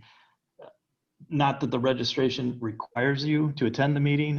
It just would be something that would be helpful for us to get an understanding of how many people we're going to have, and what sort of time limit we're going to ask people to sort of stick to, so that everyone can have a chance to speak. Understand that, I can certainly understand the idea of keeping it simple, and the registration would not be a requirement. Again, it's just something that could help us. I guess the idea of having it on the 20th, March 20th, so trying to have these documents ready 2 weeks in advance, that puts us at a week from tomorrow. Now we've started already putting the videos together. So I guess I'd just like to make sure that, we're leaving ourselves enough time. I guess what I'm hearing is, because of maybe the telephone concerns with the breakout rooms, that maybe the idea of having breakout rooms is maybe not advised, or maybe not be the best thing. I'd love to hear what the commission as a whole has to say on that. And then I guess I'd like to just ask a little bit. We can certainly provide hard copies. Our thought was to do it for people as needed and upon request. Does that seem appropriate? And I guess those are just some follow-up questions I had, Robert, for the commission. Sure, and I think that's a good point, because the presentations are in video format, so they don't necessarily lend themselves to printing out black and white copies of text all the time for handing out to people. So yeah, I want to open that up to AMPAC, but I do see Rich Morey has his hand up, so I want to call on him next. Yeah, perhaps in the idea of brevity at the public hearing, that we can just let the public talk and the AMPAC members can sit back and listen. I think that is a lot of what will happen. Is what we'll be doing is more fact gathering, and so thank you for saying that, Rich. I think the idea is that people will come having already listened to whatever presentations have been put together in video format, and that for the most part, I won't say we just sit back and listen, but I think Mead and Hunt, and probably me as chair of AMPAC, would be there to try to, as best I could, address questions, but I don't know that I expect every member of AMPAC to be there answering questions. I think it would quickly get out of hand. I think our goal is to have people learn as much information in advance coming into the meeting. We used to be involved in these project gatherings, right? Yeah. So sorry. Yeah. So it's more complicated with COVID. It is. We're trying to figure out how to do it. Sure. So yeah. So that's. I mean, that's the way I'm kind of visualizing, is that more people, it's not so much that we're going to be presenting a ton of information at these meetings. It's more like this is the opportunity for people to say, I've already looked at these videos, I've come with a lot of questions, and have us basically focus any of our responses to their questions at the time, not to represent the plan as it stands today. Robert, I can definitely see you answering questions for the group. I can't see individual AMPAC members answering questions. We have all our own opinions. You've got the ability to summarize what has come up with it. And mostly, I would think Mead and Hunt would be answering the questions. But that, again, that's my my thought on the process. Cool, thanks. Cynthia, your hand is up next. Go ahead. Yeah, thank you, Robert. In the interest of time, it's 9:43 and we've not gotten to public comment yet. And I really would like to hear from the public, because I think we still have some members on. We absolutely do. And I agree with you. I just hate to shortchange this discussion too. So Julie, your hand's up too. Thanks. Very quickly, because I happen to agree with you too. Number one, maybe these questions might be more more appropriately directed to Mark Opitz, and maybe he can clue us in on this.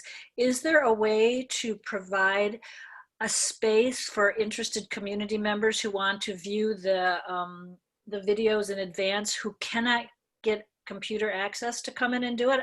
You may be right, Greg. There may be very few people who actually want to do that. But if you say it's not translatable to hard copy very well, is there a space that could be provided for that? And I'm asking Mr. Opitz, Mark. Yeah, I'm here. Obviously, if the library were open, that would be a resource, but it's not during COVID. So I'd be happy to check with our IT staff to see if we can make a computer terminal available with some hand sanitizer by it. Yeah. You know, and I would imagine that the town, both towns, or at least the town of Middleton, well, I think the town hall is closed, if I'm not mistaken, Cynthia. I don't know if anybody's working out of the town office these days. Well, it is, and we don't have extra computer terminals. Well, and I mean, we'd have to line something up. But I think it's a reasonable request to see if we can make that accommodation. I'm happy to look into it with our IT staff. Thanks. And then one other quick follow-up, and then I'm done. I still haven't heard anybody have any really strong ideas about the environmental justice concerns that I have. And Mark, you know, from the get-go, from the very first public hearing, you and I had emails back and forth about how do we make this fair and open and civil and all of those discussions. And I really would like to try to address those environmental justice issues. Is there some way that you could get back to me or to get this into somebody's thoughts, somebody's ideas or suggestions on how to maybe do that? Get to a population that we might not ordinarily get to participate in this process? Are you asking me if, are you saying I didn't respond to questions that you or suggestions you made? No. I'm saying right now, tonight, I don't feel that anybody's had any good ideas. I don't have any. I haven't thought a lot about this. I thought because I got that email from Mike Davis that people had been giving thought to it in the city offices, and I just wondered if there was a way to explore that. I can speak up to that just a little bit. Is there a good answer? Nobody seems to have found a great one yet. I think a lot of the people who are most interested in this topic have been finding out about it over the last couple of years. And is there anything more that we can reach out to other people? Probably, but I don't know what that answer is either, Julie. I'd say word of mouth, let's set a date for doing this and try to get the message out as best we can. And that goes not just to the city of Middleton, but to the two towns as well, to see if let's do what we can to, once we pick a date, once we pick a time, advertise it and hope that we get to the right, the people with the most interest in this, and say, here's all the options for, seeing these presentations prior to this open house. I'm not sure what the answer is either, but I think it's advertising the fact that we're doing this is our best option. I want to move pretty quickly here to public comment. Susan West, one of our alders from the city of Middleton, has her hand up, and I'm going to entertain that for the moment.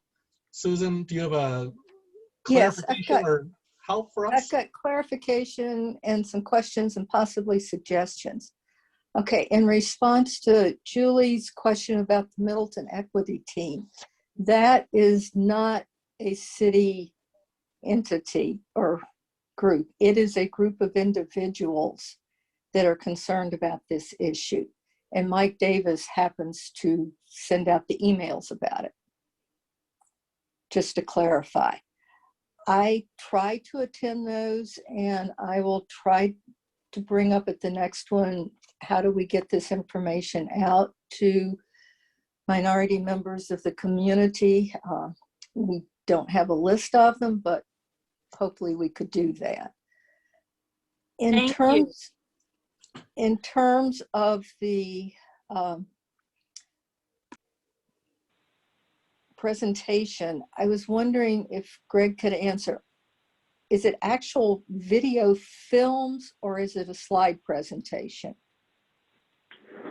So it is we've been using the presentation materials that we've developed as part of previous presentations, and it's basically a talking head over top of those. So it's a video, but it's got some graphics behind it as folks are talking about the various subjects of the master plan. I was wondering, at least just as a minimum, and this is coming from a retired university professor who has had to provide student handouts for years. If you could provide the slides with maybe some notes under it, you could provide hard copies and let people have that, and then they could send in written comments either by email or mail. And that could get around, at least get information to them if they can't attend, the Zoom meeting. Okay, that's a good suggestion. And if you're using Microsoft, if you're using PowerPoint, it has a place at the bottom to put notes for each slide. Right. Yep. That does make sense, Susan. That maybe when I think of video, I think of that as being very hard to transcribe to paper. But if it's a slide with notes under it, it works really well. Yeah, okay, I think that's a good point. Thank you for those thoughts, Susan. You're welcome. Yes, I appreciate it. Any other thoughts from AMPAC on this?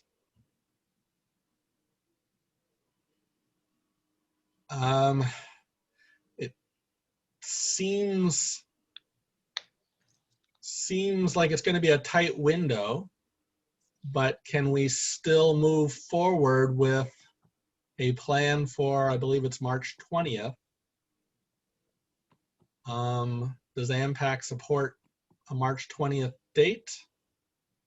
And especially given the ideas that Susan West just brought to us, that may aid with the being able to get some of this information into people's hands, even if they do not have a computer.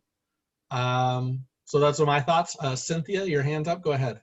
Yeah, I mean, I'm just thinking out loud. They just got preliminary approval of a new third vaccine. We're getting more supplies. We hope there's an end in sight for this pandemic. The city has approved 2 preliminarily special events, July and August. I mean, I know you guys want to get this done, but there's a part of me that says we're in a pandemic. It would be so much better if we could have this in person. And is that around the corner, and is that an option, or do we have to just artificially push this forward with Zoom?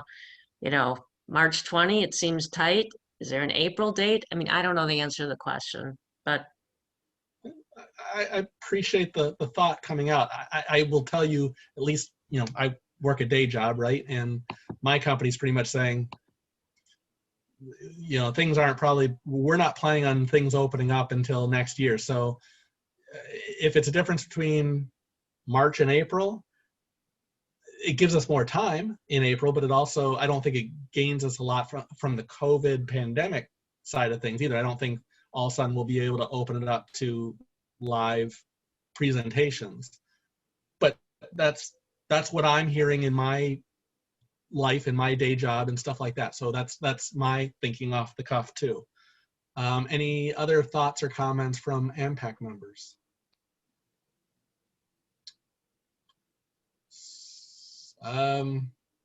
Julie, go ahead. Yeah, I actually appreciate what you're saying.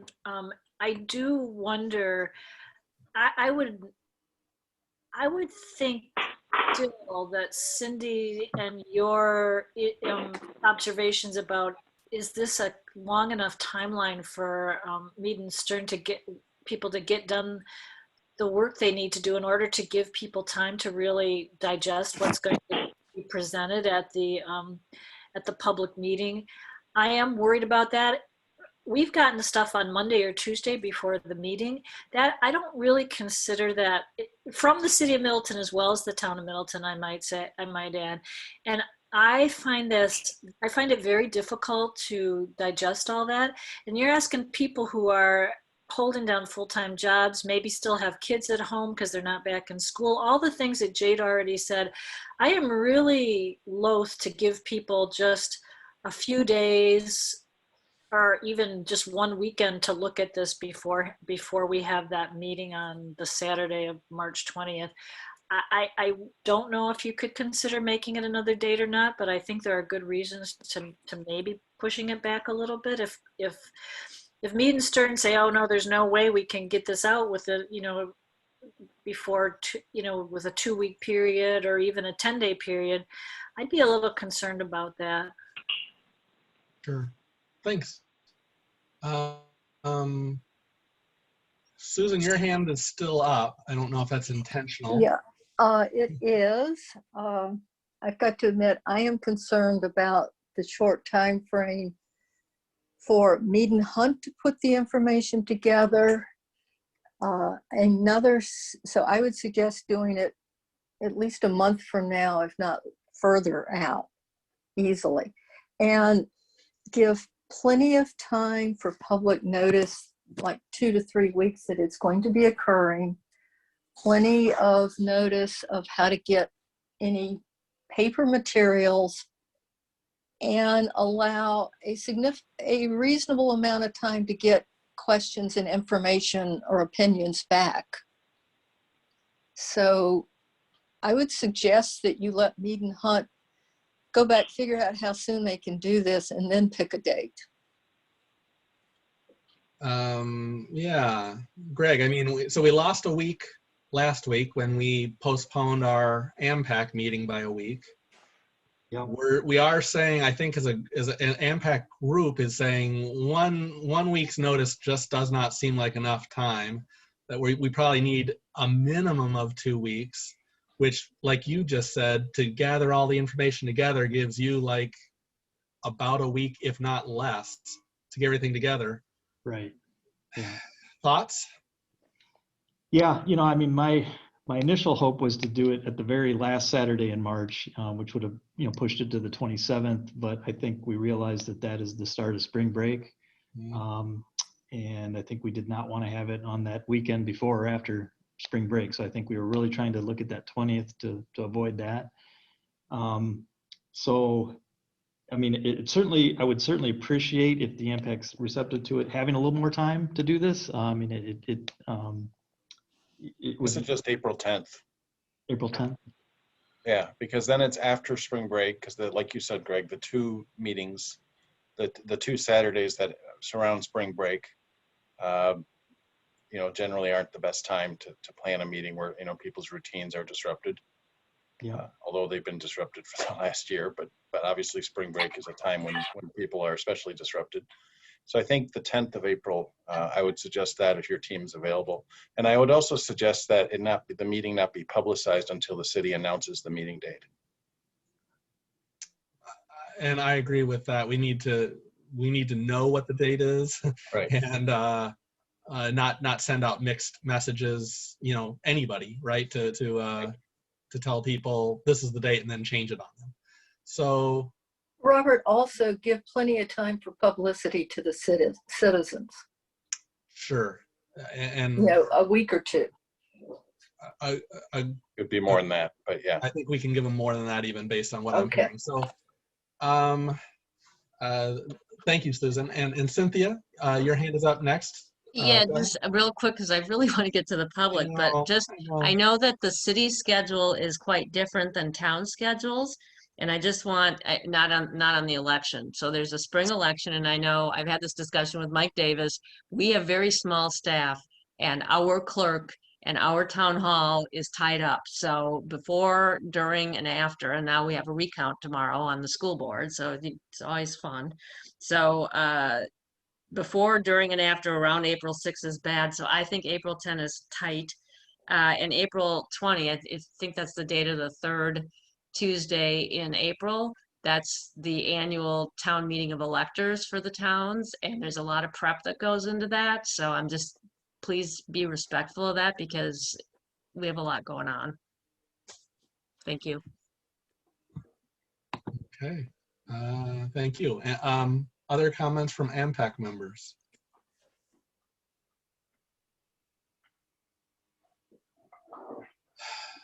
Okay.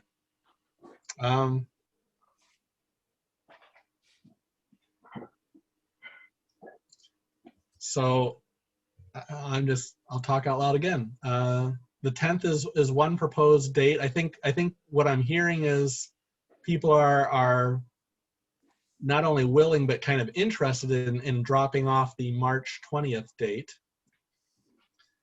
and moving to a later date. And the question then comes is April 10th a better date for people? Does that give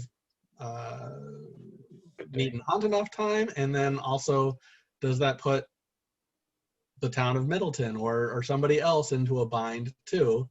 I don't want to push it out indefinitely, obviously, but I do want to be respectful of our local communities.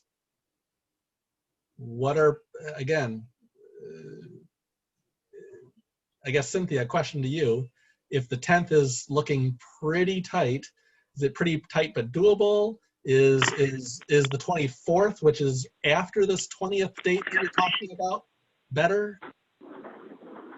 How far, if not the 10th, do you have an idea of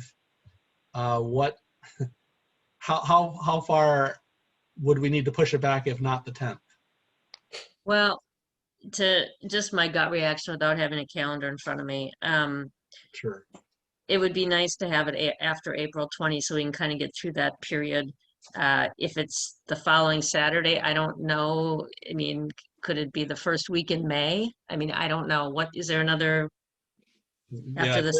It's the 24th of April or May 1st would be the two Saturdays following the 20th. Well, I'll tell you, if you're trying to get people in the public to come, it's pretty easy to remember Saturday, May 1. I don't know. That just seems to me like a good idea. It would give Mead and Hunt plenty of time. I mean, I don't, and the weather's better.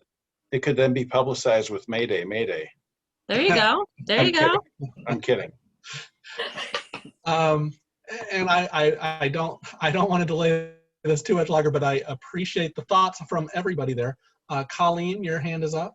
Yeah, I was just gonna say it would be helpful if for our team if we came across with a couple of options that we could check internally before we commit to anything. Okay, that's a fair point too. Obviously, you guys are doing a lot of the heavy lifting. Oh, we want to make sure all of our subject matter experts are available as well. That's fair. Why? I'm just going to throw out there, and why don't we look at both April 24th and May 1st? And I'd love to have a hard date tonight, but I don't think we can. So why don't we look at those two dates to start, and then if as further information comes in from both Mead and Hunt, town of Middleton, town of Springfield, and even the city of Middleton, because we might find there's a conflict I'm not aware of, things may need to still change. So again, we don't want to publish a date until it's known. Susan West, your hand is up. Do you have? Oh, I'm sorry. I needed to put it down. That was my guess, but just checking. So I don't know that we could come up with a hard and fast date, but unless I hear otherwise, why don't we look let's look at. Robert, could we keep the 10th of April on the agenda? Let's look at all three. The 10th, the 24th of April, and then May 1st. This has dragged and dragged and dragged, and I don't know how the election on the 6th would still affect turnout on the 10th of April. So I think if we can make it work, we will reach out to the towns, see if there's any last minute, any concerns with that. But if we can keep that on there, because we really have been dragging this out, and I've been asked by our mayor to wrap this project up. He wanted it done last year. So I really think I would be remiss if I didn't say that was the direction I had received, was to try and bring this project to a close. I understand, and I think it's fair to look at 3 dates anyway. So why don't we look at the 10th of April, the 24th of April, and May 1st. Jade, hands up. So what's up? Yeah, thanks. I just have to second on Mark's comment that this feels like it's been dragging out, and we just need to get it done, to invite the public in, let them comment. And I personally feel like May 1st is far too long for that to happen. I agree that the March date may be too soon, but we should be able to find something in April. So I would hope that could happen. Fingers crossed. Okay, thank you, Jade. Any further comments? And then seeing no hands go up, Mead and Hunt, any further things that you need direction from us prior to moving off of the open house topic and onto our public comment section? No, thank you, Robert. I think we got some excellent comments, some good feedback, and I think having a little extra time, we'll regroup with you and Mark, and we'll reconnect on this date here and get the format a little more nailed down. So, thank you. Well, thanks to everybody for their flexibility and for the fact that everybody's stuck it out as long as they have. I'd like to now move on to our opportunity for public comment. And again, my apologies that we are starting this at 10 o'clock at night now. And hang on, for some reason, my screen there. I lost my list of participants, but I think I have it back now.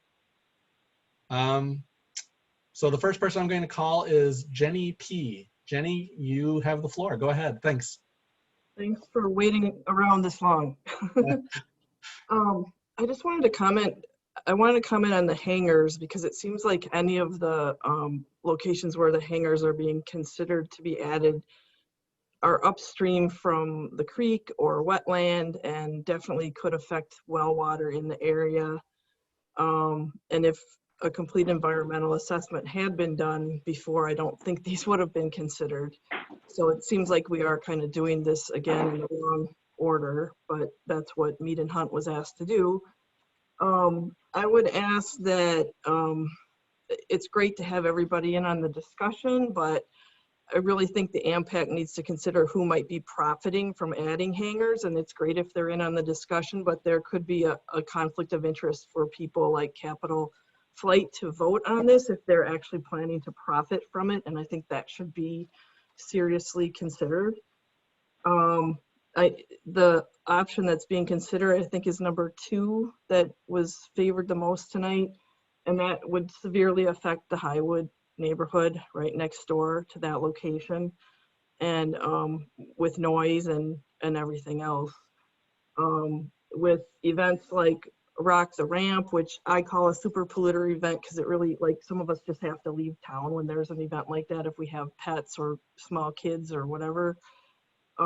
They don't consider the neighbors, they don't consider the environment, and it's definitely not being a good neighbor to have events like that here. I mean, I actually might enjoy going to an event like that if it wasn't, you know, over people's houses here, but I don't think that it belongs here at all. So I would ask that all those things be considered, that adding extra hangars, and especially if they're going to be leased to one private company, is not in the best interest of the community here. I'm sure somebody will profit from it, but the neighbors are going to suffer. Another topic, another question I have is whether in the master plan, considering funding for a UL 94 storage tank to plan for the future for unleaded fuel could be part of the plan of, you know, going green in the whole city of Middleton, ideas about going along with the solar array and everything else. It would help plan for the future when more planes might be using unleaded fuel. And there apparently isn't FAA funding for it right now, but with the new administration, that may change even in the next few years. So I'm wondering if that's been considered at all, or if it could be. And regarding the open house, I think this was discussed a little bit, but if people don't have a computer, how are they going to know about it at all? I assume maybe it would be posted, like you're saying, in the newspaper or something, if there's enough time for people to see it. I have some elderly neighbors that don't get much on the computer, so they definitely would be looking other places. And I'm curious about how the input from the public would be collected and what actually is going to be done with it, because the last open house, there was actually even a survey where information was collected on a piece of paper, but I don't think we really saw, I think we saw a couple of slides with some bar charts, but I'm not really sure how that data was used or how data from the public impacted anything that was done after. So it would be really helpful to think that through and to know how how information is being taken in from the open house and what's going to be done with it. So thank you. Thank you, Jenny. Okay. I'm going to remind people of 3 minutes, Robert. Yeah, I didn't see exactly when Jenny started talking, so I didn't. No, I know. I'm just cut her saying off it'd be good. at all. It'd be good to just But I remind will, people. yeah, I'll keep an eye out, and also, yes, reminder that we want to hold to 3 minutes, and I think Jenny probably was right around there anyway. Not a complaint. I just thought it's good going forward because other people want to talk. Exactly. So that was Jenny. Anybody else Can you raise your hand? in the public want to speak? How do you raise your hand? Sorry. It's usually under reactions. You go down to the bottom of your screen, but I see P. Krill, and Yeah, I'm trying to do it. guys. I just raised my hand. I'm going to call Sorry you about guys that. next. It's good. Okay, so I can go? Yes, please do. Okay.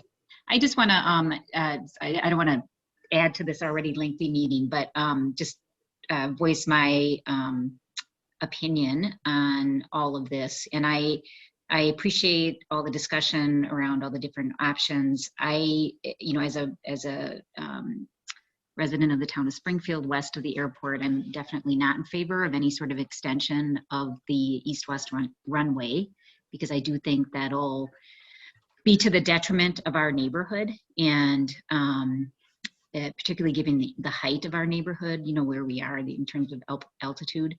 I'm also not so much in favor of adding all these new hangars just because of some of the environmental concerns that have been raised. You know, I understand you're trying to balance all these different things, but I just wanted to give my 2 cents on it. Thank you. Thank you. I don't see any other hands raised, but please, if there is somebody who wants to speak, I would like to hear from you.